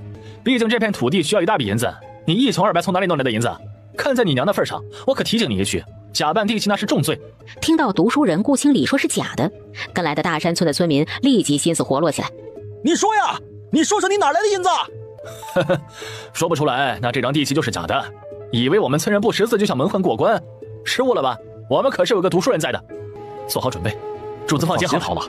他们是看出来了，大山村村民不管真不真，他们买心买眼只有抢。我保证那2头驴成我们家的，以后春耕秋收时，每户人家可以借用1天。别和他们废话，打跑他们，这块地就是咱们大山村的了。快，一鼓作气打跑他们！这块地离大山村不远，本来就该属于我们大山村的。大山村的村民正准备应声，响起响亮的口号时，突然漫天的草木灰从天而降，洋洋洒洒的扑面而来，眼前模糊一片。紧接着，棍棒劈头盖脸的打砸过来，疼，好疼啊！哎呦，别打了，别打了！哎呀，好疼！哎呀，要了命了，要了我的老命了！快停手，再打我就死了！就错了，我知道错了，别打我呀！顾青芷冷眼看着，从每个人开始的大声哀嚎，再到小声咒骂，一直到后面抱着头满地打滚，小声哼唧。退回来！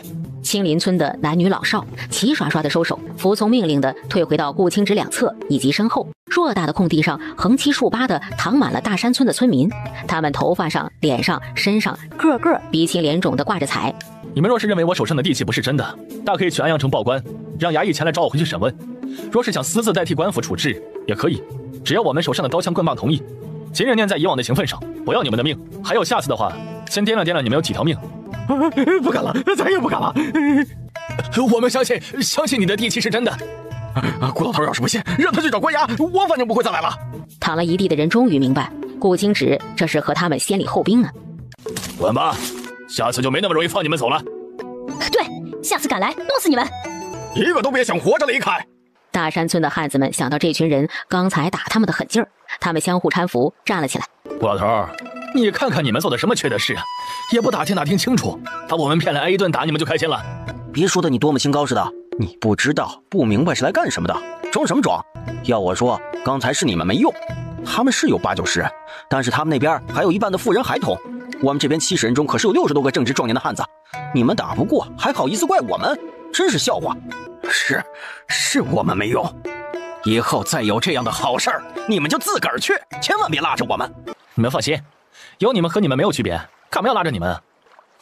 你众多的汉子们现在真是肠子都悔青了，他们干嘛要听顾老头的话？当初要是听赵大叔的话该有多好。还不是想在缺粮食的时候来我们家借粮食吗？你们不指望我们拉波，以后也别来借我们家的粮食。好，不借就不借，以后你们也别来我家借粮食。哼，笑话，我们家田地是最多的，还需要借粮食？我们家粮食充足的很，你们饿死了，我们还有吃的。我们家不光粮食多，屋子大还是瓦房的，你们有吧？队伍中的汉子们气得面红耳赤。对，你们家粮食多，你们家还是瓦房，这瓦没了，也不知道粮食还在不在啊？哎呦，谁说吃不完的？是，我们都饿死了，你们家还有吃的。过几日啊，看看谁先饿死吧。3家瓦房，本来独一份的体面也没了，真是笑死个人了。话说这瓦房也不是顾老头凭本事挣的，这没了就没了吧，以后凭他们自己再努力挣银子盖呗。顾老爹和柳荷花听着不对，两人连忙拨开人群，走到最前面。哎呀，杀千刀的，哪个贱人做的恶事呀？顾老爹忙冲进屋子里，厨房、堂屋、房屋全部都检查了一遍后，瘫坐在地。完了，全完了！千万别来我们家借粮食，真是惨嘞！这好不容易养的鸡鸭也没了。是的哟，舍不得吃，不知道便宜了哪个呢？招报应了吧？让你们算计顾红的儿子，说不定是顾红呢。后面汉子的话还没有说完，遭受到所有人的注视，忙顿住话头。顾老头他们欺负顾青芷，他们也是闭上嘴。众多的汉子在进到自家院子时，瞧见角落原本鸡鸭鹅棚处空荡荡的，双眼逐渐睁大。他们关鸡鸭鹅的棚子呢？他们舍不得吃的鸡鸭鹅呢？难道真是顾红回来报复他们了？不然有哪个贼偷鸡鸭会连棚子一起偷？寂静清冷的夜里，大山村哀嚎声此起彼伏，热闹非凡。青林村，你们去大山村了？你怎么知道？好了，不打自招。林泉无语了，李安不好意思的挠挠头，嘿嘿傻笑。见顾青芷目光沉沉，只得收起傻笑，将事情的前后说了一遍。你放心好了，我们很注意的，一点都没有被发现。下次，你放心，下次我一定劝着我姐，坚决不能带她去犯险。顾青芷神色终于明显的舒展了些，林润润无奈叹气，想到放在运动裤里的那个药包，你看，姐，你啥时候拿到这个纸包的？我怎么不知道？而且你怎么不放在空间里啊？这是从柳荷花放银钱的匣子里找到的，我闻着味道不对，怕是不好的东西，就没敢往空间放。顾青芷接过打开，白色的粉末状便呈现在4人眼前。啊，香面粉，是不是耗子药啊？药耗子的，怕误食，所以放匣子里。不会，大山村没有人会舍得买耗子药要耗子，不知道柳荷花更是不会。这东西只有凑得很近才能闻出刺鼻的气味，还是在分量如此多的情况下，如果是毒药，也会是上等的毒药吧？林泉心思细腻，立即听懂了其中的疑点。一个偏僻山脚下的贫穷农家户是绝对买不起，也不会去买上等毒药的。顾清芷握纸包的手紧了紧。他娘去世的时候，他虽小，却也已记事了。记忆中，一场秋雨过后，娘染上了风寒。柳荷花主动请了大夫来给娘诊治，又抓了药熬给娘喝。一碗又一碗苦涩的汤药喝下去，娘的病情愈发的加重，最后没能熬过冬天，吐血而亡。但他们一直以为是大夫医术不精，甚至感念柳荷花当初主动请大夫给他娘医治的恩情。明日我去趟安阳城，找个药铺问清楚。好，问清楚比较好。就这一包药粉，值得跑一趟安阳城吗？要我说，随便抓只耗子试试不就知道了。死了的话，这药粉就是有害的，扔了就成了。怎么三人还一副心事重重的样子啊？林润润不想和自家的蠢弟弟说话，催促道：“你快去洗洗睡，明天起来还有活要干呢。”明天不是放假等吃席吗？有啥活要干？转而想到，正因为吃席才有活要干。好嘞，姐，你明天还要掌勺，也赶快休息吧啊！林润润还不想休息，他看向眉头紧锁的顾清芷：“今晚你也累了，先睡吧。我明日问了回来和你说，别担心，我没事。”好。天色微亮，顾清芷已经起床洗漱好，套好驴车，趁着晨雾朝安阳城出发了。见过夫人。夫人，他们来领老母鸡，你们去刷吧，都在那里面。还有鸡蛋，一到捡了煎荷包蛋吃。乐呵呵的李大娘、杨婶子、冯家媳妇们顺着林润润的指示，来到养鸡的树林处，看着里面数不清的鸡和一颗又一颗圆滚滚的鸡蛋时，惊呆了。秀儿，这鸡蛋是不是太多了呀？夫人的意思是让我们全捡了煎荷包蛋吃吗？总不能吧，哪里吃得完呀？里面好几千只鸡，开了窝，一天能捡上千个鸡蛋，当然不可能全吃啦。乖，上千个鸡蛋，那是不可能全吃了。别说吃了，一人一个，咱们村子也要100多个嘞，这得多少银子啊！哎呀，别聊天了，赶快干活吧。夫人说不光让所有人喝上鸡汤，还能吃上鸡肉，这再加上鸡蛋，那些孩子们还不得乐疯了？别说孩子们了，我这口水都要流出来了。空旷的场地上架起6口大铁锅，大铁锅中炖煮着香浓的鸡汤，冒出一阵又一阵浓郁的鸡汤香气。旁边还有2个小灶口，上面摆放着2口小铁锅，正在熬炼鸡油，直到油脂变成小小一块，漂浮在鸡油上面。50只老母鸡竟也熬制出了2大碗鸡油来。周婶子、郑姐姐，你们接着用小铁锅煎荷包蛋，鸡油渣留着晚上那顿拿来炖土豆吃。哎，好。夫人，包谷面饼子烙了50多张出来了，够不够？夫人说，加上赵家姐弟，村子上100多号人，锅少桌椅少，大家全部一起吃肯定是来不及的，要分批才行。夫人，我们也是先吃。可昨晚我们也没有出多少力。我娘说女孩子不能上桌，要让爹爹和哥哥弟弟们先吃了，我们才能吃。我娘也这么说。以往在外面时我管不了，但今后我们村子女孩子和男孩子一样，可以上桌吃饭。不止上桌吃饭，之前分衣裳料子、盖房子、选菜地、分土地，是不是女子也都分了？所以以后在我们村，你们和你们的哥哥弟弟以及其他家的男孩子都是一样的。我姐说的对，我们村子男女分田都是一样的，你们听我姐的就成。竟然女子还不能上桌吃饭，谁要是敢让她姐不上桌，她就把那家的桌子都掀了，反正谁也别想吃。以后你们嫁人，若是在咱们村子外面的人，我们也会放人，但是田地无赦带不走。但若是选我们村子里的汉子，或者将外面的汉子招婿进来，不仅你们有，连带你们的夫君孩子一并分田，也会划分地方给你们建屋子。林润润听到后，特想给弟弟喝一声彩。这个规定好啊，以后他们村子人不会流失，说不定还能越来越多。好，我们听夫人的。来，一人1勺子鸡肉，1勺子鸡汤，外加1张饼和1个煎蛋，人人都有。他再也不用担心自己的以后了，他只要忠心对待夫人，以后的日子将比在自家还好过。林润润这边又是鸡汤又是煎蛋面饼子的，柳荷花、顾灵那边就惨了。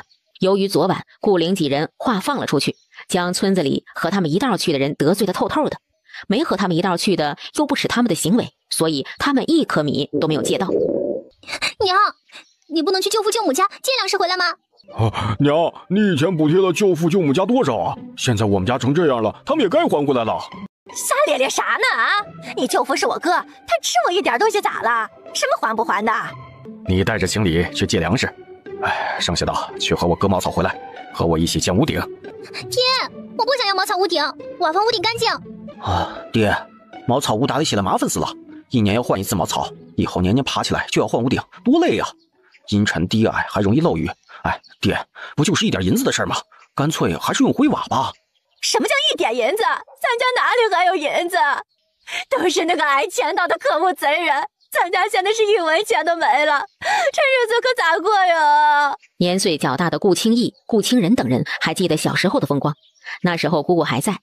从什么时候起，日子越发难过的？哦，是从姑姑去世后，钱财全部落在娘手上。相反的，舅舅家越来越好过。他们兄弟看向柳荷花的眼神淬满了毒。要死了呀你们俩！看我干啥子？都是你，非让林家3姐弟去住柴房，又把赵春的婚事说黄了。现在好了，一个儿媳妇都没有了，连瓦房都没有了。哼，娘就这么容不下别的女子做儿媳？难道全天下就柳家的女子才能做娘的儿媳？哼，好，我倒要看看我们家如今这个情况，柳家舅舅肯不肯把女儿嫁过来？好了好了，娘去柳家弄粮食回来，你们舅舅疼你们还来不及，必定不会让你们饿着。至于媳妇儿，不用担心，你们大哥有思绪，等他们成婚了，再慢慢给你们挑好的。顾清义几人哼了哼，别过脸去。听到有粮食和媳妇儿，也不再吭声了。柳荷花和顾清离两人紧赶慢赶，走了1个多时辰山路，脚底起泡前，终于赶到柳舅父家。清理表哥，随即在看清顾清理长衫上沾染的泥土以及血迹，脸色一变，脚步后退。顾清理丝毫未觉，小跑着上前：“大丫头，快去把你爹找回来，我有事找他。”柳思绪眼底闪过厌恶，面上不显，避过顾清理伸过来的手，转身去找他爹的同时，暗自留了个心眼儿，把他娘也一并喊了回来。一番寒暄后，听着姑母声泪俱下的哀嚎声，柳思绪眉头皱起，柳舅父舅母眉头也皱起。柳荷花见他大哥和嫂子明显不悦，忙从腰间的汗巾里面抠出了一块拇指大的碎银子，慌忙递上前，讨好的说道：“哪能真让大哥大嫂借粮食？这块碎银子留着给侄儿们买糖吃。”顾清理眉头深深的蹙了起来。以往自家有银子，娘贴补舅舅家，他也不说什么。只是如今家里1文钱都没了，娘私藏的银子还像往常一样往舅舅家送，也太不顾自家人死活了。柳舅母见有银子，立即和颜悦色起来，精明的双眼瞥了眼不悦的顾清理，啐了口：“读书有什么用？不吃礼节。”孩子大姑，你刚说顾清直有了1大片土地，还有上百人的帮手，以及2头驴和成片的鸡鸭。柳荷花不疑有他，以为大嫂是关心他，慌忙又将昨晚对方如何凶残，那片土地多么广阔，以及他白眼狼小姑子顾红肯定留了财产等等，一并又说了一遍。柳思绪在一旁聚精会神地听着，暗自记在心里。顾清直那个破了相的壮硕汉子，他记得。以往每次去顾家，他不是在干活，就是在被姑姑责骂。想不到他现在不仅有了属于他的土地，手下还有上百号人，真是看不出来。虽然以前他看不上，但顾清直已经今非昔比，如今的他倒是配得上自己了。姑姑，你说那清直表哥的土地在哪儿？一个受尽欺辱的汉子正需要他的安慰。顾清直一连跑遍了安阳城的药铺医馆，得到的都是相同的回答后，赶在落日前回到了青林村。我有事和你商量。啊，你说。现在世道乱，原本只是想招些人手，种粮食保安全，将我们的村子护得如同铁桶一般牢固，不让你受伤就成。你是不想继续护着我了吗？没有，我怎么可能不护着你？是我以后的日子不能只待在村子里了，可能要出去招兵买马。不过你放心，不是现在。那没事啊，你出去做你想做的事，我在村子里好好带着村民耕种，给你提供粮食钱财。你不问我为何要出去吗？是那包粉末的原因吗？是，我问遍了安阳城的医馆药铺，都说是毒药，但却分辨不出来是哪一种。既然安阳城没有卖的，柳荷花从何处得来？怕是只有京城的侯府。无论是柳荷花2人，还是京城的侯府，我娘的仇我不能不报。只是柳荷花2人容易，京城的，你跟着我以后怕是要受苦了。我不怕，侯府远在京城。你也说了，现在世道乱，他们哪怕过来，谁打谁还不知道呢。只是你，以后和侯府若是在平等的位置上，再细细问一遍，不冤枉了他们，也不委屈了你娘。还有，别难过，那些人不知道。我知道，我没有难过，他们不配。他收拢双臂，将面前朝思夜想的人紧紧地拥进怀里。他何其有幸遇见了他。他想好了，先将青林村建起来，他出去闯荡时，润润在这儿，他才能放心。林润润被困在顾青芷铁壁之间，只觉得他的力道大得骇人，而且现在的气氛委实过于旖旎。他咳了声，清清嗓子：“受凉了，是不是昨晚赶夜路吹风吹的？我去给你煮生姜水喝。”没事，是饿了，要不去吃晚饭？好，我们去吃晚饭。晌午吃的包谷面饼子，晚上吃的黑面窝窝头、包谷粉和黑面，都是从柳荷花家拿来的。黑面窝窝头，你吃得饱不？吃得饱。其实今日的食物对于我来说已经算得上是很好了，倒是你平日里吃的比这丰盛，味道肯定也是不能比的，能吃得下不？别人吃得下，我自然也吃得下。你吃口黑面窝窝试试，吃不下别勉强自己，喝点淡汤垫垫肚子，等待会儿回了屋再吃些你爱吃的。好。姐，顾大哥，姐，后天就要将第一批接送去安阳城，我们这刚把人员敲定，你们看看行不行？你们敲定就行。有哪些人？林泉对于自己第一次选人也不是很放心，见姐姐询问，一口气将人选全部报了出来。徐天为人机敏，杨明山算账厉害，冯大柱、冯大树为人本分，周石头、周木头力气特大，还有李家的老三、杨家的老大，都是老实憨厚的性子，去了安阳城想必不会惹是生非。老天爷，这哪里是黑面啊，还有壳，放在华国怕是猪吃的都比这精细。这些人个个身强体壮，我们的打算是他们8人带着长刀，驾2辆驴车、2辆牛车运骑去安阳城。那几头驴和牛蹄子上有印记的，下午张叔已经全部抹掉了，可以放心用。这个队伍中领头之人是谁？换句话说，出了意外情况，谁拿主意，听谁的指挥？徐天机敏，我本觉得他最为合适，但是一来他年岁在队伍中最小，恐怕指挥不了其他的汉子；二来也是最关键的，他年岁小，也就意味着他经历的事少，在发生意外情况的时候，不知道能否做出最有利的判断。其他人也不成啊，可以加上洪大叔，他是读书人，识字这点在外面经营买卖会方便许多。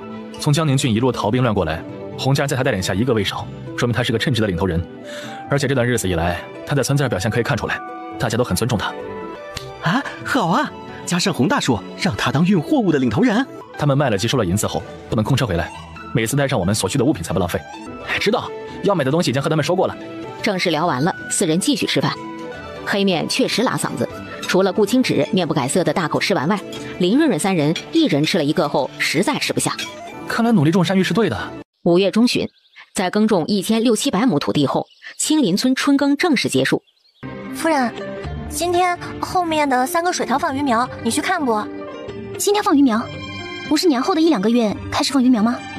我也不懂，听我娘说，周老爹他们一家离南阳郡不远，他说放鱼苗最好的时间就是5月下旬到6月中旬，因为这个时间温度最合适，不冷又不热，那些鱼儿容易成活又长得快，所以一大早徐天他们送了鸡回来的路上装了鱼苗，现在已经投放了吧？人多，我还是不去了。秀儿，你是不是想去看？想去看你就去看呀。小孩子才会看热闹，我是大人了。林润润扑哧笑出声。夫人，我真没想去看，这鸡粪多重要啊！我每天把它们收拢，驮去发酵，这地里的庄稼收成就能够更好。好，我知道了。麻布做的衣裳怎么样？热不热？请问，青芷表哥在吗？夫人，这人在河对岸说是主子的表妹，要见主子，我们不敢擅自做主，先将她领过来拜见您。夫人，青芷表哥没成亲呀？还是青芷表哥悄无声息的成亲了，却未告知我？你们不是青芷表哥的下人吗？怎么不带我去见青芷表哥，而是来到不相干的人这儿呢？好一朵美丽的白莲花啊！徐亮几人听到后跟没有听到一样。今日若是个男的自称是主子的表弟，他们肯定往主子那儿带，但是是表妹，对不起，当然要带给夫人过目才行啊。没事儿，我们村子上的人都是听夫人的话，你看我们村子叫青林村就知道，这是主子和主子夫人2个的了，你有什么话和夫人说就成，比找主子还管用呢。我们是主家的下人，夫人就是我们的主家。只见那女子脸上青一阵白一阵，低着头咬着唇，不言不语也不离开。林润润倒是很有耐心，坐在树荫下一派从容自若的样子，内里却在疯狂的思考，这个人会是谁？原书中只有顾清理他们有个青梅竹马的表妹叫柳思绪的吧，那可是顾清理白月光一样的存在，2个人合伙把原主坑得老惨老惨了。但柳思绪是顾清理亲舅舅的女儿，和顾清芷不沾边啊。我是来见我表哥的，至于他的夫人见不见取决于我，我不想见，我只想见一见我的青芷表哥。你们不带我去，我就自己去找。嗨，你先说说你姓谁名谁吧，我们主子也不是什么阿猫阿狗都见的。是啊，你先报名字，看夫人知不知晓。夫人说你能去见主子，你才能见。哪有来做客像你这样的，一点礼数都没有。我是你们主子的表妹柳思绪，记住了，快去回避你们主子吧。就说日头盛，我在这儿等着他来。听到柳思绪的名字，林润润惊讶地睁大了眼睛。徐亮、李大头等人脚步未动，而是齐刷刷地看向林润润，等着他的指示。气得柳思绪咬碎了后槽牙，随后安慰自己没事儿没事儿，过几天就是他享受这待遇了。这位看来是不见到不死心的主，去请吧。徐亮听到后不再迟疑，转身往后面水塘处飞奔而去。林润润说完，又朝李大头招了招手，低声嘱咐了几句。李大头听完，眼睛亮了起来，也连忙飞奔出去。柳思绪呀，他可熟了，原主所有的苦难，一半来自于顾清理，一半就来自于柳思绪。林姑娘是见顾清理那儿高攀不上，退而求其次，抓住青直表哥这根救命稻草的吗？真是好算计呢。柳小姐会这样想，是不是因为经常这样做呢？所以才如此了解这种手段。你刚准备发作，眼尖的瞥见远处狂奔过来的高大壮硕的身影，当下指甲狠狠地陷入掌心，眼泪立即盈满双眼。他不可置信地看向林润润，一副备受欺负的模样。不去唱戏可惜了。我得把这件事在村子里好好说道说道，让村子里的人都知道严重，以后千万不能让其他女子靠近主子。他们冤枉人的手段真厉害，眼泪说来就来。柔和温婉的夫人哪里斗得过？你哭啥哭呀？说话说得好好的，有啥好哭的？没有，是我担心青直表哥，才不顾路途遥远，一路走了过来。想不到惹林姑娘误会了，都是我的错。你和林姑娘骂我是应该的。我们什么时候骂你了？我只是想看一眼青直表哥而已，这一眼就够了，这也不行吗？还请林姑娘看在我和青直表哥一同长大青梅竹马的份上，让我见他一面可好？只要知道他过得好，我也就放心了。林润润那小丫头片子一定懵了，不知如何反应吧。润润，青直表哥，我和柳荷花已经断亲，不是你的表哥。在思绪心里，你永远是思绪的表哥。顾青直脸色沉了下来。青直表哥，无论你和顾家发生了什么，我都相信你们之间是误会，你只是一时被人蒙蔽了双眼。假以时日，你悔过了，相信顾家依然会接纳你。顾青直垂在身侧的拳头握紧，他本就生的体型异于常人，没人敢靠近他，只有润润不嫌弃他，接纳他。他不能在润润面前表现出不好来，不然吓着润润，他会怕他。林润润耐心地观看着，时不时左右环顾，看看那个重要人物有没有赶来。这一场好戏缺了另一个主角，多没意思啊！青直表哥，你怎么穿的如此寒酸破烂？我说让你换上新衣裳，你不愿，看被别人笑话了呢。既然是别人，笑不笑话无需往心里去。林姑娘好狠的心，自己穿好料子好颜色的新衣裳，却让青直表哥穿着不合身的破烂衣裳干活，也不想想表哥今时今日的地位，这些衣裳如何配得上？我今时今日的地位，我怎么不知道我有何地位？不像我，倘若我夫君手下有这么多人需要管，家里的银钱、吃食、好料子，我肯定是先紧着夫君用的。也可能是林姑娘打心底的不在意你，换成清理表哥，换成顾清理。柳小姐这话说的不对，我只要青直，不会也不可能换。顾青直心里动容，垂在身侧的手掌克制的紧紧握成拳。是我说的不对，还是林姑娘不愿意承认呢？林润润要不是为了拖延时间，等那个关键的人到场，才不想和柳思绪掰扯。柳小姐说是就是吧？林姑娘你……顾青直没工夫看柳思绪，今日柳思绪的林姑娘句句提醒了他，润润还不是他的夫人，越听越让他心底烦躁，好想不管不顾的将柳思绪扔出去啊！青直表哥，林姑娘她一个姑娘家的，却放任这些下人称呼她为夫人，这不是不顾闺中女子名节吗？女子的名声最为重要，她如此不知廉耻，不知礼节，如何配得上你？闭嘴！慌张的转身对上林润润焦急的解释：我不是，我没有，你别听他乱说。被呵斥的柳思绪懵了，他根本不知道说错了什么呀。是啊，夫人，你别听他胡说，主子和我们都说过了，等新屋子建成，风风光光的迎娶你进门，给你一个盛大热闹的成婚仪式，我们村上的人都知道嘞，才不是不顾你名节，你可千万别往心里去啊。润润，你信我，我真的没有想败坏你名节，我错了，你别生气，可以打我骂我罚我，但是你别生气好不好？我很喜欢这个称呼，并不认为会败坏我的名节。未来得及多说，余光便瞥见柳思绪身后急急从驴背上跳下跑过来的人影。不错，主角终于到了。你不喜欢清旨夫人这个称呼，是不是？谁说的？那你也想当清旨夫人喽？清旨表哥如此有本事，想当他夫人很正常吧？再说，你说你很喜欢这个称呼，难道就不允许其他女子也喜欢？太强势的女子，夫君会不喜的。你也觉得清旨很有本事呀？不过我听说顾清礼说你非他不嫁呢。想想也是，他是读书人，以后考取了功名，你就是官夫人了。加上他有田有地有房，你心悦他非他不嫁，很正常。他乱说，我心底另有他人，如何非他不嫁？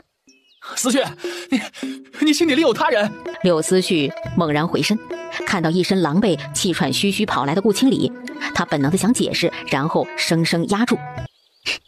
看他们狗咬狗一嘴毛吧，以后有顾清礼缠着柳思绪，他就没空来消消你了。润润这是关心我吗？算是吧。其实润润不做这些也没事的，我会吩咐下去。她不是我的表妹，以后不用放她进来就成。林润润当然知道他们村子的人再不会放柳思绪进来，但是这样太便宜柳思绪了。思绪，你给我一个准话，你到底愿不愿意嫁给我？哼，你别以为只有你，大山村想将我为妻的女子多不胜数，甚至舒燕同窗还想将他们妹妹许配于我，只是我念着我们俩从小的情谊才没有应许。你就吹吧。不过片片没见过世面的柳思绪倒是足够了。果然，柳思绪迟疑了，既不愿放弃顾清礼，又不甘愿被顾清礼一人套住，搁在那儿纠结呢。你之前不是说那顾清志装得跟熊瞎子一样，长得粗犷又98破了相，多看一眼会做噩梦的，还说是个女子都不会喜欢他，只喜欢风神俊朗像我这样的，怎么你不怕了？那是之前柳思绪夸顾清芷的时候，林润润没生气，如今批顾清芷外表的话，让他怒火噌的冒起。来，把他们赶出去。徐亮等人巴不得把这两个外人赶走，得了命令，欣喜的哀了声，大步跑了过来。清芷表哥，你听我解释。思绪，你喊他什么？我长得吓人，你别看就不怕了。哪里吓人了？我觉得很好看呀，让人心安的好看。你不觉得我和其他汉子相比太过魁梧了吗？你不怕吗？魁梧又不是坏事啊。你看这乱世，外面不太平就算了，就连我们这个山脚下的偏僻地方也不安稳。有了好体魄，上次顾家兄妹前来抓鸡捉兔，你才能一个人打跑他们6个呀。还有上次大山村村民来闹事，以及这上千亩土地的耕种、挖水塘、打土坯，都和好体魄离不开。我为什么要怕呢？顾清芷双臂紧紧地将他拥在怀里，只想紧点再紧点，将他完完全全地拥在怀里。你不怕就好。林润润很肯定地点头，身体好有什么好怕的？他当然不怕了。顾清芷是被临时喊回来的，解决了柳思绪的事儿，自然还要回去放鱼苗。村子里的人比较讲究，放鱼苗的第一桶和最后一桶非要让主家倒，说是图个好兆头。嘿，你勤快些，村子外面围绕的河里啊，天天能捞起鱼来，还用年底才能吃上大飞鱼。那我勤快下就能吃得上吗？我倒是勤快，可是捞鱼需要技巧啊。好多好多的鱼苗，年底有大飞鱼吃了。夫人，快来，等着你和主子倒鱼苗嘞。人多被顾清芷牵着的林润润很是不好意思，被看到怪不好意思的。润润别离我太远，你又不是小孩子，离远点有什么要紧的？两人往水塘边走去。夫人，这一桶是草鱼，这一桶呢是鲢鱼，那边的是鲤鱼。蛮好的，辛苦你们了。周杰呀，前些日子就埋在塘底了，等秋天的时候，不光有鱼吃，还有藕吃嘞。那边的大水塘种了菇，我们特意找了双季菇移栽过来的，这样5、6月份这批虽然吃不到，但是10月、11月那一批还是吃得到的。林润润听着没有啥感觉，待见到他们口中的菇时，终于明白他们为啥激动了，因为菇就是华国的茭白。想不到他在大明朝还能吃上茭白。姐，顾大哥，看我们带回来什么了？姐，你看看我们今天的收获多丰盛啊！林泉在后面空着手走过来，脸上是与有容焉的喜悦。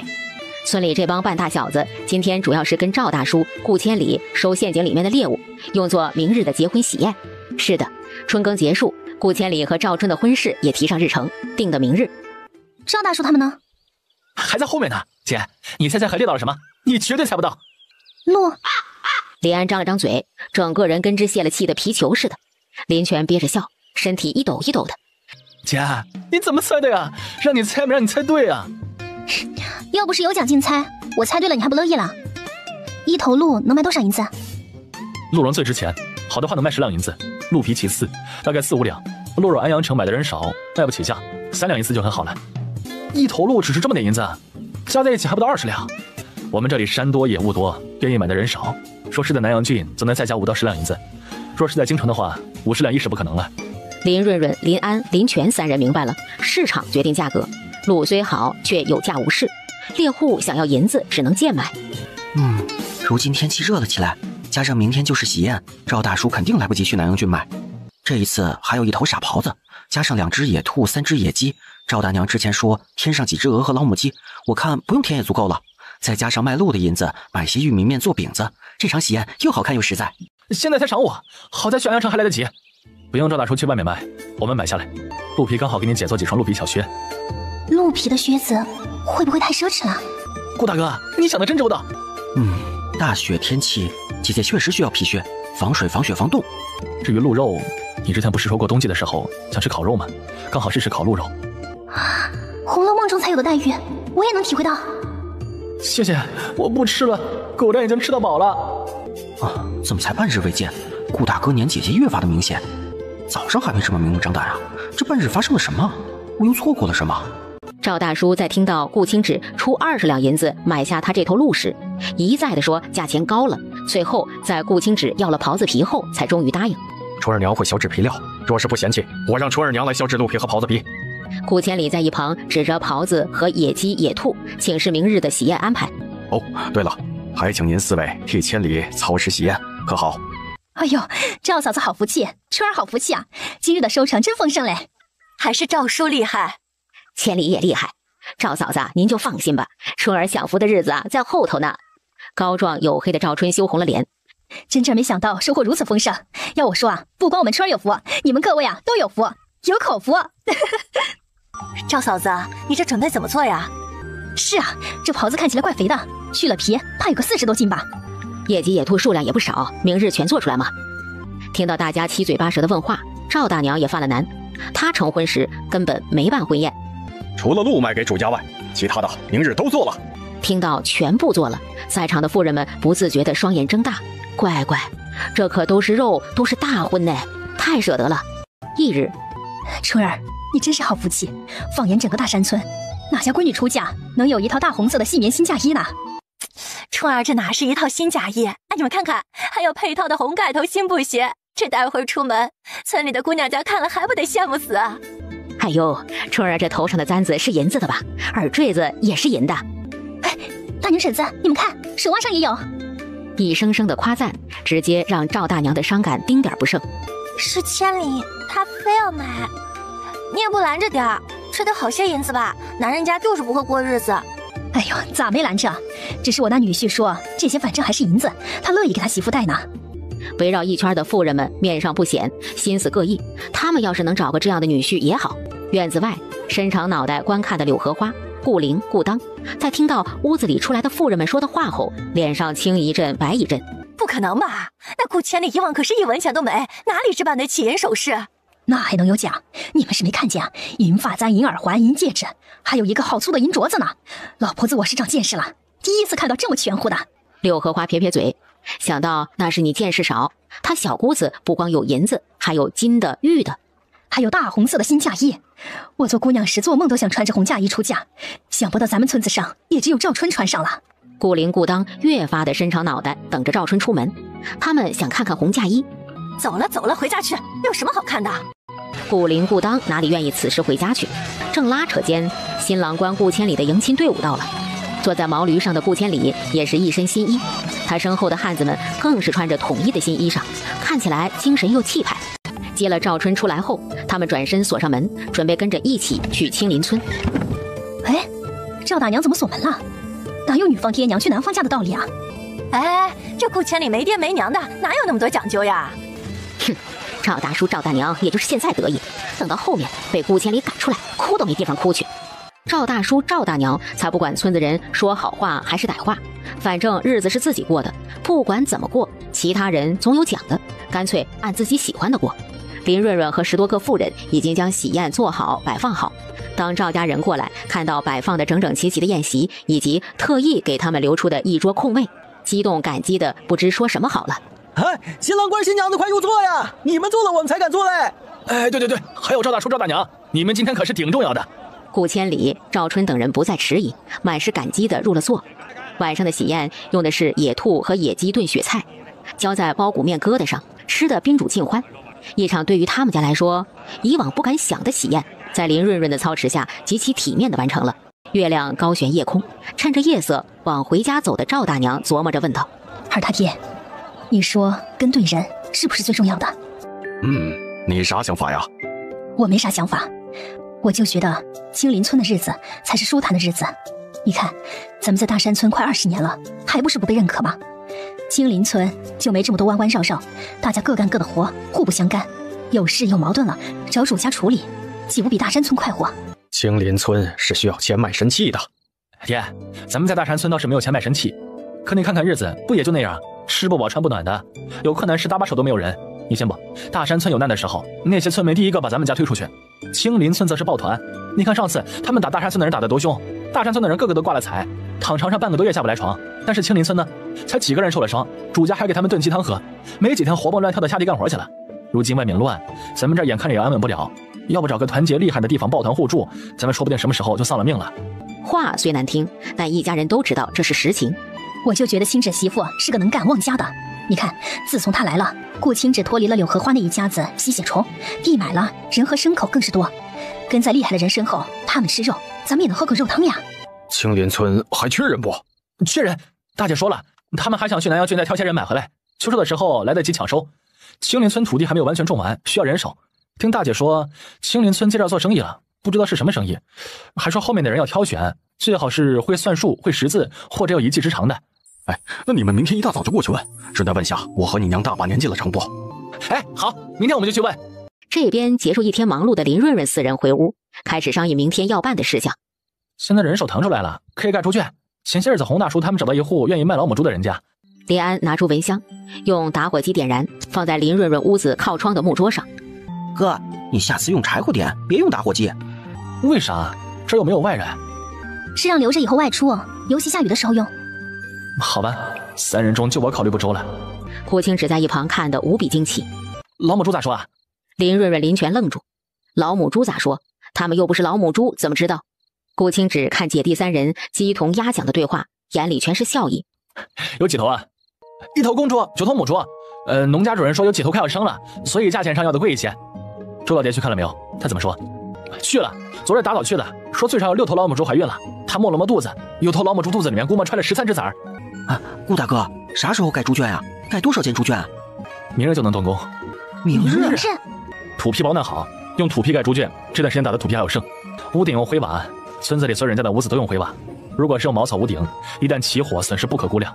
且茅草屋顶每年需要翻新，投入的人力物力得不偿失。如今不用耕地，马驴牛除了7日运送一趟鸡外，中间的空档全部用来运送瓦片回村。秋收之前，村子里的屋子要全部建成。秋收之后忙着抢收，那时要是没盖好，等到秋收后天就冷了，那还来得及不？来得及。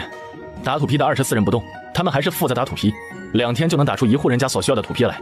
抽13人会驾车的汉子出来负责运送灰瓦、青石板、青砖、粗砖回来。润润和云舒无需参加，余下的66人，15岁以下的孩童分为2队负责挖村子里的沟渠，15岁以上的40人中10人一队先盖猪圈。云舒可以说是做木工，不用参与现在干活。我有什么理由不用干活吗？你不用理由。润润，你要明白，我不是大善人。我收他们进来，外出挣银子，将村子建好，只是为了让你过得舒适。倘若你还在手里干活，那这一切还有什么意义啊？林润润双颊爆红般的红，她深深吸了口气，快速朝2个弟弟看去，然后意外地发现2个弟弟接受的比他更好。5月17，青林村在结束了耕种后，迎来了动工日。先是划分猪圈的地方，然后垒灶台、挖地基、挖粪池、运土坯过来。人多力量大，40多人才1天的功夫，已经将猪圈盖到1人多高。而傍晚的时分，13辆板车陆续回到青林村，板车上面是码放的整整齐齐的灰瓦。想不到村子里最先住上瓦房的是老母猪们。不止嘞，明日灰瓦运好了，先运青砖过来。我知道，青砖是主家盖3间的4合院。不，夫人说了，先盖香皂厂房。主家的四合院排后面。在场所有人惊讶的双眼睁得大大的。香皂是什么？是我以为那个香皂吗？应该是吧。我之前在南阳郡铺子里见过，据说巴掌大的一块要2两银子，吓人不？这么贵？那一定不好做吧？我们村做得出来吗？没有人能回答，大家心里都没底。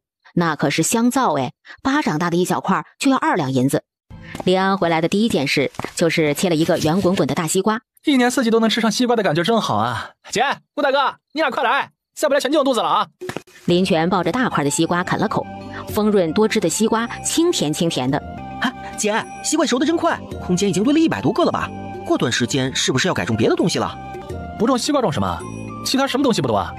要是能种药材就好了。我也知道啊，但是就我们这样的哪里认识药材？又不是每种药材都值钱的。要是有认识药材的人就好了。倒是别说种，咱们后面的这几座大山里面的药材，怕是取之不尽，用之不竭，跟个宝箱似的。话说我们村子确实需要个大夫了，不然100多号人有个头疼脑热的，总不能老给喝空间的泉水吧？那时间一长还不得露馅了？啊，对了，顾大哥，你之前不是说抽空去南阳郡再调皮有人想回来吗？干脆我们去南阳郡怎么样？那明日去。啊，这么急？不是急，是左右现在无事，村子里的事安排好了，我们在或不在区别不大，可以出去一趟。听到在或不在区别不大，林润润心动极了，他想出去。去一趟南阳郡前后最少3日，等回来时香的厂房差不多能建好，所以我想趁着这次机会前去购置一批猪板油，顺带再看看有无合适的人选，一并带回来。好，那我和顾大哥一起去。我也想去，可以吗？姐，外面危险。不是说南阳郡比安阳城安稳许多吗？何况现在不出去，以后几年更是不可能了。我还想去看看外面的香皂，看看他们的款式大小和对应的人群。最主要的是他想出门一趟，和他们一起看看古代的风土人情是什么样的。好，有危险的时候记得躲在我身后。林润润点头如捣蒜，乖巧极了。幸好之前每天做饭时多做了不少饭菜放在空间里，空闲的时候也在做外面方便吃的包子、馒头、花卷、鸡蛋饼之类的。出门的这几天不用担心吃的啦。我去把刀磨一磨，我办些好的草料喂驴。我去检查车厢。早上天还未亮，4人已经起床洗漱。去南阳郡坐驴车足足要5、6个时辰，需要赶在城门关之前进城才行。顾清芷驾着驴车在一座普普通通的客栈面前停下，店小二热情地迎来。嘿，客官，住宿还是打尖啊？住宿1间房，我们自带了干粮，同时多递了几文钱给店小二，给2头驴喂些好的草料。哎呦，客官您放心嘞。忙将4人迎到后院厢房后退了出去。林安环顾简陋的房间一圈，半两银子的住宿加2头驴的草料费，确实像是天价。顾大哥，怎么不开2间房啊？怕晚上不太平，大家住在一处安全。林安立即明白过来，很对，姐姐一个人住，或者他们4个人分散住，风险都要比在一起大许多。夜晚你们睡炕上，我打地铺就成。待会儿吃了晚饭早早休息，下半夜才是最危险的时刻。顾大哥是担心晚上出事，外面什么事都有可能发生。喂，倘若无事发生，明日打早我们去逛早市。我和林泉睡了一下午，我和他轮换着守夜，你和林安睡觉。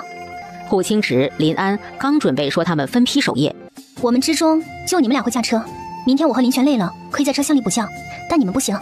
林安顿时不说话了。顾清芷也知道在外面疏忽不得，默默地咽回劝解的话语。夜晚寂静，明月高悬，只是这安稳太过短暂，不久就被前厅嘈杂的声响打破。黑夜中，顾清芷3人敏锐地睁开眼，坐起身。听声音像是前厅来了客人投诉。哭什么哭？各位还当是贵人府上，你们的主子犯了事，早就人头落地，你们被发卖了出来，能保住性命就不错了，还想着吃好睡好，不给吃饱。嘿嘿，各位也不看看如今是什么世道，能有口吃食就不错了，还想着吃饱，做什么美梦呢？告诉你们啊，也就是咱们南阳郡太平，还能让那些大户人家挑选挑选。等到挑选剩下的，你们男的给我去采矿石，女的全都给我进窑子。哎呦，爷，这位大爷，你小点声啊！咱们客栈还有其他客人呢，吵醒了其他客人不好，不是？我管这做甚？哼，他们嫌吵来问问我手上的鞭子同不同意？没素质！店小二，别啰嗦，开间房。至于这些人贱命一条，让他们窝在院子里就成。明天还不知道能不能卖出去呢，真是晦气。空旷的后院立马站满了人，男女老少估摸7、80人。甩着鞭子的汉子像拉牲口一样的拉他们，拉的那些孩童站立不稳，摔倒在地。汉子手上的鞭子立即狠狠地抽了上去。娘，嘘，娘不疼。林润润隔着门缝看得清楚，双手死死地抓紧门框，怕自己于心不忍，冲动地冲出去。正好我们缺人，这批人没人要卖，我去和他们谈。卖他们正好。眼前这群人听说是主家犯了事才流落出来发卖的，说不定有会算数和识字的。各位，我们正好需要仆人，不知他们是何价位？别想了，你付不起。林安听到后暴脾气上来，抬腿就要出去，说道：想想那些商家卖货的话术，故意惹恼人，让人花大价钱买东西。林安立即反应过来，兄台不说价位，如何知道我付不起？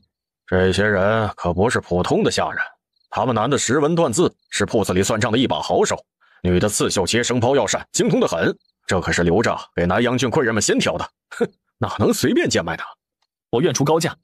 不灵卖，别打扰爷几个睡觉，明天还要给贵人们送过去呢，耽误了贵人们的事儿，你们有几条命够赔的？说完，3个汉子砰的一声关上门，兀自睡觉去了。感谢这位义士相助，真是看来我们没那个福气了。其他人微微躬身行了一礼，眼里的光消失，一个挨一个的倚着墙角坐下。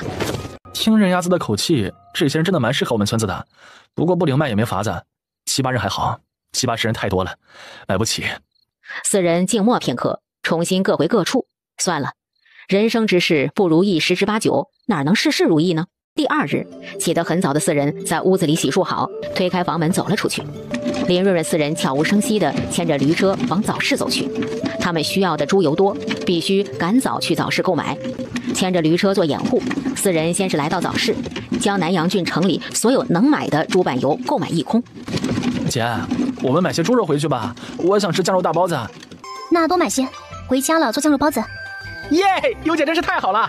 转身去买了一大块五花肉。哼，也就在要吃的时候，尤姐才好。他们不差银子，买了7份猪大肠回家做卤味解馋，又买了5份猪肝、10份猪腰子回家了做爆炒猪肝、香辣腰花。临走的时候，林安又折身回去买了5对猪蹄，他还想吃软烂烂的白玉蹄花。这4人一路逛一路买，买逛很是惬意。一路又买了豆腐、豆浆、豆腐脑、油条、糕点、糖球。眼看日头上升，4人收了逛街的心思，赶往招工的地点。林安已经来了第2趟，对于招工市场还是比较熟悉的。只是和上次不同的是，上次只要能干活的苦力，稍稍观察一下就成，而这次需要识字会算账的，则需要问了。问了一圈下来，没有一个识字的。古代读书是稀缺资源，识字的只能是少数人，看来是真的。没办法，只能等明早再来碰碰运气了。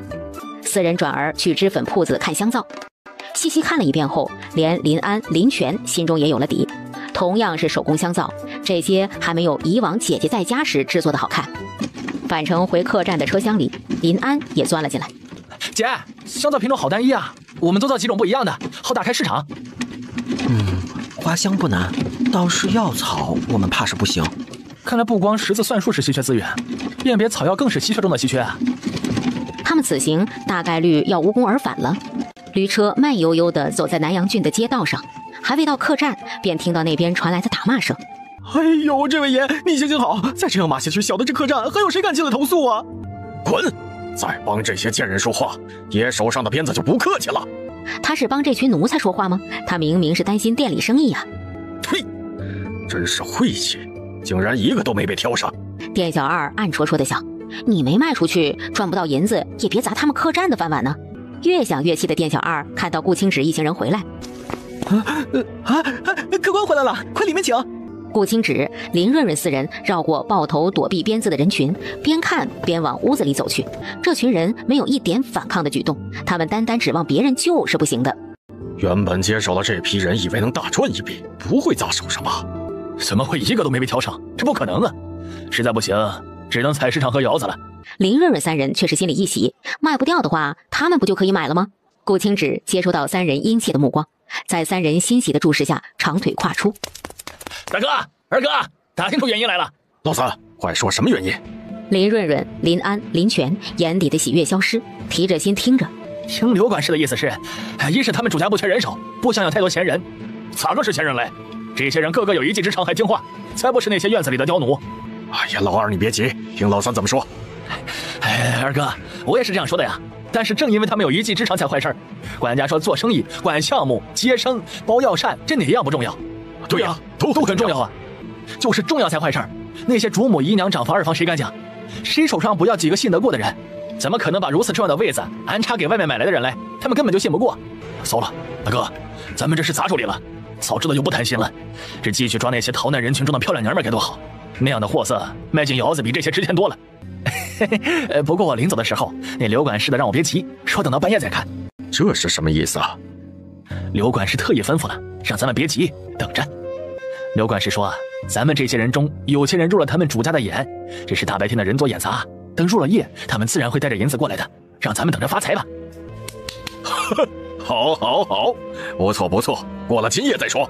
同时又吩咐店小二，哎，快去准备些吃的给他们，尤其是那几个有姿色的娘们，给个包谷面饼子。前后截然不同的态度让店小二愣在原地，反应过来后连连应声。被点名能吃包谷面饼子的几个女子非但没有欣喜，反而哭声更大。院落里的压抑低沉气息随着夜晚的来临加重。吃完晚饭，打好地铺，四人早早的躺下歇息。他们不是官员，更无权无势无钱，哪怕同情不忍，单只有他们4人也没办法。是吧？晚上估计还有的闹，倒是肯定是睡不成的。知道，你们也睡，待会儿怕是都睡不好。几人心里有了准备，夜晚会吵闹，但是没想到吵闹会升级成动手。傍晚看他们的样子，像是认命了一样，怎么反抗得如此激烈？林安、林润润也想不通。滚开！早卖晚卖都是卖，你们还以为你们有挑的权利？哼！再不松手，全部打死！爷，各位爷，要买我吧，他才6岁呀！我也可以，别带走我的孩子，这次何辜啊？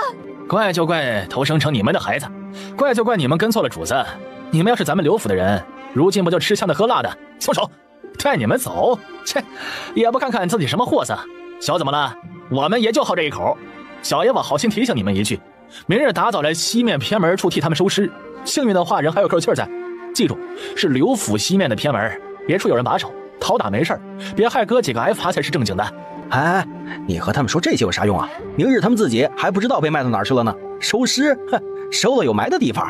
走了，别和他们啰嗦了。各位爷慢走，下次有好货色呀，我们首先给刘府留着啊。这南阳郡外面的流民多，我们明日发卖了这些人，就去挑好的给几位送去啊。不是人，姐。林润润抬眼望向门外，朝2个弟弟点了点头。3人朝贴着墙壁听声响的顾清芷看去。那4个睡得沉，手上必定有些银子在，其中的女子定能卖个好价钱。这2个小子也能卖进刘府，迷烟好哟。 3人立即明白，这是那3个汉子的谈话声，竟然还将心思动到他们头上了。这3人无本买卖做习惯了，刚好今夜让他们体会一把啥叫黑吃黑。林润润从没像现在这样希望一个人死。律法没有律法的地方，就按照没律法的方式来。你们俩照顾好你姐。拿起地上的长刀，悄无声息地打开房门走了出去。林润润、林安、林全3人自然不干，他们不能放任顾清芷一个人去对付3人。刚打开门，就见顾清芷在割院落中的几个强壮之人手上的麻绳。林安手脚极快地递上10几把长刀，顾清芷转身，眼神示意林安、林全2人不用跟上，保护好林润润即可。见顾清芷不是孤军奋战，且带的人还是身强力壮的汉子，林安、林全自然也不是非去不可了。屋子里响起打斗惨叫声，在寂静的夜里格外突兀瘆人。可再凄惨的叫声，在南阳郡的深夜，既引不来官兵，更引不来看热闹的人们。哎呦，疼！快放了哥仨！你知道哥几个是谁吗？你们敢动我们的人，当心哥几个让你们死无全尸！顾清芷手上的长刀毫不停留地在说话的汉子大腿上划了一刀。放了我！你小那几个人不用付银子了，送你们，你们拿走。拿东西堵住他们的嘴。是。绑好，你们派人将他们3人守住，天一亮再做处置。安人放心，断不会让他们逃脱。我们要去救那些孩子，你们谁愿意去？我愿意去。我要去。带我去。最终挑选出12个机灵、身手灵活的青壮年，外加林润润3人一起准备出发。你们4人一组，负责扔点燃的火球，扔完就跑，不要正面对场，知道吧？哦，知道。只扔东南北3面，西面不要扔，让刘府的人全部耗在救火上面，无暇顾及其他的，听明白了吗？听明白了。火势正旺的时候，你们全部到西面的侧门来接应，记住是西面的侧门。接到孩子们不要停留，直接回到客栈。你们不用管我们，你们到客栈后，带上那3个人，找个僻静的地方处置了，然后全部去北面城门等我们会合。天一亮，城门打开就出城。说是没等到我们，你们直接出去，以后是进深山还是做流民，看各自的选择了。恩人放心，我们一定等你们。林润润、林安、林泉从屋子里出来，手上抱着足球大小的布球。林泉将布球分发给12人，又递上火折子，说明这里面掺了助燃的东西，待会儿你们点燃后就往刘府里扔，记得挑屋子扔。哦，知道。虽然不知道助燃的东西是什么，但唯有这些东西才能让他们救出他们的孩子。出发！不好了，不好了，走水了，走水了，快救火呀！曹良坊走水了，快来人救火啊！柴房也走水了，赶快到这边来，快打水来救火！刘府里东南北3面乱作一团，顾清芷高大的身躯轻松地跳上围墙。现在刘府乱作一团，越乱的时候，你俩越要沉着冷静。要是被人发现生面孔，别慌乱，只往刘老爷身上推，知道不？知道。走，让这个刘老爷过了今夜，再也没工夫祸别人。好。李安想到招工地方那些人说的，别看刘府又抠又坏，但富得流油。我去厨房和粮仓。我去库房。你跟着我，别乱跑。好，我们去救那些孩子。主屋灯火通明，怕是都在寻欢作乐。我们先去主屋。好。李安一路小跑，来到东南角的厨房，见四下无人，打开厨房门，侧身溜了进去。粗陶碗、杯、碟、盘子收，菜刀、剪刀、水缸、坛子收，新鲜蔬菜、瓜果、各种干菜、应季野菜收。厨房另一侧是堆放粮食的地方，玉米粒堆放了30麻袋收，玉米面20麻袋收，红豆、黄豆、绿豆各5麻袋收，芝麻、花生各3麻袋收。最后最多的是黑面，足足50麻袋收。那边林泉也很快找到库房，手一挥，将门上的铁锁收进空间。林泉闪身进了仓库，看到的是堆得高高的布匹。林泉伸手一挥，收进空间。绫罗绸缎的旁边则是皮料，各种销制好的皮料。林泉一股脑全部收进空间，一张不剩。库房里的东西在疯狂消失，而主屋内灯火通明，纸醉金迷。刘老爷，您这一批货很有眼光的，细皮嫩肉，好得很，美得很。嘿嘿，谁说不是呢？这刘老爷可是咱们之中的翘楚，眼光独到啊！要我说，还是刘老爷会玩，不然咋就他能挑到这些好货色呀？别的不说，冲刘老爷这份大气，本公子敬你一杯。今晚大家伙一起好好享受享受。哎呀，大家有福同享嘛！老爷我就喜欢这些啊，看着他们有活力的样子，觉得我也充满了活力。刘老爷，府上似乎走水了，您不需要去坐镇指挥下人灭火？我刘府家大业大，少几座屋子算什么？今日任何事都不能打扰老爷我的雅兴。我说错话了，自罚一杯。来，咱们这里面钱公子最大，由钱公子先挑选。哎，钱公子快选，我等都等不及要享受了。还有刘老爷啊，今晚大家不醉不归，一定要尽兴才是。大家各自挑选趁手的工具吧。后窗墙角下，林润润听着里面龌龊不堪的话语，内心焦急。想不到刘老爷不是一人，他竟然在宴客。老爷，你快出来看看呐！打出去！他身旁的刘管事一挥手，两旁的小厮跟了出去。老爷，火势越来越大了，好几处都烧着了，救火来不及了。您看，看什么看？养你们这些人是来做什么的？就是为了老爷分忧的。如今老爷好不容易享受一回，扰了老爷的雅兴，你们有几颗脑袋呀？刘管事，火实在太大了，再不安排人救的话，咱们屋子都怕是要受牵连呀。老爷说了，几间屋子还是损失得起的。咱们刘府家大业大，不就烧了几间柴房吗？刘管事，现在不止几间柴房了，东面、南面、北面。得了，你就说有无人伤亡吧。暂时还没听说。哎，我说你们真是榆木疙瘩脑袋，又没烧着你们急什么？再说了，烧的几间屋子，老爷都不心疼，要你心疼啊？你算个什么东西？一而再的来打断老爷的好事儿，当心回头老爷剥了你的皮。那人抿了抿嘴角，欲言又止，然后退了回去。刘管事带着小厮气哄哄地返回。老爷，大发走了，您继续啊。润润，那个火球还有没有？这些人不见棺材不掉泪，火烧不到他们身上，他们是不会在意的。还能做？拳头大小就成。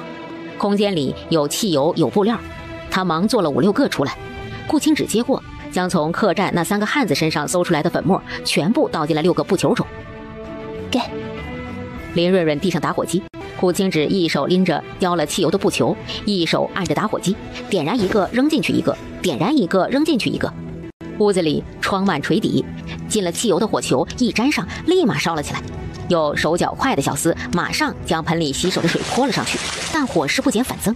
屋子里的宾客都是喝了酒的，加上米烟更加晕乎，而那些跪在门边缘中间处的孩子们反而是其中最清醒的。他们中年纪稍长的立马反应过来，噌的一下站起，一手拉一个，转身往门外冲去。快，别让他们跑了！那些孩子刚奔出大门，正不知往哪边跑时，过来，来这边！他们认得他，20多个孩童撒开腿往林润润处奔去。林润润往回跑的路上，看到不远处伸长脖子嘶叫的马匹往他们这边奔来，是那些来参加宴请富商的坐骑。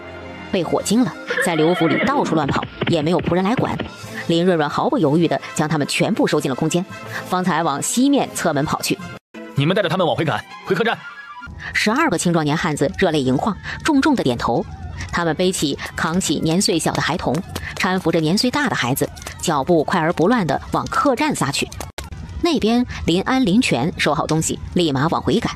4人在约好的巷口集合，对视一眼，确定彼此无碍。回。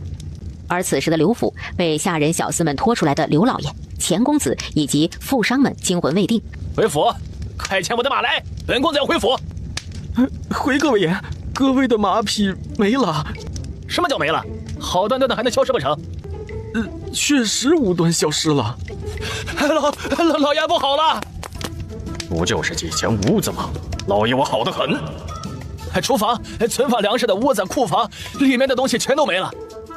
瞎说！什么叫东西全都没了？就是粮食、布匹、布料，各种摆件通通都不见了。就连杯碗筷碟、水缸坛子这些也全都消失不见了。是大厨房还是小厨房？2个厨房所有东西都没了。听到他们存储的粮食布匹全没了，刘管事跌坐在地。快去追那些人！我要他们死，抓回来一个都不能活。深夜，月亮如水，顾清芷、林润润一刻不敢耽误，赶回客栈。见到顾清芷、林润润4人到了，后院里的众人边抹眼泪。哎呀，谢谢恩人！救命之恩，当牛做马为报啊！此地危险，不宜久留。刘府的人最迟1个时辰会赶到。你们中挑几个胆大精细的汉子，将屋里绑着的3人带到僻静处处置干净了，余下的人混入灾民中，等天亮城门打开，快速出城。恩人，那你们北门城门20里处有一处山林，若是各位愿意给我们回村子种地，可在那里等着；若是不愿，出了城门各奔东西即可。好，我们一定等恩人。说完，大家不再停留。这些人我数过，总共有78个人。要是全部跟我们回青林村，以后咱们村子就不怕任何人来闹事抢东西了。加上这些人70、80人，咱们村子差不多200号人，大山村也不过200-300号人，旁边的村落最多也才400号人。只要我们不想去攻打抢别人东西，哪怕他们整村出动来我们这儿抢也不怕。易守难攻嘛，回去了先把围墙建好，粮食备足，人员训练好，生意一点点做起来。别的村子敢抢他们的东西，直接打得他们满地找牙。粮食够不？姐，一看就是你还没看过空间。从刘府救人到出来，一路奔波，你说我哪有空闲看空间？姐，你不用操心粮食，你知道我在刘府收了多少粮食吗？2个仓库，单黑面就50麻袋，还有玉米粒、玉米面、黄豆等等。我想好了，那些大米、白面留着我们自己家吃，黑面、玉米粒、小米这些粗粮就让他们凭劳动获取就好了。哥收了粮，我收了好多布匹，有麻布、粗布，还有好料子。我也想过了，麻布像之前一样免费分发给他们做2身衣裳，粗布呢则是凭劳动获取。至于好料子，留着给姐你做衣裳啊，还有皮料，狐狸、野兔毛皮等留着我们一家人做雪帽、大长袄夹、皮靴之类的。寻常的如羊皮料，则给出门做生意的人做大长袄夹。林润润、林安点了点头，认可。驴车速度渐渐慢了下来，直至停稳。到天亮还有会儿时间，你们先睡一会儿。刘府的人会不会找来啊？他们找来不会那么快的。我们把主屋烧了，刘老爷他们一群人自顾不暇，马匹也被我收了进来。他们要救人，要凑齐人，还要找马，哪一样都要耗费时间。等准备好来抓人，先去的也是客栈。等从客栈出来找我们，哪有那么容易？干得漂亮！我们每个人都换套衣裳，改变发型和配饰，最好脸上再涂抹一些东西。行。有车厢在，又有空间，换起衣服、弄发型和弄个妆容，对于4人来说很容易。城门一打开，驴车混在出城的人群车辆中，很是轻松地通过。有了驴车，4人到约定的山林时，还未见一人，林润润、林安、林泉三人在车厢里休息，顾清芷守在路边树木草丛中等候。要不要拿些玉米面放在车厢里面？待会儿他们若是跟我们一道回村子，路上有吃的。哎，他们不光没吃的，熬粥的铁锅也没有。即使我们拿出铁锅，7、80人的碗筷也是一项大问题。拿做好的山芋干出来吧，那东西晒干后体积小，吃起来管饱又不占地，也无需生火，拿在手上就能吃，在路上节省时间了。好姐，你是不是早就想到这种情况了？我们有空间，但有外人在的情况下，总不能从空间拿东西出来吧？人嘛，总得居安思危不是？等回村子了，我也来做山芋干。这山芋干就相当于古代的干粮，出门做生意赶路上的吃起来方便。三人在车厢里聊了会儿，又发散思维的想了几样适合做干粮带在路上吃的食物。正聊着天，就听到隐隐约约传来的争吵声。你们这群人怎么能忘恩负义？我一片好意，你们非但不报恩，怎么还强抢？放手！再不放手，当心我们不客气了。老头子，本来看在你替我们治病的份上，不想要你性命。你要是再不识好歹，就别想活着出去了。三人听到对话中的重点，对视一眼。林泉忙吹了声铁哨示警，通知顾清芷的同时，也防止山坡上的两人对那个老者下手。听到铁哨声，山上的2名汉子果然被吸引了目光看了过来。今日真是走了狗屎运呀，竟然还能碰到驴车。老大，还是2头驴拉的车子，有了这辆车，你我兄弟2人再也不用靠双腿走路了。岂止是不用走路，饿了还能卖了，或者宰了吃肉。两人不再和老者纠缠，狠狠地一把拽下老者背后的竹篓，将老者一脚踹下山坡后，嘿嘿笑着朝驴车跑来。哟呵，还有一位娇滴滴的小娘子，今天真是撞了大运了。小娘子别怕，爷疼你。找死！待会儿还不知道是谁疼呢。握紧手上长刀的林泉、林安还没有来得及出手，拎着长刀赶来的顾清芷一身力气，利落果断的一刀一个，顿时2人睁着眼睛，不可置信的惊恐倒下。林润润3人瞧都没瞧一眼，往那边滚落山涧的老者跑去。姐，他晕了，你们把他扶我背上，我背他过去。林安、林泉7手8脚的将昏迷中的老者扶到顾清芷背后，往驴车走去。将人放在车架上半坐着，又喂了些空间的泉水。没一会儿，老者悠悠转醒。是你们救了我。秉着做好事要让人知道理念的林家姐弟忙不迭的点头。老人家，你是大夫还是上山采药的农户啊？那2个人为啥要抢你的东西啊？气死我了！我路过南阳郡，见这2个人的家人身体不适，将随身携带的草药送给了他们。见他们一家人饿得可怜，又将身上的食物给了他们填饱肚子。他们央求我施舍一些银子，我想着授人以鱼不如授人以渔，提出带他们来山上认识几味草药。等我离开此地，他们也有个挣钱的营生。没想到，白脸越说越委屈，眼眶逐渐湿润。还是个善良的性子，能活这么大也不容易啊！你这一路是怎么过来的？我和你们说，我出来带的银子虽然不多，但是我有本事。我到处采药材，路过城池，就进去随便找家药铺、医馆卖掉换银子，一路采药一路行医救人。人嘛，只要有本事，那就在哪都不会饿死。瞧老头子我，非但没有饿死，还能有银子救济别人，厉害不？这个本事值钱，加上本事过硬，能辨别草药，也知晓草药行情，所以才能在外面游历，游刃有余。你是不是有什么杀手锏啊？类似于保命的独门绝技？就像刚才这2人情况，我们没来的话，其实你也不会有事。你能将他们2个人灭掉，或者保护自家性命无忧，我说的对不对啊？李安话音刚落，白脸傲娇的表情凝住，顿时垂头丧气，变得蔫蔫的。李安极为没有眼力劲儿的继续问道：老人家，你能不能教我如何保命？我可羡慕了。不瞒您说，我一直觉得兵不血刃才是最厉害的。白脸哼哧哼哧了半晌，决定实话实说。不，事实上若不是你们，我可能已经死翘翘了。老人家，你是不是谦虚啊？白脸深深的吸气，没有眼力劲儿的人真是太讨厌了，哪怕是救命恩人也不行。没有谦虚，还有件事想请你们帮忙。老人家您说，能不能送我去南阳郡啊？他浑身疼，是摔疼的。他试过了，没有伤到骨头，应该是扯到筋了。老人家，我们如今的情况回南阳郡有些危险，您只能回南阳郡吗？只要有处休养的地方就成。我这一把骨头估计要休养个7、8来天吧。你们往北走吧，那能不能带上我？看路上有不愿意收留的农户，要不您和我们一起回村子怎么样？老人家，我们原本就是村子上的农户，您到我们村子上休养，我们供应您吃喝。至于回报，我们村子后面有连绵不绝的山脉，你教我们采药行不行？还有这么好的事情，哎呀，那真是太幸运了。行，当然行，别老人家的喊我，我叫白脸，我这头发是少年白，看起来老，其实我只有47。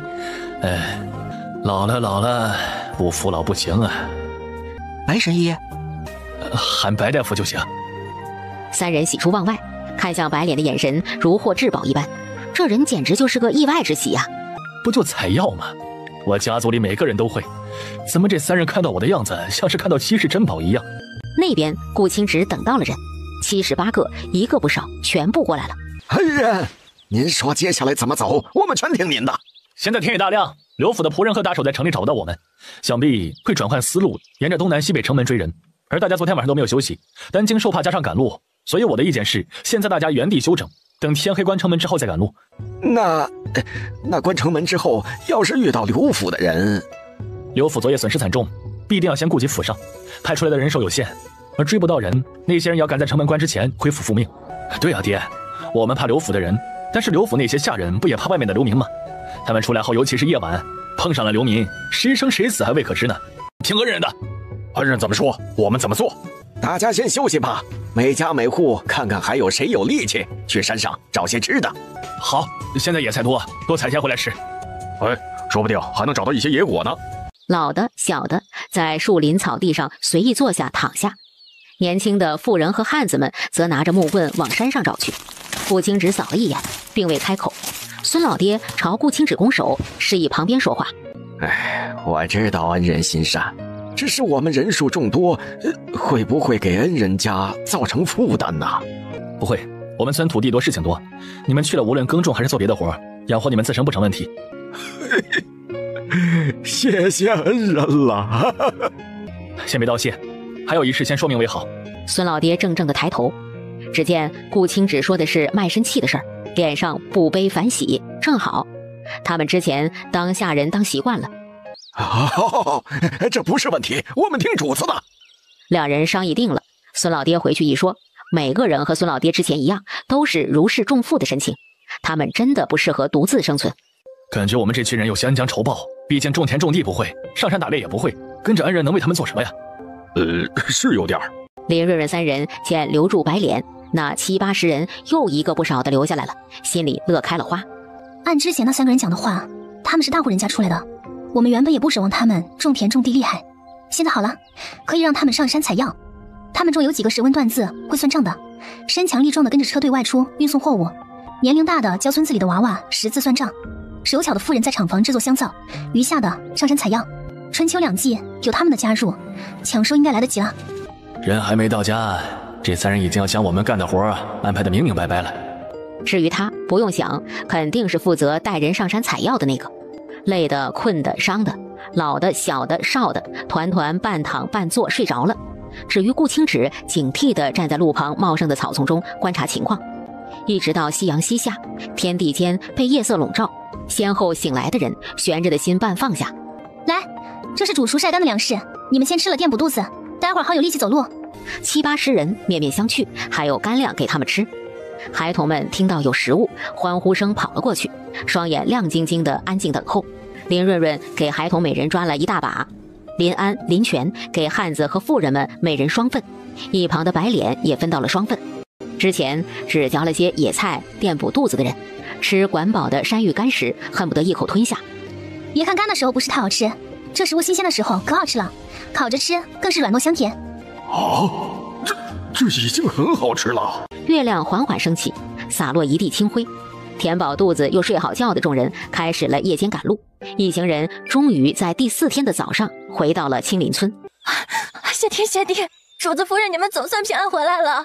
快，秀儿姐，你去找周婶子、杨婶子、郑姐他们来帮忙，在村里聚餐的地方整7、80人的吃食出来，做些汤汤水水的面食，喊周婶子、杨婶子一起过来领食材。这些人赶了一晚上的路，吃完了好睡觉补充体力。好，夫人，我知晓了。见李秀跑远，林泉开始从空间搬食物出来。等李秀喊了人返回，看着堆了一地的食材，终于明白安主子和夫人为啥要让他去喊人了。他们之中好多人受了伤，之前好些天没吃饱过，又赶了好几天的路，做些有油水有营养的。夫人放心好了，我们有经验。我们就不过去和他们一同吃了，你们负责做好他们今日的吃食，待明天他们缓过来后，就交由他们自己做。今日辛苦各位婶子了。没事没事，做顿饭有啥子要紧？全主子太客气了。我看他们受的伤严重的，要是明天还没缓过来，我多烧几顿饭也没啥子要紧的。明日看情况。回到了家，林安、林泉当然不会再和其他人一起吃了，他们要吃姐姐烧的饭菜。顾大哥，你不觉得苦吗？还好，走路不累，也能吃饱。是能吃饱，但是吃饱的区别也很大呀。还有，走路不累。哎，哥，你和顾大哥的累啊，不是一个概念，知足吧。昨晚赶了一夜的路，快来吃。我一定要睡个3天3夜，你们都别喊我。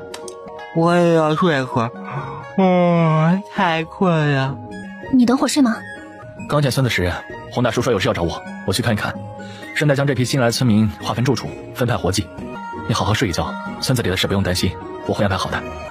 风卷残云的吃完饭，林润润、林安、林泉回屋蒙头大睡。顾清芷收完碗筷，洗干净后，抬脚往后山走去。主子，你看怎么样？全都按照你说的建的，没弄错吧？没建错。按照夫人的要求，建造了5间青砖瓦房。第1间熬制猪油，第2间准备原料，第3间制作，第4间屋子是夫人说的，说是那啥脱模的屋子，第5间就是库房了，还围了一个大大的院子，院子里的水井也打好了，用于淘洗草木灰，差不多今天下午就能完工。盖屋子的徐天等人见顾清芷回来了，高兴地围了上来。主子，夫人啥时候来看看啊？真的能做香皂吗？我听说1块香皂2两银子嘞，是真的要2两银子吗？去，夫人他们才回来，正累着。等过几天休息好了，不就知道了。又没有短了你们的吃喝，1个2个也不体谅一下主子夫人外出辛苦。我们还不是好奇吗？对呀，2两银子1块的香皂，不能吃不能喝，我想见见长什么样子。洪大叔，你说那些贵人真的会买这些玩意儿吗？好好称呼，什么叫玩意儿啊？我错了，是香皂。会。得到肯定的答复，盖屋子的人顿时欢呼起来。太好了，他们又有了一项挣银子的营生。对了，主子，明日要不要开始建设你们的主屋？新来了79人，明日该用作村子里聚餐的5间屋子，先要做他们的临时住所，然后再盖主屋，以及你们各自的屋子。好。一觉睡到下午2、3点的林安、林泉觉得熬了大半夜后，终于补回来了点。姐，快出来吃西瓜，再不出来西瓜先没了啊！你小点声，让姐姐多睡会儿。西瓜放在空间堂屋的桌子上，留着醒来吃也没事。屋子里的林润润其实早就醒来了，她正在清点空间里的东西。起身简单洗漱后，她往门外走去。姐，快来吃啊！林润润是真的有些渴了，天热好几天没吃，又有些馋。我才知道粮食如此充足，你们2个好厉害啊！那是，你也不看看我睡觉有多快。顾清芷巡查完村子里的事项，回来便看到宁静的画面。顾大哥回来了，快，我再切一个西瓜。不用，我是润润剩下的。他说的理所当然，林润润脸上却爆炸般的红。西瓜多，不用节省，再切一个，吃不完的放空间存着，也不会坏。姐，你不是老说不得浪费吗？你又吃不完，那顾大哥吃了有啥要紧的？好了，我决定以后林安的菜1碗菜2瓢盐。润润，西瓜难得，浪费了不好。林润润只觉得周边气温升高了许多，他只得转移话题。你去看了，盖房子的进度如何？顾清芷简洁地复述了一遍。香皂厂房今日能盖好。润润，你准备什么时候开始？明天就开始。待会儿我去吃饭的地方看看，挑几个合适的妇人，明日上午将香皂厂房收拾出来。快的话，明日下午就能开工了。这么急？太赶了，你会不会累着？林润润直接摇头，双眼亮晶晶的，全是期待。我们先去做一批运去安阳城南阳郡试试，然后再顺道带回猪板油熬制成猪油，这样来回不放空，省时省力。猪油渣是个好东西，我们怎么处理啊？我们买了猪肉、猪蹄、猪下水，也不缺油水。猪油渣呢，我们吃不吃无所谓，让给村民吧。我们家呢就不整了。林润润没意见。不过如何分呢？村子里面如今近200号人，有10-20家了吧？按家还是按人口分呢？林安也犯了难，貌似按哪种分配方式都不合适。每次将猪油渣分为大小一致的几份，然后家家户户按照次序可以用公分换取。人数多的人家挣的公分多，能换取的多；人数少的人家换的少，但是人少，每个人吃的也多。你们说这样的方式行不？林润润只觉得有顾清芷在的地方，他的脑子可以休息了。以往和2个弟弟在一起时，总需要他拿主意。林安、林泉对这个分配方式很满意。猪油渣在大宁朝属于金贵的食物，自然不可能免费发放，最后决定用15个公分换1份。商议定了，林润润起身前往新来的人员吃饭的地方，开始挑香皂厂的员工。听到给香皂厂挑选人，李大娘、周婶子、杨婶子等一大群人激动得热血沸腾。夫人，我吃苦耐劳，一定会好好干的。夫人，我干活麻利，做得又快又好。夫人，我力气大，能搬柴火，还能扛货。见做饭的妇人们个个努力地争取，落落大方，没有丝毫惧怕和拘谨。新来的人们呆住了，他们能这样轻松惬意地和夫人说话吗？你们呢？谁干活细致？林瑞瑞笑容和煦地问向新来的妇人们。新来人员中的吴嫂子壮着胆子说道：我之前做绣活的，干活应当算是细致吧。你这拿绣花针的手还不算细致的话，那我们这些拿铁锹锄头的手算什么啦？对呀，我们和你一比啊，简直要操到地底下去了。经过两人一打趣，气氛顿时轻松愉悦起来。我原是伺候药草的，干活也属实细致。夫人看我行吗？有了两人开头，队伍中其他的夫人姑娘都壮着胆子介绍了一遍自己。我是负责熬药膳的，对药材熟悉。我是针线活计上的。听完后，林瑞瑞心里有了数。顾清芷不动声色地记下各自擅长的事项。林瑞瑞点了12个人，有老有少，有之前的也有新来的。被选中的人高兴地欢呼，没被选中的人则神色低落。见状，林瑞瑞将明日可以用公分换取猪油渣的事项一并宣布了，顿时引来所有人的追问。夫人，真的可以换猪油渣？我没听错吧？只要15个公分，那明天是不是就能吃上猪油渣了？别急，家家户户按照排序换购，这批要是不够的话，要等到下批的。安主子，我们知晓的。实在没想到，在这乱世中，他们不光吃上了蛋，还有可能吃上满是油水的猪油渣。第二日天蒙蒙亮，林瑞瑞开始讲解做香皂的步骤。制作香皂最主要的原料之一就是猪油，熬制猪板油你们是会的吗？会，虽然吃得少，躲兵乱之前我家也是吃过几次猪肉的，也熬过2、3次猪油，那气味老香了。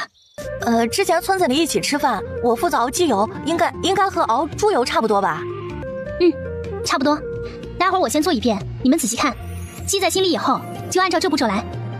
好，我一定有心记，夫人放心。第二重要的是碱，这个很关键，直接决定成败。听到很重要，众人忙竖起耳朵认真听，大气不敢喘，生怕漏听了1、2样。我们要先制作碱，制作碱倒是不难。你们看到院子里堆放的干稻草没？所有人忙点头。以后可以用稻草熬制猪板油，但今天是来不及了。待会儿你们把稻草烧成灰，放在木盆中，从水井打水进去泡着，拿几块干净的多层纱布放在干净的木桶上，将木盆中的草木灰水一遍遍的淋进木桶中，一定要过滤干净了，知道吗？木桶里过滤干净的就是碱水了，很是重要。对面的2排妇人听到很重要，忙点头。夫人，这稻草这么重要，要是被别人知道了，以后不卖给洪大叔了咋办呀？还有拿桥涨价咋办呀？当然不能让别人知道。没事，咱们村子虽然种不成水稻，但是能种蚕豆呀。蚕豆也可以？是蚕豆的壳，到时放在太阳下暴晒，彻底干透后，方法和刚才的干稻草一样。不光蚕豆壳，带有清香的果树烧灰滤水也是可以的。不过咱们这的果树有别的用处，砍伐不值当，先用稻草灰，等蚕豆长成，转成蚕豆壳，等9月份买一批果树苗回来，给村子里以及各处种上果树，以后修剪的枝丫就能拿来咱们的香皂坊做碱水了。原本正在担心稻草不够用的众多妇人，在听到稻草不是唯一来源后，心定了下来。加减搅拌这个步骤，前者是个经验活，后者则是个技术外加力气活。林润润觉得口头讲没用，这个要实际演示才行。今天第1天制作香皂，众人主要看林润润示范。当充分搅拌均匀的皂液倒入长条的木质模具中，等待皂化。这就做好了吗？哎呦，乖乖，1块2两银子，这得多少银子呀？外面铺子卖2两银子1块，但铺子也是要挣银子的，所以我们这儿卖不到2两。林润润心里默默比了个赞，这吴嫂子是个有见识的。那是应当的，铺子要银子买，还要请掌柜的和伙计，哪能不挣银子帮我们卖呀？只是这样的话，咱们这一子香皂大概能卖多少银子1块呀？我不是太清楚，我乱说的。没事，你说说看，大家伙想听，我也想听，说错了也没事。我娘家哥哥开了个杂货铺子，我之前听过他说了一嘴，他说饭馆利润大，一份菜品至少能挣1番，但是铺子里的成品则挣不了那么多。像姨子他们卖2两银子1块，拿货价在1两5钱，这还是好的，因为姨子量少，而富贵人家及官宦人家要的多，有时候要靠抢才行，所以大部分时候在1两6钱。哥哥总抱怨银子垫了进去，日子难过，他就将每月的月钱省下一些贴补哥哥。原本以为哥哥一家子很感激他的，结果他落了难被发卖，哥哥避得远远的。哎，那可以卖给你娘家哥哥，他不就不用每次都靠抢了吗？林润润看向神色不对的吴嫂子，不行，你还怕咱们香皂卖不出去吗？越难买到的东西才越值钱，咱们工坊出品的香皂，以后要让整个大宁朝趋之若鹜才行。吴嫂子感激地看向林润润，夫人做的香皂肯定能让大宁朝的商户哄抢。夫人，我们工坊出来的香皂定多少啊？林润润听吴嫂子的话后，心里对于定价已经隐隐有了底，她不想靠低价抢占市场。这种什么都不添加的属于原香型，定1两5千。待会儿做蜂蜜香型，定1两6千。还有蜂蜜香型，怪不得我看屋子里还有蜂蜜嘞。蜂蜜也能做香皂吗？待会儿我们先将蜂蜜过滤，以蜂蜜代替水即可。不光蜂蜜，后面还有药香味、羊奶皂、牛奶皂、桂花、蔷薇、兰花、茉莉等等花香型的，做到人无我有，人有我优。我们定能做出大宁朝最优最好的香皂。很好，人还是要有梦想的，不然和咸鱼有啥区别？10多个人又抓紧时间将蜂蜜用纱布一层一层过滤，过滤时满屋子的清香。看着过滤完剩下的蜂蜡，林润润突然想到，蜂蜡不就是天然的唇膏吗？蜂蜡先别扔，放那我带回去有用。等回去了收在空间里，以后多了熬制成唇膏，卖香皂时候可以顺带卖。周婶子听到吩咐并未多问，将蜂蜡用油纸仔细的包好放在一旁，等到第一天放工时，在林润润边教边制作的情况下，熬制了2份主板油，制作出1份原香型，1份蜂蜜香型。等造化好，初步估计能切出100多块香皂，50多块的原香型，1块定价1两5钱，50多块的蜂蜜香型，1块定价是1两6钱。也就是说，在不熟练的情况下，一天最少在150两银子。老天，这在华国不起眼的手艺，换成大宁朝如此挣钱吗？待会儿顾清旨、临安、临泉知道了，还不知道多惊讶。工坊里，周婶子在洗锅，第一遍用井水清洗后，并未倒掉，而是用木桶接住，等会儿拎到村子前方空地处，给新来的8、90人熬蔬菜糊糊吃。吴嫂子，这水上面油光发亮的好多油，你待会儿顺带拎回去煮蔬菜糊糊吃，一定可好吃了。他请示过夫人了，夫人说水没事儿，可以带出去。谢谢周婶子了。被发卖以来，才知道想吃到沾油腥的吃食多不容易。哎呦，这有啥子可谢的？给了你们是应当的，你们正是需要补充油水的时候，咱们村子家家户户能吃上个鸭蛋鹅蛋做的蛋花汤，时不时还能下河捞点鱼虾打打牙祭。主家说了，等入冬前组队上山打猎，来年就有腊肉熏肉添补一下，哪里还要等到明年？你看欣欣正和夫人称猪油渣呢，我估摸着有2斤半，3两一份，也能有个8份嘞。咱们村子不算主家的话，一共21户人家吧，一天就有8份，那3天不就能换一次了？这油渣喷喷香啊！我之前还以为要个把月才能换一次，3天就能换一次的话，我的老天爷，那不是3、5天就能吃上一顿荤了？这简直不敢想啊！院门处，洪欣欣正在一份一份的称猪油渣，而林润润站在旁边看，一边看一边调整数量。回夫人，一共2斤4两，定个3两一份吗？今日熬了2份猪板油，就有2斤4两。等做熟练后，一天加1倍是不成问题的。那样的话，一天猪油渣能有个5斤左右。定半斤1份吧。毕竟15个工分才能换1份，分量太少，对不起人家干1天半的活。夫人，半斤1份会不会太多了？这可是猪油渣啊，又香又好吃，还油润润的荤菜。太少的话，对于你们来说不划算。这本来就是做香皂剩下的，村子里总共才20多户人家，肉吃不上，油渣能吃上也是极好的。洪欣欣脸上的笑容逐渐扩大，夫人真是人美心善，哪有主家还为下人考虑的呢？等洪欣欣将分量一宣布，人群立即炸了开来。半斤1份，15公分能换半斤油渣，夫人大气。夫人，还有4两也让人换吗？不用，那4两给我，我带回去。晚饭说好了请白大夫吃饭，刚好用出油渣炖个菜。听林润润说请白大夫吃晚饭，洪欣欣不敢耽搁，收拾好东西，锁上里面以及院子大门，10多人往村子走去。你们平时这样吃？林安摇了摇头，他们平时吃的有时比这丰盛多了。白脸松了口气，感动的热泪盈眶。这么一大桌子的饭菜，怕是他们最高的待客礼仪了。风卷残云的吃完，白脸老脸通红，替自己解释：其实我以往不是，实在是这饭菜太好吃了。那是我姐做菜的手艺一绝，可好吃了。这手艺放在京城酒楼，那也是数一数二的。啊，白大夫去过京城？京城是我老家，不瞒各位，京城白氏在大宁朝颇有几分名气。那你怎么会沦落至此啊？你们不知道，这是我们白家的家训。作为医者，盛世行医救人，乱世更是要如此。所以我们家族中人无牵无挂的就各处采草药治病救患，不问因果，不求回报。我一路上采草药救人，原本还非常顺畅的，哪知道遇到了那2个贪心不足的家伙。白大夫，我们这后山连绵起伏，应该也有不少草药，你看要不去采个草药？还行。说来奇怪，我身上的伤原本以为要疼个7、8日的，想不到今日已经大好了。你们看村子里有无人愿意和我一同上山采药的？若是有的话，明日我带他们一同前去，有些草药还能教他们如何种植。村子上的人已经说好了，尤其那些孩子，白大夫明日只需要喊上一嗓子，他们就会跟上。白脸嗯了声。白大夫，我有一事请您相帮。你说，能帮的我自然相帮。顾清直转身进了屋子，很快又出来了，手上拿着一包泛黄的油纸。白脸伸手接过，打开纸包，看向里面的粉末状。林润润、林安、林泉大气不敢出，盯着白脸。软烟罗，想不到远离京城的偏僻村子竟然会有这，你们是从何得来的？这药是只有京城有，还是别处都有？应该不止京城有，但是这不是救人的药，而是杀人的刀。名字虽然好听，但是它真杀人不见血，且无迹可查，无色无味，气味不凑近闻也是发现不了的。若是添加在汤药中，根本察觉不到。1次2次身体乏力，3、5日后便呼吸困难，最后呕血而亡。但只以为是病情加重所造成的。京城大户人家内宅勾心斗角，最爱用此药。只是幸好配制此药需要一味特别难得贵重的药引，所以每年所产不多。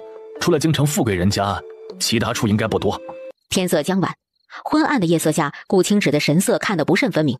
可汉子垂在身侧的宽厚手掌紧紧地握成拳，分明用了大力气。难怪他娘亲当年只是偶感风寒，一向看不惯他们的舅母会关心到请大夫来医治，会亲自熬药，会看着娘亲喝下。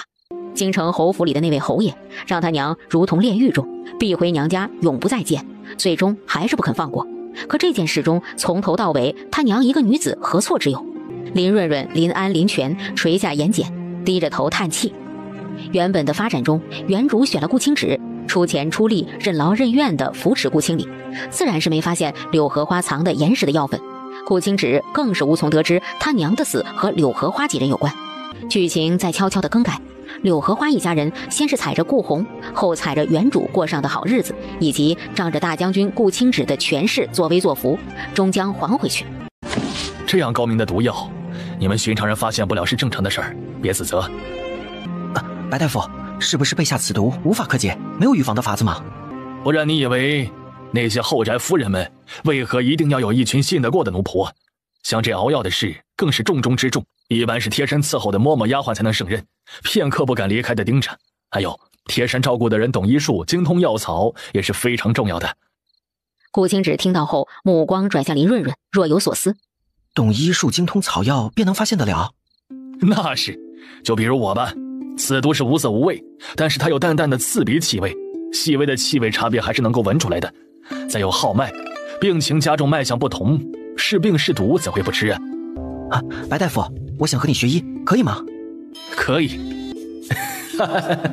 我要是教出一个好医者，是还不得羡慕死家里的其他人呢？我弟怎么想到学医了？是因为担心我？白大夫，我明日也想和你一起上山采药，行吗？行，想去都可以跟着去，我一定知无不言，言无不尽。李安看着姐姐弟弟都跟着去了，内心挣扎不已。他天生记职务不行，让他去采药根本是浪费时间。虽然一只羊也是赶，一群羊也是放，对于我来说多少个无所谓。但是你性子委实不适合学医采药啊，你要不要慎重考虑一下？说我不适合就不适合呗，还说得如此含蓄。白脸说完，瞄了一眼一言不发的顾清芷，出声告辞。有自己这个外人在，他们一家人无法说些私密话。顾大哥，你放心，我帮你，不管是柳荷花一家人，还是那个侯府，定让他们杀人偿命。他们一个也跑不了，你们无需趟这趟浑水。顾大哥，你的敌人就是我们的敌人，此事危险，很可能性命不保，我不想。如果这事发生在我们身上，你帮不帮我们？润润，我帮你们是应当的，反正我是孑然一身，贱命一条。可是你们不同。林润润、林安、林泉齐齐看向顾清芷，没有说话，可眉眼间的坚定已经说明了一切。命哪有什么贵贱呢？侯府不是你们以为那么好对付。比如，例如人手，侯府豢养的家奴最少也有500人，侯府有500，我们也有近200人了，差距不算太大。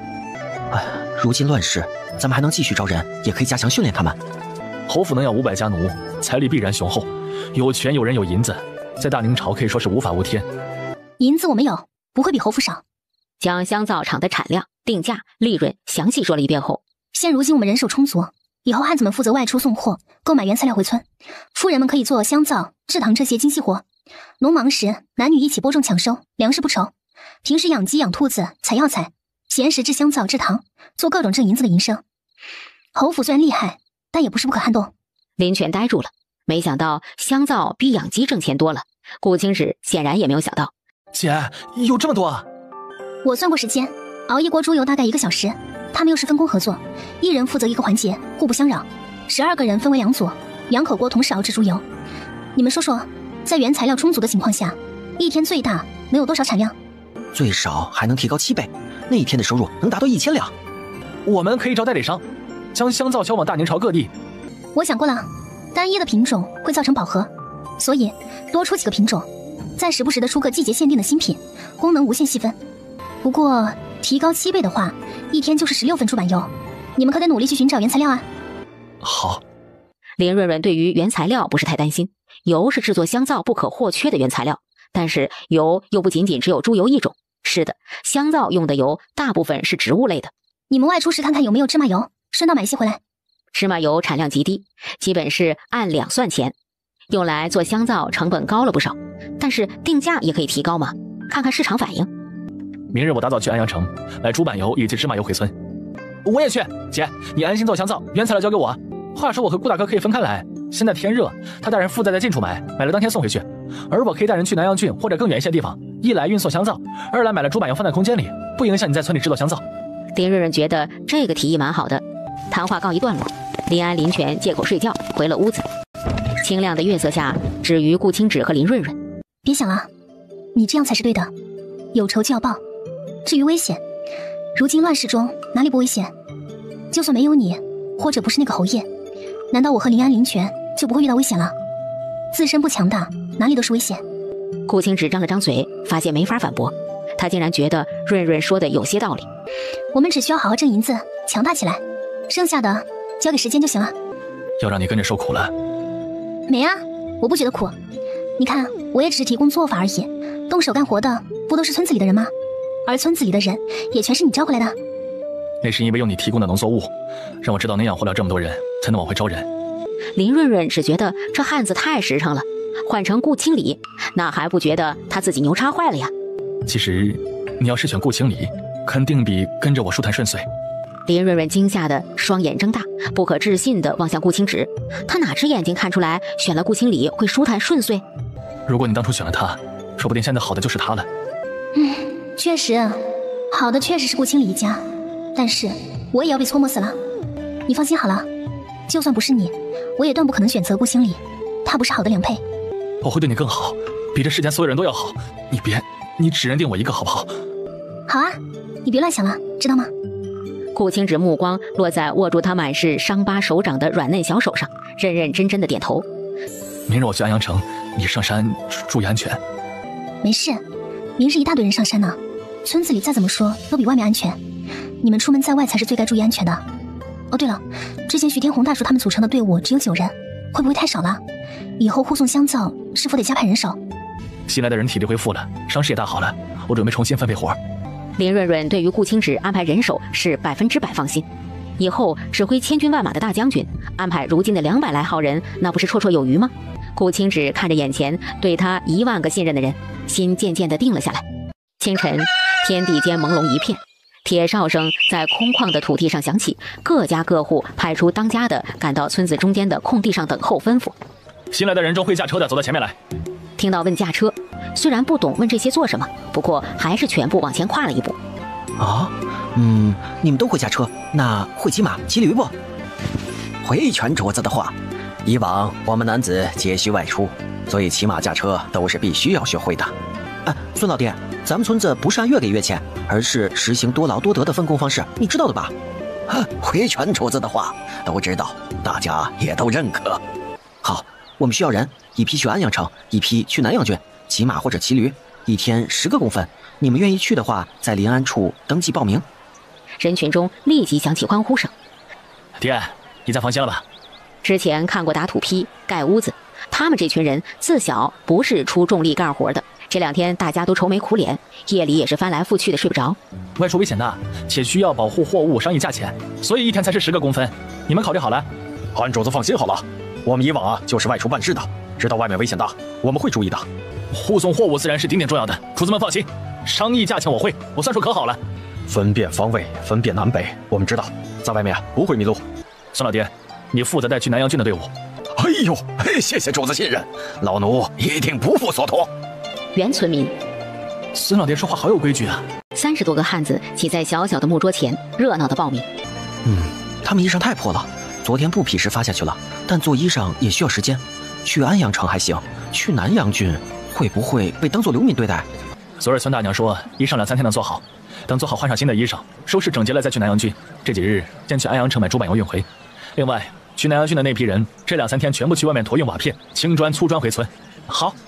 青砖倒是还好，村子里也就是香皂厂和主屋用的是青砖，香皂厂呢已经盖好了，主屋3进的屋子用不了多少青砖，一天运回的怕是够了。不够，除了我们居住的主屋，还要盖至少6间砖瓦房。林泉刚准备询问，然后猛然想起，除了村民，还有厂房、猪圈、驴棚、马棚这些牲口居住的地方可以盖土坯屋子，但是厂房一来出于干净，二来也是为了敞亮，都是用青砖盖的。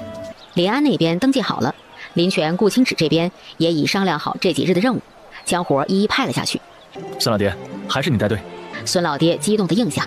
村子里的人是没有早饭一说的，在活计分派好后，他们给驴、马、牛套上车辕，带上长刀，便一辆一辆排成长龙，有序地分批出发了。走了，回家吃早饭，饿死我了。顾大哥，你不回去？我不饿，有些事先去办一下，早饭不用等我。林安刚准备劝，就被弟弟拉了拉衣袖，使眼色。他茫茫然地看过去，后知后觉地想到：对呀，昨晚顾大哥才确认了他亲爹参与，甚至主使毒杀了他娘，情绪低落，吃不下也是正常的。2人默默地往回走，无声地叹气，希望顾大哥能尽快调整好情绪，从悲伤痛苦中走出来。顾清止呢？顾大哥说他不饿。他食量大，怎会不饿？糟了！之前我以为顾大哥是心情不好吃不下，但是他说有事要先去办一下。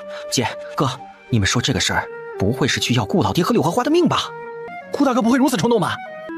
别慌，先静静想一下。对，越是着急的时候越不能慌。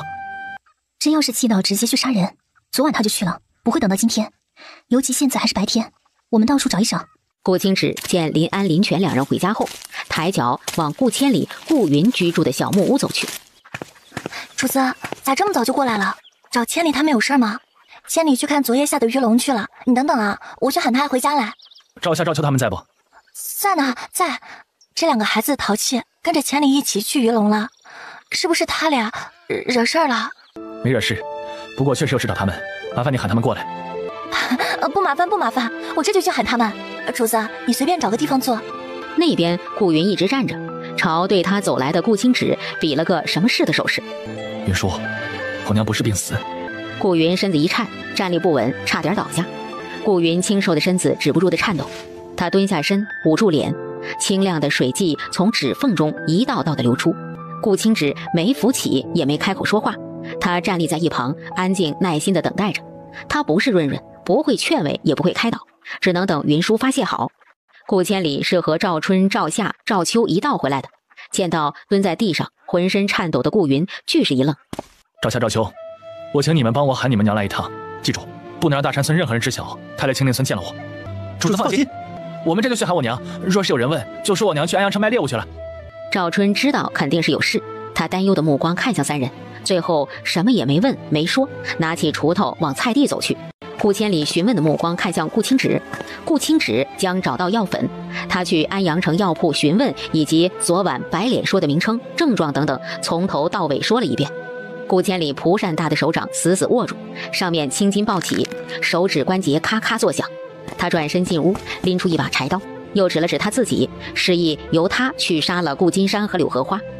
若是我想一面传一面的方式给我娘报仇，昨晚我就去了，你们今日也就不会看到我。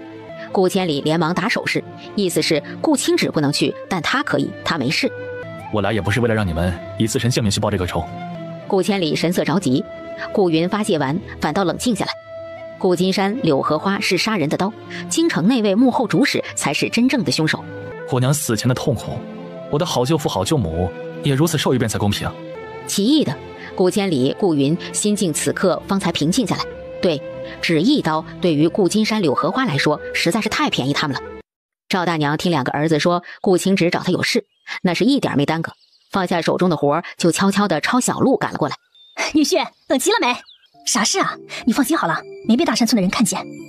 赵大娘，你和柳荷花如今关系如何？村子里碰上讲话吗？嗨，我说啥事呢？之前我和你赵大叔就看他们不顺眼，那时候同处一村还维持表面的和气，后来你和千里不是被撵出来了吗？你们都过得好，像二秋儿那几个小子有活干，能养活他们还能养家。我心里一想，干嘛还要受柳荷花的气？所以在他来给春儿提亲，说嫁他家那二小子时，好一通掰扯，直接闹翻了。你放心好了，千里、春儿、夏儿、秋儿他们都是跟着你做事的。大娘我几十岁的人了，这点道理还能不懂啊？说什么大娘也不能和柳荷花他们一家人说话。赵大娘，我请你做的事就是让你和柳荷花打好关系，你和她不光要说话，还要有说有笑，和和气气，什么都能说的那种。啊，我没听错吧？顾千里忙摇头。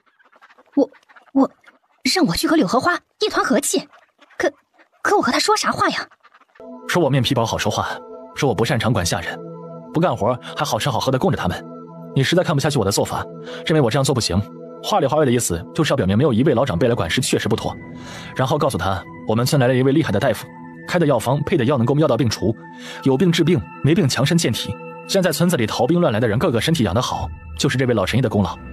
你要让他相信，他和舅父是我在世上仅有的亲人，对我恩情大过天。他是来帮助我管理下人，而不是来占我便宜的，这样我对他必然很感动。我说你要想清楚了耶，你是舅父舅母惯是个占便宜没够的性子，上次闹事过后好不容易消停了不敢来，要是我这么和他一说，他心思还不得活泛起来呀？没几日肯定要上门来大修风，以后你们想甩就不一定甩得掉了。你就这样和他们说。真想好了，我回去就这么说。没事，当初他给我娘请大夫抓药，亲自熬药喂我娘喝的恩情总归是要还的。只是赵大娘，你别让他知道是这个意思就成，要不要来占这个便宜看他自己决定。既然如此，你放心好了，我一定按照你说的把这事办好，让你偿还了这份恩情。谢谢赵大娘了。哎呀，谢啥？只是到时候顾金山、柳荷花来充长辈，别怪大娘我就成。大娘放心，你只是传几句话，剩下他们会怎么做，那就是他们自己的选择，与你无关。成，大娘心里清楚着嘞。目送赵大娘走远后，千里叔，以后你就在这里联络，我不想让润润他们三个过多的知晓。他选了阴私诡计，而不是光明磊落的报仇。润润姐弟三人知道的话，会看不起他吧？可是没办法，他娘入土多年，他不想开棺验尸，而且时隔多年，即便他娘是中毒致死，又如何向官府证明了是柳荷花他们所为？云叔，我需要你帮我做一些东西。顾云走向做木活的地方，以行动表示10000个愿意。林润润三人远远看到顾清芷在顾千里屋子外，悬着的心放了下来。我们回吧，只要知道不会冲动的，拿刀过去直接捅人就成。顾大哥长得5大3粗的，看起来像个莽汉，想不到做事周到有谋划。不知道顾大哥怎么和赵大娘说的，赵大娘能办好吧？哎呀，放心好了，顾大哥交给别人办的事，必然是觉得那人能办成。那你说顾大哥没交给我们办，是不是认为我们除了吃啥也不会啊？瞎说什么大实话！院子里正在骂2个闺女的柳荷花，眼尖的看到院墙处走来的妇人，以往穷的连饭都吃不饱的人，竟然能穿上崭新的衣裳，还带上了银簪子，凭什么？哟，这是卖女儿得来的。哎呦，有些人真是狠心呐，为了区一点聘礼钱，硬是好的不嫁嫁给个哑巴，也不知道这夜晚睡觉的时候做不做噩梦。哎呀，我的好姐姐哟，你是不知道，这哪是我要的，分明是春儿非要给我买的。说是我女婿给顾清芷干活，银子给的多到用不完。过几日春儿还要给我买银镯子、银戒指嘞。我说了不要，春儿不听，非说一定要买，还说村子上其他人家也是，那些妇人头上啊、手腕上、手指上老多了。那个林氏也不管。顾清芷这个一家之主也不管那个林氏。哎，要我说啊，还是顾清芷和他家里那位年纪轻脸面薄，2个人都是小孩子家的，哪里会管事啊？手上有点银子，恨不得全给了出去。柳荷花顿时肉痛不已，仿佛给出去的都是他家的银子。哎，他亲娘去得早，村子里的你们都是知道的。我这个做舅妈的一把屎一把尿把他拉扯大，却没落到好。要是他恭恭敬敬地对待我这舅母，我哪能看着他钱财旁落？肯定是要帮他管得一文不少。你们说是不是？哎呀，那你真是命不好。要是顾红没死，有他这个亲娘在，那顾清芷看在他亲娘的份上，肯定要认你们这个舅父舅母的呀。退一万步来说，要是你们当初没闹到撕破脸的地步，以顾清芷今时今日的富贵，手指缝里漏的都够你们一家人穿金戴银的了。哎呀，真是可惜了呀！如今呀，都便宜了那一大堆的下人，跟着吃香喝辣的，好不快活。那些下人真是吃香喝辣，穿金戴银？那还有假？我家春儿自从嫁了过去，足足胖了1圈呢。还有我家那几个小子，成天的在他们姐夫家蹭吃蹭喝，顾家的那位非但没说，还时不时的送过去一大盆肉给他们吃嘞。你是不知道哟，年轻人太不会过日子了。大前天一整只的炖鸡，前天一大盆的红烧兔肉，昨天说差点，你猜猜是什么？竟然是一大盆的猪油渣炖青菜，那汤汁上面飘着厚厚的一层猪油呢。我家大满小满说，从来不知道炒青菜的汤汁那么好吃。顾灵在一旁猛地咽口水，屋子里躲懒的顾清人、顾清笑听到后也撵了出来。哦，真的？哪能不真呢？若不是真的，我能说的这么详细清楚啊？别说我家大满小满，连我都想过去吃了。和喷香的猪肉、鲜辣兔肉、猪油渣比起来，咱们吃的都是什么哟？我每顿到吃饭的时候都觉得不香了。顾清人、顾清笑等人也觉得他们每顿吃的都不香了。事实上，自从上次家里离奇失窃后，顿顿都是黑面糊糊炖菜。娘说现在不用做农活，盐不用放太多，这些日子以来嘴里都快淡出鸟来了。娘，我要吃肉。那些野兔本来是猎回来给我们吃的，造孽呀！有鸡和野兔还不够，还花银子去买什么猪油渣，这不是糟蹋银子吗？等他过去接管了那边，到时别说赵氏，就是那顾千里、赵春也别想有好日子过。猪油渣算什么？花银子的还在后面，你们不知道吧？还有什么花银子的？就是我听春儿说，他们村子请来了一位老神医，可厉害了，开的药方有病治病，没病强身健体，老神了。那老神医给咱们大山村的村民看病不？给也没法呀，咱们大山村的人哪里舍得花银子请人家来？那可是顾清芷出银子请的。哎呦，我不能说了，春儿说他和顾家的说说情，顺带给我也号个脉，我也不贪心，只要能把我这个腰疼治好就成了。别呀，赵大娘，你再和我们说说呗，那边真的下人也能吃上猪油渣炖菜？那猪油渣炖菜是啥滋味啊？哎，你这孩子也是可怜，那边下人都吃上猪油渣了，你们竟然还在家吃糠咽菜的，想想都憋屈。哎呀，你们这几个可是顾清芷在这世上仅有的亲人了。还有，我记得大哥大嫂当初对顾红还不错吧，还给景大夫治病来着。别的不说，就是这个恩情，顾清芷也得还呀。况且你们去了也不是占便宜的，而是去帮他忙管下人的，自家人他还不得感激的要命。顾清芷会愿意让我们帮忙管下人？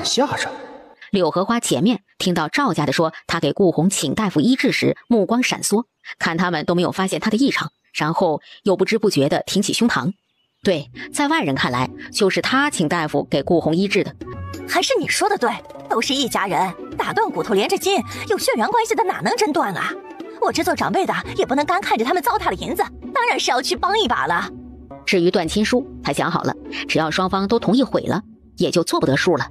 哎呀，好了好了，不和你们说了，我还得去找春儿请那个老神医给我号个脉，也开个药方熬个药喝喝，说不定我这腰痛的毛病就治好了。哎，对了，我得趁早赶过去，也吃上一回猪油渣炖菜。说完，不等柳荷花等人搭话，一转身，雄赳赳气昂昂地走了。娘，我们去找顾清芷，能有猪油渣吃吗？你咋就知道吃呀你？顾清笑瘪嘴，这几日家里吃的比猪都不如。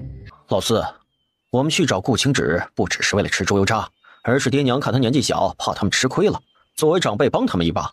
关于吃食，甚至后面的财物，那些是做活计的报酬，你别总想着打秋风。爹娘和我们都是为了他好罢了。对对对，还是老三说的对，我们这次和以往不同，是去帮那顾清芷的。你别总想着吃，知道吧？等以后接手了，多少好吃的没有，可别急在这一时。空手过去不行吧？娘，要不我们买个啥礼物带着？买啥买呀？咱们家哪里还有银子？他才不想花银子买东西送给那个白眼狼。娘，你别抠抠缩缩的，你不知道诚意这回事吗？老娘才不管啥子诚意不诚意的，反正没银子。你们要是觉得空手不好，干脆去后山抓猎物采灵芝。顾清人、顾清笑不吭声了。我装病，哎，你们就说我伤风了，让顾千芷派那个老神医过来给我治病。要是顾千芷敢拒绝，你们就拿顾红压他。老娘当初可是花银子给顾红请大夫熬汤药的，他敢不放在心里？顾清人、顾清笑立即觉得这个主意好，恨不得现在就去。赵家的公莫就去那村子了，你们趁他不在的时候再去，不然一说这不就露馅了吗？顾清人、顾清笑抬起的脚步收了回来，还要等一天呢，他们是一点不想等了。青林村，林瑞瑞上午跟着采草药，主要是跟着白脸一起看看后山的药材品种和数量，一路上一直问各种药材的药效和用法用量。他得找几种适合加在香皂里的，做成有药用功效的洗脸皂，最好带美白功能，消炎祛痘功能也行。由于大部分人是第一次上山，安全起见，并没有深入，只爬到山腰处就往回走了。现在季节不对，等10月上山才好。啊？为啥？安阳城地产人参，等10月草木枯黄，光秃秃的，人参果实红艳艳的顶在上头，正是挖人参的好时节。老天，那可是人参，1两人参1两斤的人参，还有人参果实。有了人参果实，那不就能一批又一批的种植人参了吗？哎，姐，收一收口水，别太明显。林润润忙伸手擦口水，发现哪里有口水，自认凶狠地瞪了弟弟一眼。白大夫，你能不能留到10月份一起进山采人参？可以，我采了无数的药材，就是还没挖到过人参。你放心，我不会白住白吃你们的。这段时间，我教你们如何挖药材，不影响来年继续丰收，以及辨别药材的品相、晾晒程度、药铺收购的价格等等，成不？这正是林润润求之不得的事，怎么可能不同意？当下3人说定，下了山来，白脸带着一同上山挖药材的人回村子正前方临时居住的土坯瓦房前，现场指导药材清洗晾晒需要注意的地方。当天晚饭时分，上山收获咋样啊？找到了几种适合添加到香皂里的药材。下午我跟在白大夫后面学会了如何保存，等到冬天上不成山时，也不用担心药材不够用了。听到已经找到合适的药材，林安没继续问，反正他也不懂药材。安阳城比南靖城小一截，我原本以为一天也能有10多份竹板油，想不到比我以为的少多了。有多少？只有9份。林润润林泉沉吟，9份确实有点少，等香皂厂的员工熟练后，一天10多份不成问题。先不急，这才刚开始，处在存货期间，过2日还能去南阳郡以及周边的郡城收购，总归是足够的。哎，芝麻油买到了吗？买到了，有30斤，而且价格对于制造香皂来说不贵，7、80文1斤。榨油坊的老板说，麻油是很金贵的东西，都快和猪油一个价了，买的人家很少，他们榨的也很少。说是我们还需要和他打声招呼，2、3天供应30斤芝麻油应该是不成问题。你约定5天取一次货，一次30斤芝麻油，先约定个6次。好，快速的拿起筐子中黄澄澄的南瓜馒头啃了一口。哎，想不到南瓜馒头比白面馒头还要好吃啊！那是你肚子里不缺油水。没一会儿，顾清直也回来了。林润润3人很有默契的没有提顾金山、柳荷花的事儿。一家人在夕阳的余晖中吃完香喷喷的饭菜，大山村顾家就没那么好了。顾清理盯着端上的一大盆蔬菜黑面糊糊，皱起的眉头快能夹死苍蝇。娘，你是什么时候生病？明天是不是就能去找顾清芷了？呸！什么叫生病？是装病。明日打早过去，早去早挣银子。居然是神医，娘装病是不是会被发现啊？你个不孝子，总不能让娘真生病吧？柳荷花嘴上说着，心里也泛起嘀咕，要是被发现了，不就装不下去了？当第2天醒来，发现头闷眼花、嗓子哑了的柳荷花，不但没生气，反而兴奋极了。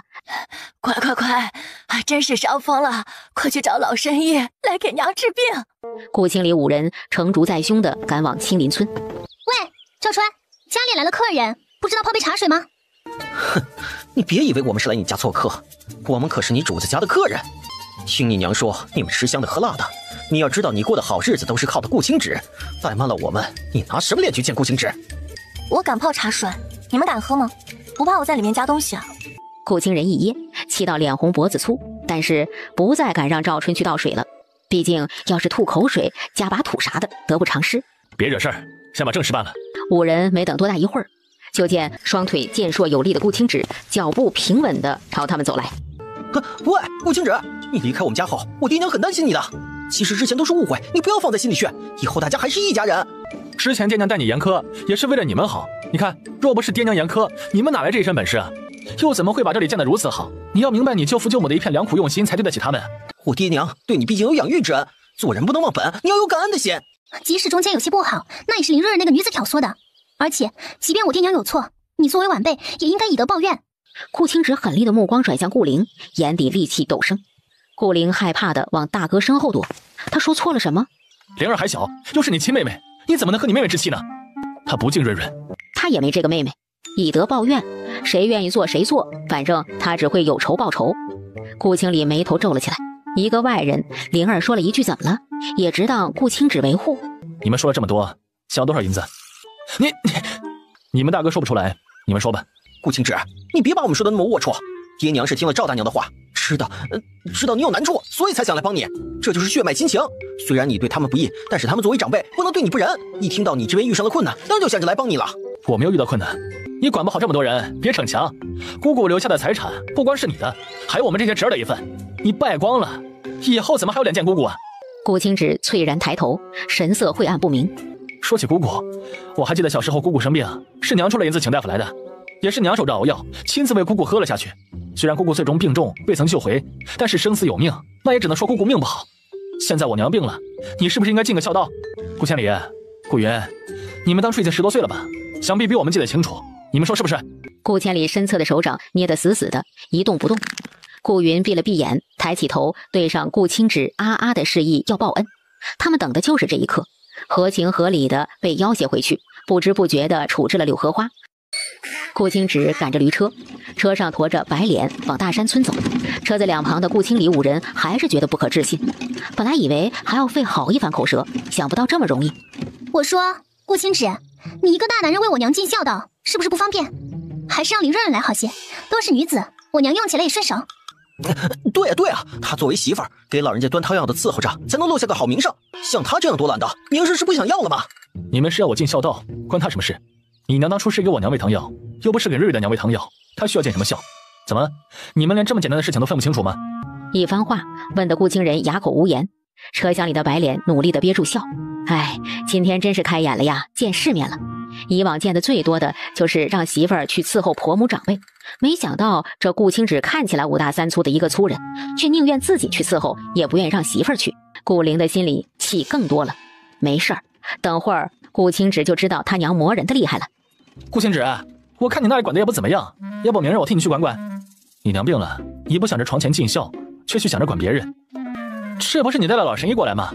我娘的病情很快就能好，先吃了再说吧。接下来的路就清静多了。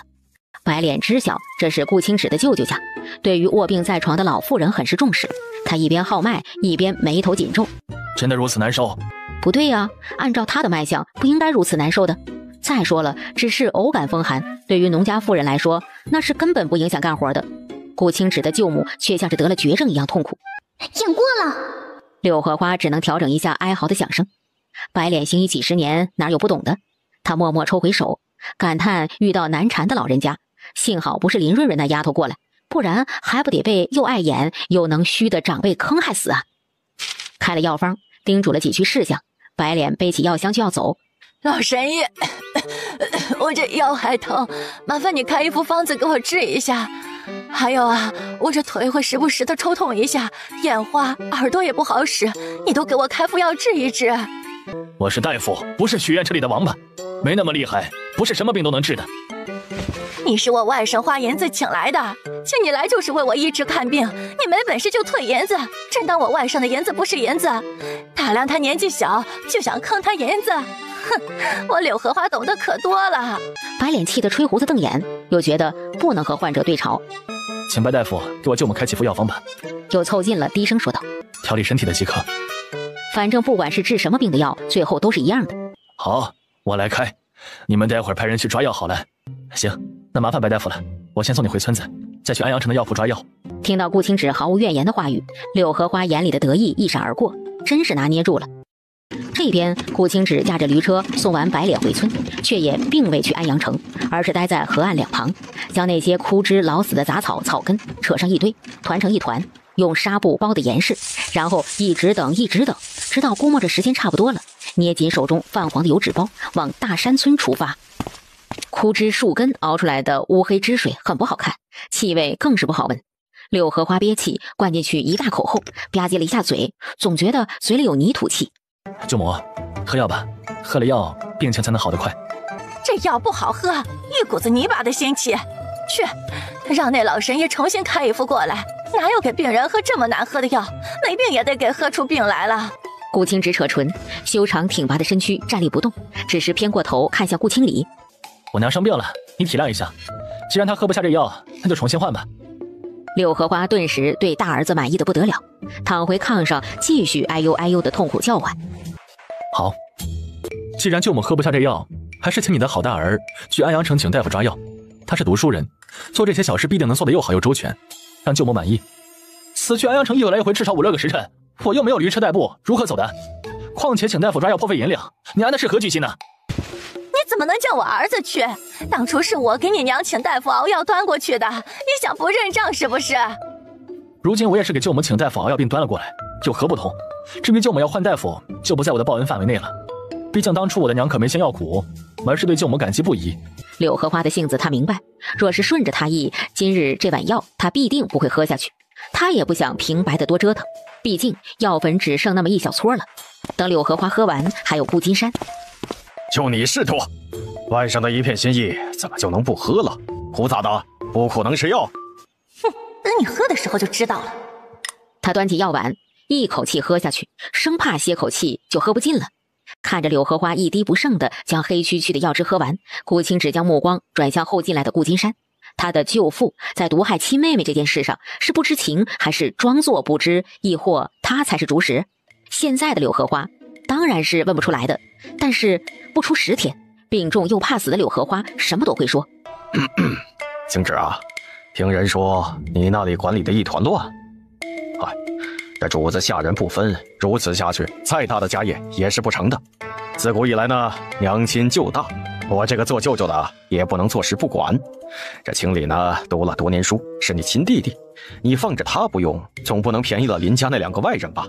你要明白上阵父子兵，打虎亲兄弟的道理，外人哪能和自己血脉相连的亲兄弟相比呢？穿着长衫自诩读书人的顾清礼眉头皱得更深，明显不屑，但是他并未抬脚离开，而是等着听顾青芷同意。明早我来给舅母熬药。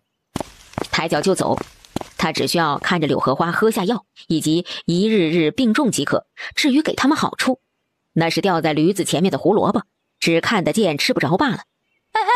你这孩子怎么不听劝呢？那林家的2个弟弟和你又没血缘关系，能一心一意为你好，钱财家产当然要给自家兄弟掌握了才行。你听舅母的，舅母几10岁的人了，吃的盐比你吃的米还要多，哪能害你？顾青芷脚步不停，连头也没回的走出低沉昏暗的屋子，与大山村顾家人阴阳怪气的说话方式，相互算计的心思不同。今天的青林村，无论大人还是孩童，都格外的干劲十足。村子里体弱的妇人以及力气小的孩童，一筐又一筐的往香皂厂送药材。林润润收了药材，在旁边纸上姓名后记下对应的工分后，尽管来的人不识字，但依然眉开眼笑的拎着筐子离开。夫人，昨天我娘一次把半斤猪油渣全部都给炖了，老好吃了。我爹说以往吃东西吃到嗓子眼了，还没感觉到饱，昨晚吃了后，今天早午饭前还没感觉到饿呢。肚子没油水，就是总感觉不到饱，一顿哪怕吃的顶住了，没一会儿就会觉得饿。大家又都是出体力活的，吃了有水的食物才顶饿。不过你娘真是舍得，竟然一顿全吃光光了。我娘说现在天气怪热的，怕是放不住。冯嫂子，你家没全吃，那今天出味道了没啊？哎，你别干放着呀，用木盆打一盆井水，用粗陶碗装着放进木盆里，第2天的菜里啊又满是油水。还有夫人说做香皂的油不能炼得太干，这些油渣换回家了还能再炼一炼，运气好的时候能有个小半碗猪油。做蛋花汤的时候用筷子挑那么一小块放汤水里，哎呦，加了猪油的蛋花汤顿时老美味了。坚决不能让我娘知道保存的技巧，不然以他娘的性格能留到地老天荒。你们啊可要为以后着想啊，趁着现在多更要多存些，别看现在多，等到了冬天大雪封村，进不去出不来的，我们的香皂工坊还能做芝麻油的香皂，但猪油渣可就没了。到时候想吃上沾油水的菜，是不是就要靠如今的节省了？李秀原本很是坚定的心动摇了。1-2天就能换一次猪油渣，好吃到确实连汤汁都是香的，但也太过浪费。他回家了，和娘说一说，像周婶子说的那样，一次运气好也有小半碗的猪油，积少成多，到了冬天说不定他家能存下来1整碗的猪油，拿来炖干菜肯定很好吃。林润润在一边听得眉眼染笑，他特别喜欢听村子里的人聊天，总觉得这才是真正的烟火气。有了空间在大雪之前必然会囤一些猪板油，冬天也能有吃的。不过村子上人居安思危的想法很好，毕竟后面是好是坏谁也预测不到，手有余粮才能心不慌。顾清芷回村的第一时间就是来找林润润。哎，夫人，主子来了，肯定是接你回家的，这里有我们，你快回家吧。林润润抬眼看到争冲的顾清芷，她从大山村的顾家回来了。回来，饿了没？还好。夕阳将两人的影子拉得长长的，一高大一娇小，迎着柔和的夕阳往家走。你会不会觉得我去大山村顾家窝囊？不会。白大夫回村子的时候和他说了那边的情况。在我看来，你这是有勇有谋。只要你不嫌弃我就好。别人我不知道，但是我和林安、林泉想法一致。顾清芷压抑了一天的心情明亮了起来，她嘴角浅浅上扬，然后压抑不住的一再上扬。走吧，你这2天都没好好吃饭，明日还要过去是不？是，最少还要过去4-5天。他娘当初是连喝了5-6天的药，后面即使不喝药了，病情症状却一日比一日加重，想必是那药伤了5脏6腑。那今晚这一顿要多吃些了，明日早上带几个馒头饼子过去吃，不然到了那边哪里吃得好？不用带，以后我早早过去，熬了要看柳荷花喝了就回。商母回来后要加快咱们村子的围墙进度，6-7日内就要将村子围墙建好。村子里的围墙一直在建，怎么突然要赶进度了？我担心有人过来闹事。行啊，那你想好了调哪些人去了没？新来那批村民原本是准备去南阳郡的，刚好这几日空出来了，他们身体修养好了有力气，我想将建围墙调到10公分一天，每天多做一些，抓紧将围墙建好。好啊，刚好最近香皂厂的油渣多，他们能多挣些，也能多换些。得到润润的同意，顾清芷嗯了声，准备晚饭后去宣布调工分。饭桌上，顾清芷将后面他几日的行程以及调工分、加快围墙建造的事儿说了一遍。林安、林泉默契的什么意见都没有，他们只要知道顾大哥去大山村不是被拿捏住就成。姐，我这2天观察了一下，安阳城运送货物有危险，但是去买东西快去快回还是可以的。就是说，运送鸡这样的占地方的货物需要去人手护住，但是咱们买猪板油不用。你看，早上派了2-3人骑上马，带着刀，天刚亮就出发，买完直接回村，送到香皂厂，说不定还是热乎的。一来新鲜，二来也省了人手。你想去哪里？姐，要不要这么灵敏呢？安阳城一天能买9分左右的猪板油，加上芝麻油，够香料厂当天的原材料了。但是每天基本上没剩下的，咱们这边暂时没乱，安阳城和南阳郡还能去，倘若哪天乱了呢？所以我想啊，我们得趁现在还没有彻底乱的时候，多囤一些猪板油、肥肉之类的，把原材料备得足足的。到时候外面哪怕乱了，也不影响咱们香皂厂生产。再说猪板油、肥肉炼了油之后还能吃呢，也不浪费。哥，你要去南阳郡？南阳郡也是要去的，毕竟南阳郡一天能够买到20分左右，一天的量就够管香皂厂2天了。不过今天听孙老爹说了，再往前还有河阳、河内郡、长平郡、东都，这些郡比南阳郡规模更大。我准备沿着路线去一趟，一来是为了购买原材料，二来也是探一探销路，带一些香皂样品过去，顺道谈底价以及送货方式和日期。你们觉得怎么样？听到是去跑销路，林润润、林泉迟疑了。货物再好，也要卖出去后别人才知道，而卖货就必须出去跑市场，他们得先打开市场才行。我想过了，等香皂运送到了大成郡，回来的时候正好再带批原材料回来，一来一回不空档，这都是白花花的银子。你再等5日，最多5日，到时候和你一起去。不能让林安一个人去，不然出了事，润润肯定很伤心。顾大哥，我好歹也13岁了，13岁在外面逃难的一大堆，只要你帮我多挑一批稳重可靠的人带上就成了。咱们有马有驴，还有人还有银子，出去别人说不定还怕我们抢他们呢。再说你还要还有私事要处理，你那也非常重要，不能耽误。这村子里建围墙、盖屋子的杂事一大堆，好多需要你拿主意呢，总不能一直跟着我吧？姐，你说是不是？是，不过是我跟着你一起去。姐，他姐要是跟着他，肯定把他管得死死的，那还不如顾大哥跟着呢。顾清芷嘴巴抿了抿，不想让润润没他在身旁的情况下出去，危险。林泉安静地看着他的鸡腿，等着看他哥妥协。好吧，那我带族人去南阳郡，等顾大哥忙好，我们再去远处的城郡，总行了吧？林安一个人去是不怕的，但是他姐跟着他就特别怕。乱世中，男的被抓到大不了一死，女的被抓到他不敢想。林润润放下心来，南阳郡好歹在后方，前面有那么多城郡挡着，即使乱也乱不了这么快。许元、洪贵、吴兴山3人都是会骑马的，由他们3人负责每日去安阳城采买。至于你每日去南阳郡，孙老爹他们的经上做好了。冯大柱、冯大林、冯大树老实憨厚，周石头、周木头力气大，这几人原本在南阳郡生活过段时间，还是带他们去。另外加上经验丰富的孙老爹，会驾车的孙父江默，马跑得快，比驴负重强，里面全部有马匹。你们觉得怎么样？有没有增加或者更改的人选？林润润、林安、林权齐刷刷的摇头。4人快速吃好饭，顾清旨去分派任务。林润润、林权、林安3人在商议去南阳郡要带的香皂样品。接下来的几天，不止4人忙得跟陀螺一样，整个青林村的男女老少也在紧锣密鼓地加快脚步干活。第6日早上，村子里男女老少齐聚大门处，看安装村子围墙的大门。夫人，你发话吧。林润润懵了，他发什么话？没人和他说呀。夫人，你快说啊！林润润心里慌的一批，脸上却不敢表露出来。开始安大门。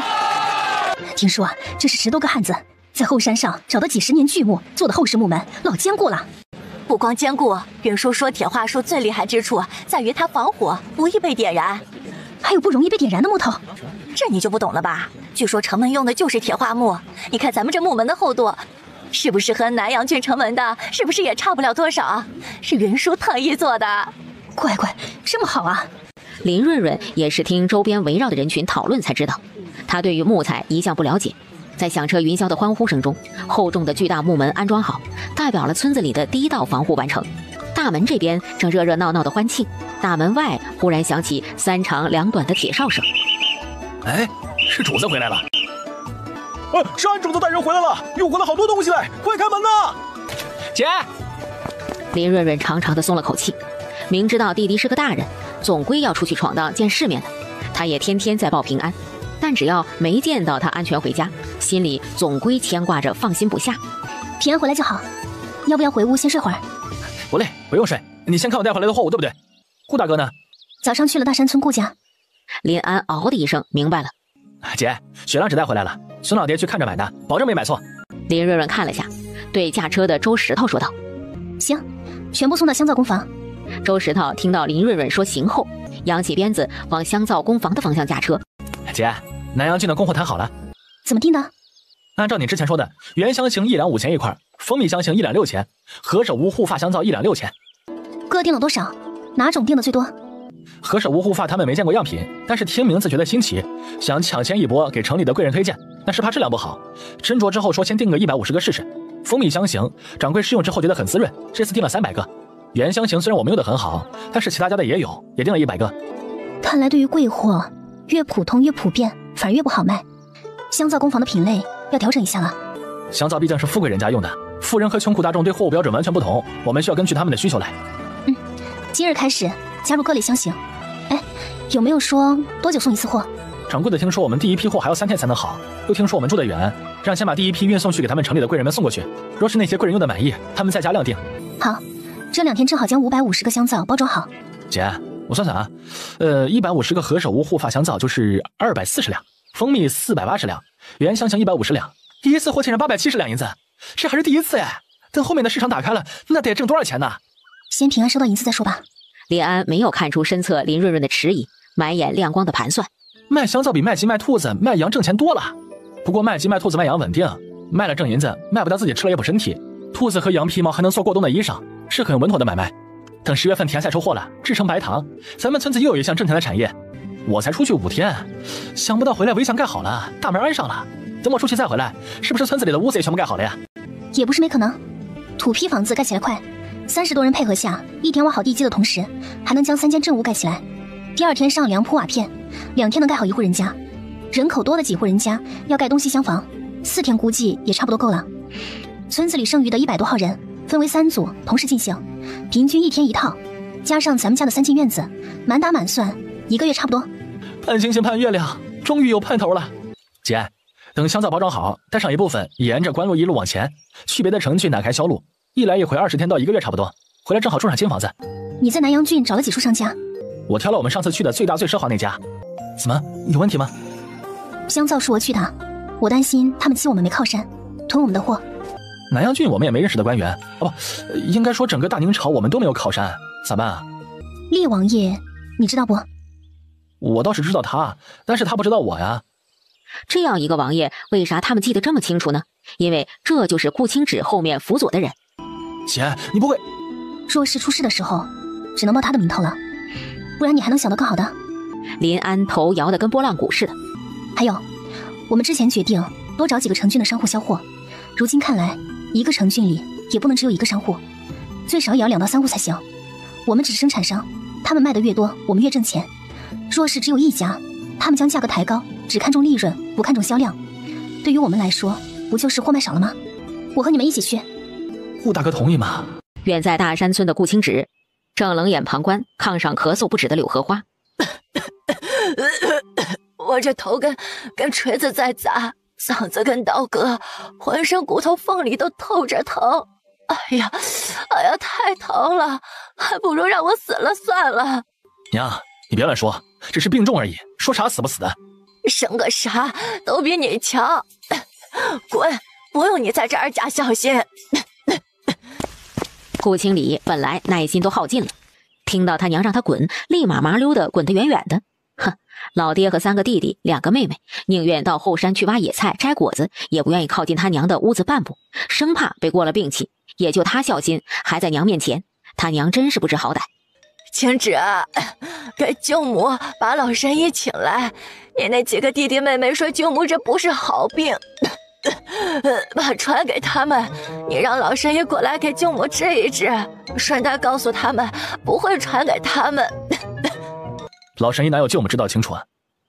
什么？舅母不觉得这病很熟悉吗？和10多年前我娘的症状很像，是不？你由舅母下的药，想必让你下药的人也告诉你如何解毒，舅母必然是知道的。我不知道，当初没说。那舅母恐怕是要和我娘一样了。想到当初顾红咳得上气不接下气，以及那一盆又一盆猩红的血水，你既然知道，肯定知道怎么治，是不是？我虽不会治，但是我请来的老神医会治。但是你也该明白我为何救你，当初的事你肯定也知情，至于顾金山知不知情，你应当也是清楚的，就看你是保顾金山还是保你自己的性命了。当年的事愿不愿说随你。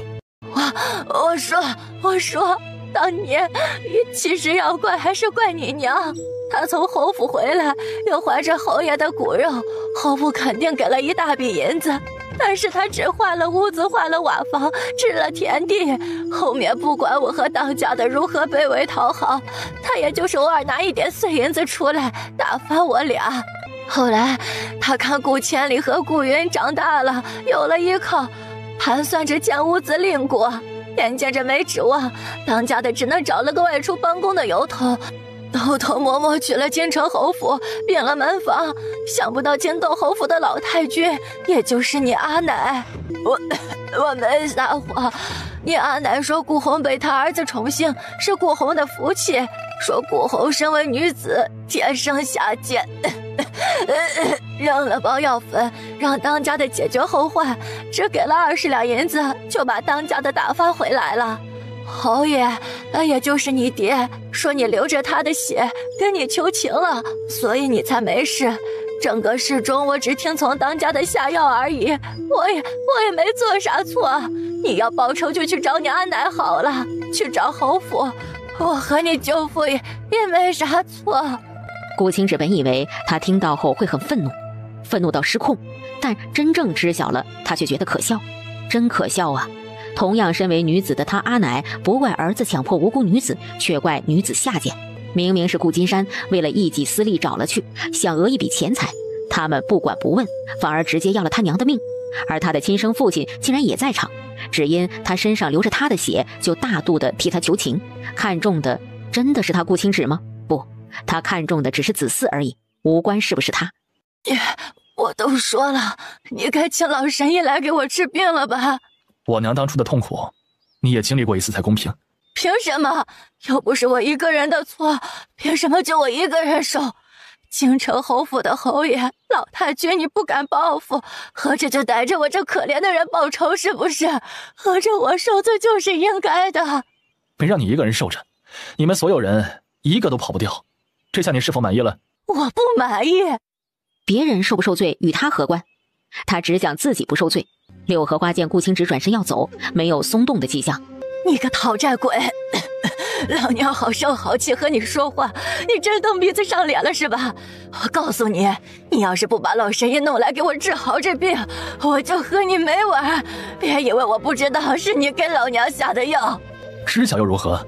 他本就没有打算瞒着，反正过不了多久，顾金山的症状也会显现出来。我让当家的还有我儿子去报官，顾侯只有你一个儿子，我却有4个儿子。你等着吧，你要是不救我，我让他们弄死你。舅母说错了，不是我救不救，是看他们救不救你。他们怎么可能不救我？还有，我知道我家被偷那天晚上是谁干的了，就是你。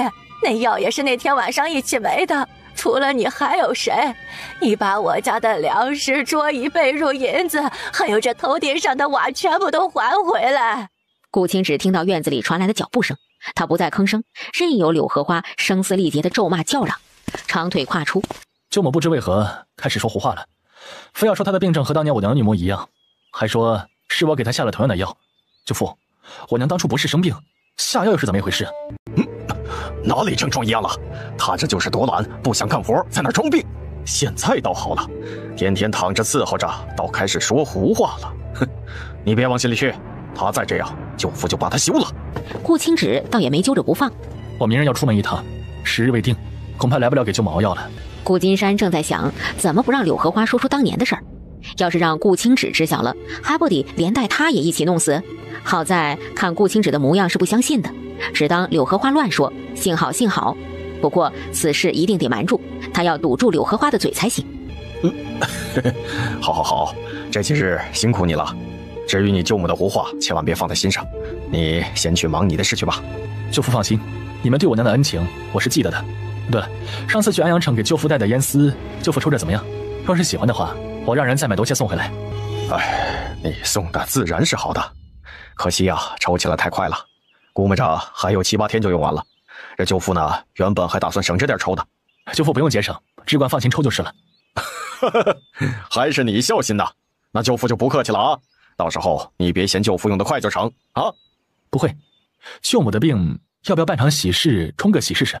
润润厌恶极了不正派的男子，将那个姓柳的和顾清礼绑死才行，以绝后患。也不是不可以。顾金山是不信这些的，但是想到大儿子的年龄正好借他娘这场病，逼迫柳家将女儿嫁过来。娘，你胡说什么呀？被偷那晚，顾青芷明明从头到尾都在，你也是看到的。你说他怎么来偷我们家东西？他们村子上连力气大的妇人都在场，你说谁能来偷？若是真的来了很多人闹出动静，咱们村子上的人能没人听到？林润润三人，娘，你别说胡话了。他们一个弱女子，2个半大小子，你说咱们家连瓦片在一起这么多东西，还有村子里20多户人家的鸡鸭鹅，他们如何带得走？咱们家没人，别人家可是有人在家的。你说他们3个人是有3头6臂，还是会飞天遁地？都说了，咱们家和村子上被偷那件事，根本不是人能办成的。不是说好了不提那件事了吗？娘，你干嘛又捞出来说是顾青芷干的？我们还指望去给他管人呢。当家的，是真的。那个讨债的还问我当年的事，他还说不会放过我们任何一人。你全部给他说了？我不说他不给我治病啊，我说了一点儿。他这不是给你请大夫诊治了，还天天来给你熬药？我看你是病糊涂了，当年哪有什么事啊？当家的，那个讨债鬼真说了，你们一个都跑不掉，老狠毒了。顾金山想到刚才院子里神态平和对他恭敬的顾青芷，明显没相信柳荷花的话。闭嘴，再乱说你也别想活了。柳荷花要是再这么什么都往外说，怕是留不得了，他不能被他害死。回到青林村，顾青芷将柳荷花说的话原原本本的照说了一遍。有的男人也只敢欺负比自己弱小的，说是9岁，可9岁后怎么不敢去找那些健壮的汉子叫嚣？怎么不敢欺负那些贵人？而有的女子有了儿子后，就把自己放在婆婆的位子上，而不是将自己放在女子的位子上，更没有把自己放在人的位子上去分辨事情对错。顾青芷只觉得心里某些不是明白的点豁然清晰起来。是啊，无非就是仗势欺人罢了。一个无娘家依靠的弱女子，欺辱了又怎样？李安从屋子里出来，看到顾青芷，咧嘴笑道：“顾大哥，你回来了，正好我有事要跟你说。”他一定要打消他姐出门的意愿，坚决不能让他姐跟着，他可不想被人管。我准备沿着路线去更远的城郡了，有你一起不就行了吗？可是我姐也想去，你说她一个女子出去多危险呢？待在村子里才是最安全的。润润想出去，行，那一起。他想出去，他陪着，反正他护好他就是了。是谁之前一直说出去不安全的？是谁说让姐姐安心待在村子上才放心的？什么时候出发？明天行不？行啊。好撑，午饭不用吃了。晨露犹在，6辆双马车加上5个单骑马的汉子已经整装待发。村子里的人都知晓，这次出去是为了送香皂以及谈香皂生意。你留守村子，大门别轻易开，前后瞭望塔上巡查的人不要断，乱事不能掉以轻心，知道不？啊，知道。哎呀，姐，你放心好了，你们才带了30-50人出门，咱们村子上还有150多人呢。顾大哥昨天重新调整了巡护队，加上铁哨和武器，总体还是比你们在外面安全多了。那些香皂等放到了时间再收进空间，别收早了。好，我记得。那边顾清直给巡护的人以及李老爹等人各自下命令。首先，无论是谁自称他的长辈亲人，一律不理，只说他出了远门，有事回来再说。其次是让李老爹盯村子上盖屋子的进度。最后，村子上的巡护不能断，有危险要一致对敌。主子，你放心，不管是谁，坚决不放进村。主子，你们要是1个月后回村，保证让你和夫人住上3进的大宅子。顾清直听完，对上整个队伍说道：“出发！”马匹和车辆哒哒哒的出了大门，带着全村的希望往南阳郡驶去。林泉正准备从瞭望台上下来，就看到另一边大山村的方向走来几道熟悉的人影。顾清礼、顾清仁、顾清孝、顾灵，确实是熟人。顾清直，这也太夸张了吧！一大片荒地有啥可宝贝的？只当建围墙吗？有围墙放心多了，有些老人、孩子、女子。要不我们回大山村了，也和李正说下，我们大山村也建围墙，好不好？你一个女孩子家的懂什么？咱们大山村在山脚下，谁会来呀？建围墙，哼，不是惹人笑话吗？哦，你别想一出是一出，今天是来给娘请大夫回去治病的，和建围墙有什么关系啊？我说你们女人家真是不分轻重。被指责的顾灵咬了咬唇，不再吭声。哼，别以为他不知道是他们想躲懒，这也只拦得住我们这样的君子，恐怕流民和散兵根本挡不住吧。喂，上面的，我是你们主子的亲人，快开门！啊，太准了，主子怎么知道会有人说是他亲人来找他？所以他是主子呀。喂，听到了没？我们主子出远门了，1个月后再来吧。难道顾清直没和这些下人说他和我们家和好了？不可能吧，他最近天天来，村子里的下人有眼睛会看不见。我们让老神医出来，他去过我们家，知道我们是顾清直亲人，肯定能证明。我们村子连主家在内，每个人对白大夫都恭恭敬敬的，到了他们嘴里好像是下人似的，还喊出来给他们见见。哼，他们配吗？别理，每个人都想见白大夫，白大夫都要出来的话，早晚得累死。白大夫上山采药去了，不在村子里。那你说他何时回来？让他快点回来，去大山村顾家一趟。我娘重病，等着他医治，你们别磨磨唧唧的，耽误了我娘的病情，小心要你们的命。哎，我说你们娘重病，赶快去安阳城里请大夫去，实在不行就去南阳郡请名医。我们白大夫去深山里采药了，还不知他什么时候回来。再说了，以往没白大夫时候，你们家不生病啊？生病了不找大夫诊治，怎么你娘都病重了还在我们这耗着？到底是谁耽误娘病情啊？真是好笑，还耽误他娘的病情，小心我们的命，凭啥呀？又不是只有白眼一个大夫。林泉悄悄竖起大拇指。三哥，看来他们是不准备开大门了，要不去安阳城请大夫给娘治病？去，你就知道说，咱们家哪里还有银子？顾灵被吼得站在一旁不吭声。娘最宠的就是几个儿子，总说女儿是赔钱货，如今给娘治病，当然也是几个哥哥拿主意。四人又等了等，见对面一点没开门的样子，闯又闯不进去，只能往回走。娘肯定要打骂我们。哎，让爹说去。哎，你们有没有察觉，今早爹开始咳嗽了？不会是娘传染的吧？哎，说不定是的。爹和娘整晚待在一起。娘说他的症状和当年姑姑一样，会不会真的是顾清直下药啊？哎，说你没脑子真是对呀，你能不能动脑子想一想？顾清直那时才多大？姑姑去世的那年他才6岁，他记得啥呀？又从哪里能弄来一样的毒？如果是下药，给娘还能说是下在了熬的汤药里，可是爹呢？其他3人一想也是，这些天以来，顾清直一顿饭也没有在他们家吃过，但是爹和他们一起吃的。若是下在盐中，那我们也会像爹一样，但是我们兄妹6人都没事啊。大哥、三哥，你们说，会不会是姑姑？哎，真是姑姑还好些啊？为什么？冤有头债有主，姑姑又不是爹娘那样不讲理的人，她肯定不会来找我们的。怪不得上次咱们家损失最多，养得好好的几只鸡也没了，看来都是爹娘造的孽。我们先看看吧，如果只有爹和娘病了，且和当年姑姑一模一样的症状，那就证实了，也无需浪费银子请大夫，毕竟这也不是抓药就能治好的病。难怪娘喝了药也没用，反而越喝越严重，原来不是病，是姑姑回来报仇了。烈日炎炎下，四人只觉得后背发凉。另一边的顾清芷、林润润一行人路上倒是不急，此次出门人强马壮，食物充足，每个人的精气神和以往都不同。明日我们进去之后，你们在铺子外面守着，别走远，随时注意里面的动静，若是有不对，都一定要出鞘。主子，你是怕明天铺子里的掌柜的不正派？如今的世道，做生意有几个正派的？对，官府不作为，到处都乱，我们的货物值钱，更得小心。不过我们还可以借势。见众人的目光都看了过来，林安趁机将之前他姐说的话复述了一遍，将明日的行动安排好，又安排好守夜的人，其余人则抓紧时间睡觉休息。第二日吃过早饭后，整齐划一的队伍赶在城门打开的第一时间进了去。吴掌柜看到玄色劲装的林安跨入大厅，忙朝一旁的伙计使了个眼色，然后满脸堆笑的迎了上去。哎呦，林公子终于把你给盼来了。哎，这货是不是也一并带来了呀？啊，不急不急，我们先带着货呀一并到后堂去。林安装作没发觉，笑容灿烂。好啊，等等，我招呼我的伙计把货搬进来啊。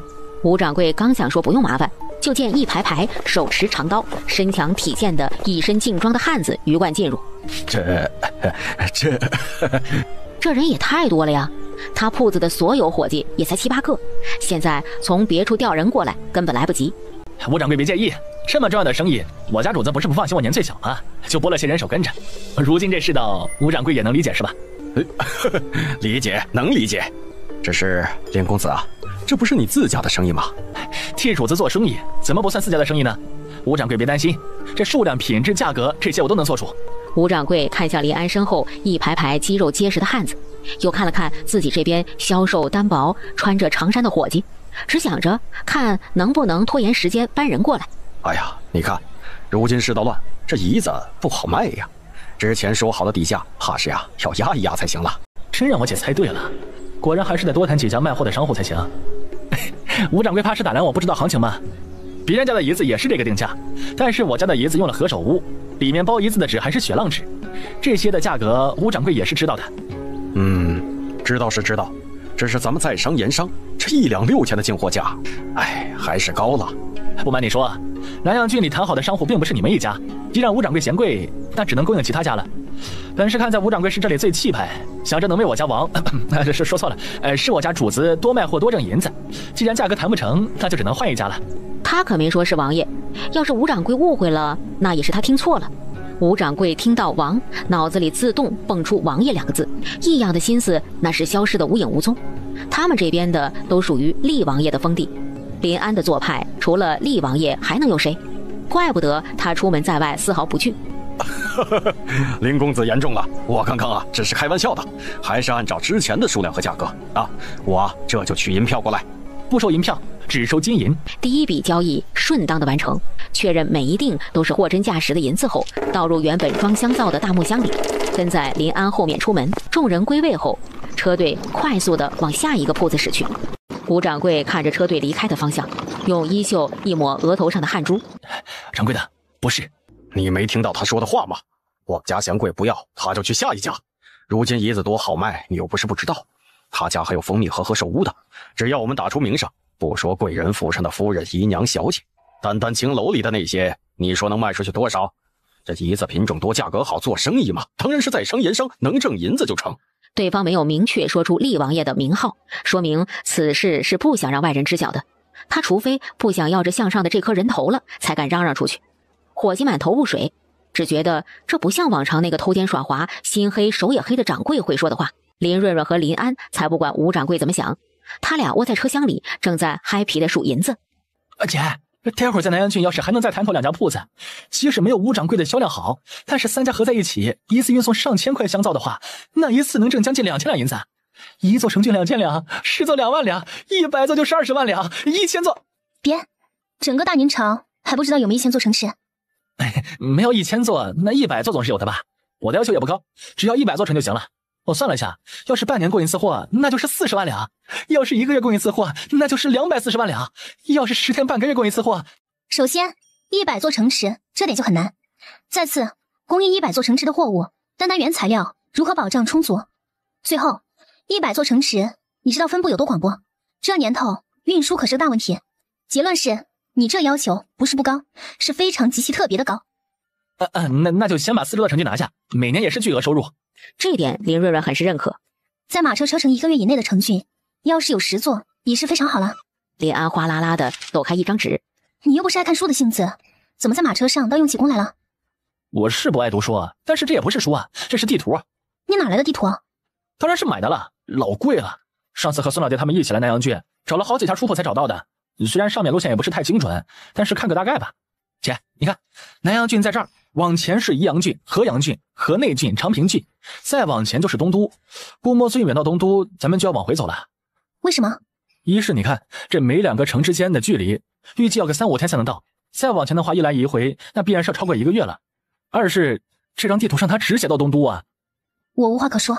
车队到了岔路口，李安跳下马车，改而上了前方的马车，分为2队，各自去办事，约定好在南城门外见。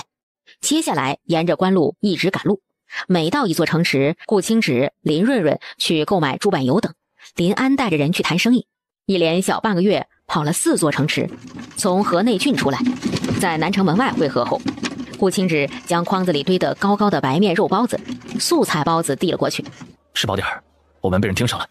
徐天、冯大林、周石头浑身一怔，麻利地接过筐子，迅速地给每个汉子分了3个肉包、5个素菜包，并将消息一一传递了出去。顾大哥，现在怎么做啊？赵舅，沿官道去长平郡，不亏孙子了。这些人出了河阳郡就跟着我们了，之前不远不近的一路跟着，刚开始以为是恰巧一同来到河内郡，我暗中留意了他们的行踪，直到在河内郡转悠了一圈，他们还是跟在后面，证实了他们是冲着我们来的，应当是在河内郡谈生意的时候被人盯上的。而我们的人多又没有货物，没有必要强抢，更多的是想探知我们做强盗的工坊在哪儿，好一网打尽。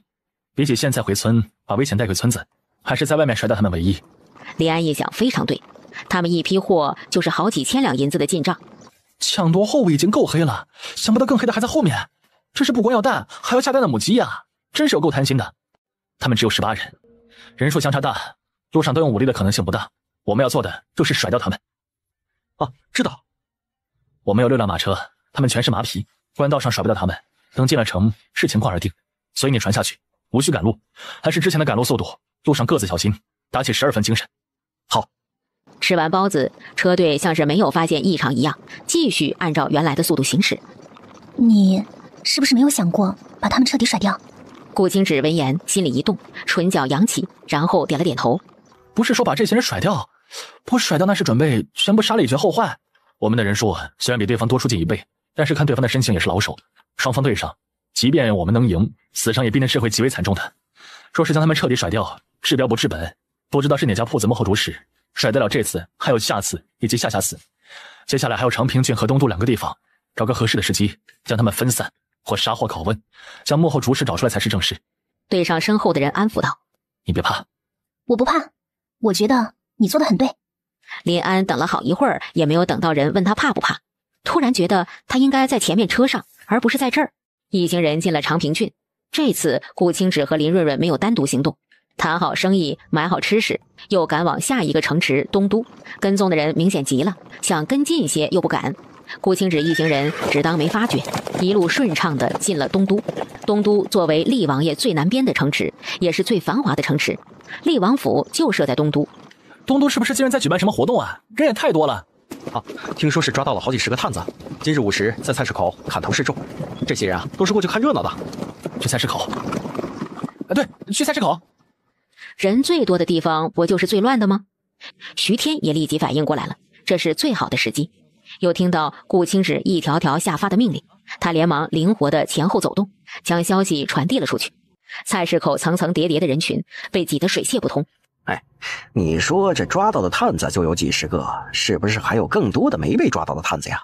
这以往也有探子，但是也没这么多，这今年是怎么了？我们东都的安宁不会没了吧？这些探子到底是谁派来的？怎么会突然派出来这么多呀？人潮涌动，每个人都在热烈地讨论着。林安不知何时被挤到了车厢里。姐，这人也太多了，不会我们真的也会被挤散吧？怎么换成石头和木头两兄弟下车？我没吩咐，应该是顾大哥安排的。姐，你不用担心，别说人群里，就是狼群里有石头和木头在，那也能带着我们俩一拳一个冲出重围。看来对付跟踪我们的那批人，顾青只从头到尾就没想让我俩参与进去。姐，有没有可能从头到尾的那个人就只有你一个？我只是顺带那个。林润润不想理自家的傻弟弟，顾青只一片好心，首先想到他俩的安全，傻弟弟就不相信。听外面谈话的意思，这些探子是一下子突然出现的，既然抓到了，恐怕也审出来了，知道幕后指使之人。不过也有可能今天这场声势浩大的砍头是一场戏，主要是为了引人入套。林安听到可能是厉王爷在布局，很想去插一脚留个好感。姐，我们要不要去帮一下？我倒是很想帮，那你说说咱们从哪儿帮起？如今什么情况都不知道，要是被当作探子那一派怎么办？你说小说为啥是以顾清理为主线的虐文呢？天天就为了点吃食，争来争去，打口水仗，为少做点活计斗智斗勇。现在好了，对于这些重要的事情，就是两眼一抹黑，啥也不知道，一点帮助也没有啊。知足吧，好歹远离了顾清理。林安重重的点头。两人聊天的功夫，外面嘈杂的声音渐行渐远，逐渐变得清幽起来。快走，带着小主子先走，快别回头！远处传来打斗声、嘶吼声以及凌乱的脚步声。前面干架了！就见眼前奔跑过来一对淡黄劲装的男子，朝着马车的方向奔来。他足尖轻点地面，下一秒便落在林润润马车的车架上，怀中还紧紧地抱着一个昏迷的孩童。今日突遭变故，还望姑娘施以援手，他日必有重谢。我们能力有限，我等会儿会引开后面的探子，只叫姑娘保此孩子。听到眼前汉子说后面的是探子，心里隐隐有了个猜测。好，汉子明显松了口气，他从怀中掏出2块金锭以及1块成色极佳的玉佩，恳请姑娘救治。说完不等回复，将孩童递进车厢，转身足尖一点，人又稳稳地落在之前队伍的中间。快把车架上的血迹擦干净。李安快速地捞出2条毛巾，擦完血迹后，又撒上从村子里带来的防虫药粉。周石头、周木头2人什么也没说的坐上车架，挡住那块血迹，扬鞭打马启程。马车离开没一会儿，从后面追来一大批的黑衣人。2个手下蹲在地上查看后回禀：老大，有车轱辘印，还有脚印血迹，不是一个方向，是哪个？脚印有几双？5双，连着血迹。很好，人数没少，他们5人全部都受了伤，抱着一个昏迷的世子，追脚印和血迹，随时查看脚印数量，防止其中一人带世子跑了。是。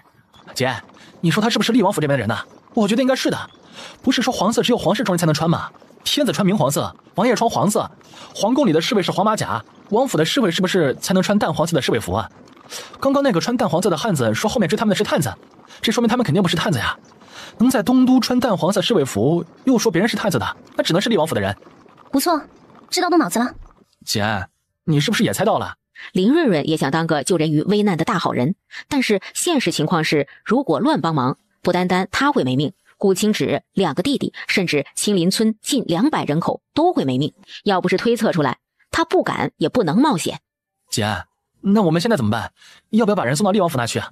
林润润轻轻点了点头。林安立即对石头说道：让绕道去厉王府，但是先别靠近，看看情况再说。双马车行驶在宽阔的道路上，前方气派的王府门口此刻异常的寂静，有些不对劲儿。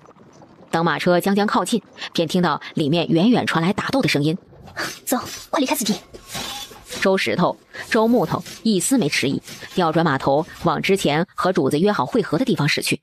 怪不得那些侍卫要护着人逃跑，别人有备而来。姐，你说厉王爷前期一直都很佛系，不受宠封地也不好，他对皇位没企图，多年来不争不抢，不会都是这次变故造成他一改以往的佛系，开始争开始抢属于他的东西了吧？农户儿子多的人家也会为了几亩田地、几间土坯屋子，破锅破碗争得你死我活。别说人家这是真的有皇位要继承，为了皇位，屠兄弟满门抢城池也是常事。不强大，只有被欺负的份。这年头真是没法保障，那些流离失所的农户惨，想不到王府的孩子也会随时丧命。话说，这孩子不知道什么时候才能醒来。晃晃悠悠的马车中，没人可以回答。双马车拉着5人往城门驶去，一路来到南门外的小山丘处。顾清止一行人还未到，一直等到未时，远处终于见到熟悉的人影。加顾清止在内的34个汉子，无一例外的全部受了伤。林润润看着顾清止流血不止的手臂，转进车厢，其实是从空间中拿出止血药粉、纱布，舀出泉水。石头、木头、李安，你们3将止血药粉、纱布分发下去，还有这木桶里的水，我按照白大夫说的撒了药粉，你们给每个人喂1碗。周石头、周木头2人听到木桶里的水撒了白大夫配制的药粉，慌忙拿出葫芦瓢给众人喂药。林润润则是拿出另外的药粉、纱布给顾清止处理手臂上的伤口。我自己来。林润润哪里肯让，见他不让，顾清止慌了。伤口看着吓人，其实不疼的。林润润只觉得心疼，心疼这个汉子受了刀伤，却还想着他怕不怕。先喝碗灵泉水，我给你包扎。此时此刻，他无比庆幸有能让伤口快速恢复的灵泉水，不然在这炎热的夏季，伤口一旦感染，真要命。顾清止听话的将泉水一饮而尽。那边徐天等人正在嘶腾的倒抽气，可脸上喜悦的神色掩都掩不住。石头哥，你是不知道我有多厉害。别看我们个个挂了彩，但是我们34个人去的，34个人回，一个都没少。对方也有18个人嘞，还全部都是老手，可是全被我们嘎了，一个没留。咱们青莲村出来的人就是厉害。不是我们厉害，是主子指导有方，咱们人数上占优势，但是对方经验丰富，且手段老辣。要不是主子指挥得当，咱们兄弟肯定要折几个在东都出不来。对，我一开始就大意了，想着咱们30多人来，对方正值壮年，咱们也是身强力壮啊，怕他们做甚？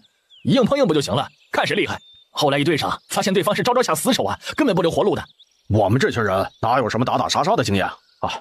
要不是分散开来，逐一击破，咱们这30-40人对上对方18人，就算能全部弄死对方，恐怕呀，咱们这边也是伤亡惨重啊。对方下手是真狠呐。他们之前还想着活捉，问出话就成，对方才不管，一上来就是杀招。那问出对方是谁了吧？问出来了，是南阳郡繁华楼掌柜指使的。几拨人的回答都是一样的，不会冤枉了他们。这繁华楼做此事不是1两次了，这批人就是他们养在外面专门做此类事情的，所以特别熟练。太猖狂了吧？河阳郡的城主不管？管啥呀？安主子，你知道吗？这繁华楼真正的东家就是河阳郡的城主，那个掌柜的不过就是城主手上的一把刀，负责帮他把不能亲自出面的龌龊事全部办好。河阳郡的城主这不是包庇了，而是明着强抢。不是，是暗地里强抢，比明着强抢更可怕。没权没势的商户谁斗得过呀？也没个地方说理去。安主子，河阳城里你好不容易谈成的香皂生意，怕是都做不成了。河阳郡的城主带头强抢，河阳城里的任何生意也没法做呀。以后咱们还得绕道走，不能进河阳城，尽量不被河阳城主发觉。民不与官斗，他们惹不起，只能躲着。林安惊讶地张了张嘴，然后发现确实无解。他们没权没势，如何和河阳郡的一城之主斗？林瑞瑞想到车厢里那个白嫩嫩的孩子，如果他真的和厉王爷沾亲带故，他们青林村是不是也能替自己找个强有力的靠山？以后我带队绕过河阳郡送货，不会被发现的。林瑞瑞轻轻嗯了声，伸手扯了扯顾清止的衣袖，高大壮硕的汉子立马跟着他往车厢走去。只见里面躺着一个小小的孩童。没事，瑞瑞想救就救，我们养得起。林瑞瑞失笑，将经过讲述了一遍。王府一片乱，听说这个厉王爷之前是个不爱争抢的性子，实力不雄厚，也不知道能不能打赢。那我赌他们能赢，他赢自然是最好，他输这孩子就当家人，我们养着。好，不管以后如何，这孩子我们养着。车厢里悠悠转醒不知身在何处的宁策，听到的第一句话就是林瑞瑞说的这句话，他不安的心顿时安定了下来。是这个姐姐不顾危险救了我吗？这个姐姐真好。林瑞瑞转身便看到眼眶含泪的落难软包子。人类幼崽真是可爱呢。姐姐，林瑞瑞的一片少女心顿时柔得快化成水了。林安给人包扎好，一回来发现他的地位严重下滑。原本斗嘴归斗嘴，他姐还是很在乎他的，后来多了顾大哥也就算了，反正爱情和亲情是不同的，他不吃醋。怎么现在他姐眼里只有这个白嫩嫩软萌萌的小包子了？他不同意，坚决不同意。林润润才不管林安啥意见呢。猫憎狗嫌的林安哪里比得上面前用小奶音喊他姐姐的小包子？姐，随便喂喂得了，反正人的适应能力是很强的，太精细了不好。以前我照顾你的时候，你可不是这样说的。林安一想也是，默默地闭上了嘴。姐姐，猪猪会自己喝水。猪猪你别说啊，这娃白白胖胖的还真是像。你爹娘起的名字咋这么贴切嘞？不是猪，是竹，不学扑柳雕，真心肠自保的竹。你说的这句子里面也没有竹啊。这是描述竹子的啊，虽不带竹，却句句有竹，这才是大成。哥哥，竹竹说的对吗？林安笑不出来了。他虽然读书少，但也是受过9年义务教育的，放在大宁朝也快寒窗10载了，可惜不通诗词歌赋。这是林竹，我们堂弟，你别说漏了。东都里面出了事，他们一行人有30多人受了伤，生意肯定是谈不成了。一行人抄近道往青林村奔去，时隔23天，一行人终于回到家了。快开大门呐！外出的人们回来了。姐，顾大哥，哥，回来了，安全回来就好。老天保佑，无灾无难，健健康康的回来就好。外面还好吧？没受伤吧？没受伤，好着嘞。哦，外面乱得很，不过咱们运气好，人又多，没事。李安此时此刻无比庆幸顾大哥带着这群人一个不少的回来了，不然不管少了哪一个，村子里都不可能有这样欢快的气氛。吃完午饭，出门队伍人员回家休养，林润润和周婶子、吴嫂子一起去了香皂工房查看新品情况。顾清池、林安开始听负责的人开始汇报村子里的进度。主子，原本我是想1个月内盖好村子里的所有房屋，在你们回来时给你们一个惊喜。现在其他家都盖好了，主家3进的宅院才盖一半，不是我偷懒，而是没想到主家提前了整整7天回来了呀。无碍，是我们提前回来，那房子还有几天能彻底完工？瓦房比毛坯房盖起来难度大，加上屋子多，最快后天能上大梁，大后天铺瓦，后面的屋子里铺青板石，以及修整院子打水井，可以同时进行，最快5天。我问过了，7月28日是黄道吉日，那些算卦的人说议嫁娶，距离7月28日还有7天，婚房和院子都要布置。我们一直和顾大哥在一起，顾大哥啥时候去问了算卦的？不，这不是重点，重点的是兵荒马乱的，顾大哥还特意去问了日子。天哪，主子终于要和夫人完婚了！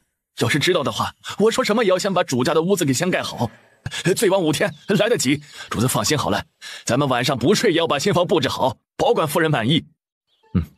和村子里的人说可以，只是别让夫人知道了，操心即可。好，我知道了。青林村处处洋溢着喜庆的气氛。林润润本来没有太大的感觉，可是当家具一样样摆上，大红色的床单被罩铺上，方才有了要嫁人的感觉。夫人，你看，这是大婚时候的嫁衣，上面绣了比翼双飞，寓意可好了。连红盖头上面都绣了同样的样式。苏嫂子的手真巧，和苏嫂子的绣工相比，我才知道我以往那根本就不叫刺绣，叫缝补还差不多。这是主子挑选的样式，只要夫人喜欢就好。主子真是有心，连嫁衣都暗中准备好了。林润润委实没有想到，顾清池默默的连嫁衣都准备好了。不止嫁衣呢，那套正红色是新婚第1日穿的，那套水红色的是新婚第2日穿的，16红是第3日穿，第4日是桃红，第5日是橘红，第6日是嫣红，第7日是绯红。哎呦，我之前听都没听过这么多红呢。哎呀，林润润想说他也不知道。主子，这是完全按照大户人家的规格在办的。我看外头石头木头他们全部在扎红色绸子，明日整个村子更是喜庆。咱们村子其他年轻汉子以后可就难喽，这如何比得上？嗨，还想着和主子夫人比？别的不说，他们先有主子那份心再说吧。屋子里的妇人们一想，确实如此。明日的喜宴准备的怎么样了？夫人你就别担心了，主子回来的当天就和我娘商量好了喜宴的菜式啦。我听我婆母说，明日有8热菜、6冷盘、2道糕点，晌午那顿是白米饭，傍晚那顿是白面。主子还特意吩咐了，只能多不能少。我听说吃大米饭特别养人，也不知道是个什么滋味。我也没吃过，以往家里是种地的，只是大米小麦全部卖了，这换成黑面回来吃。想不到明日托夫人的福，能吃上一次大米饭，还能吃到饱嘞。测量成几时钟声，对铜镜素手描眉转，春微凉，鞭炮声声和清唱。月照红灯笼轻轻晃，对白如东方。只怕情线只是鸳鸯不牵线。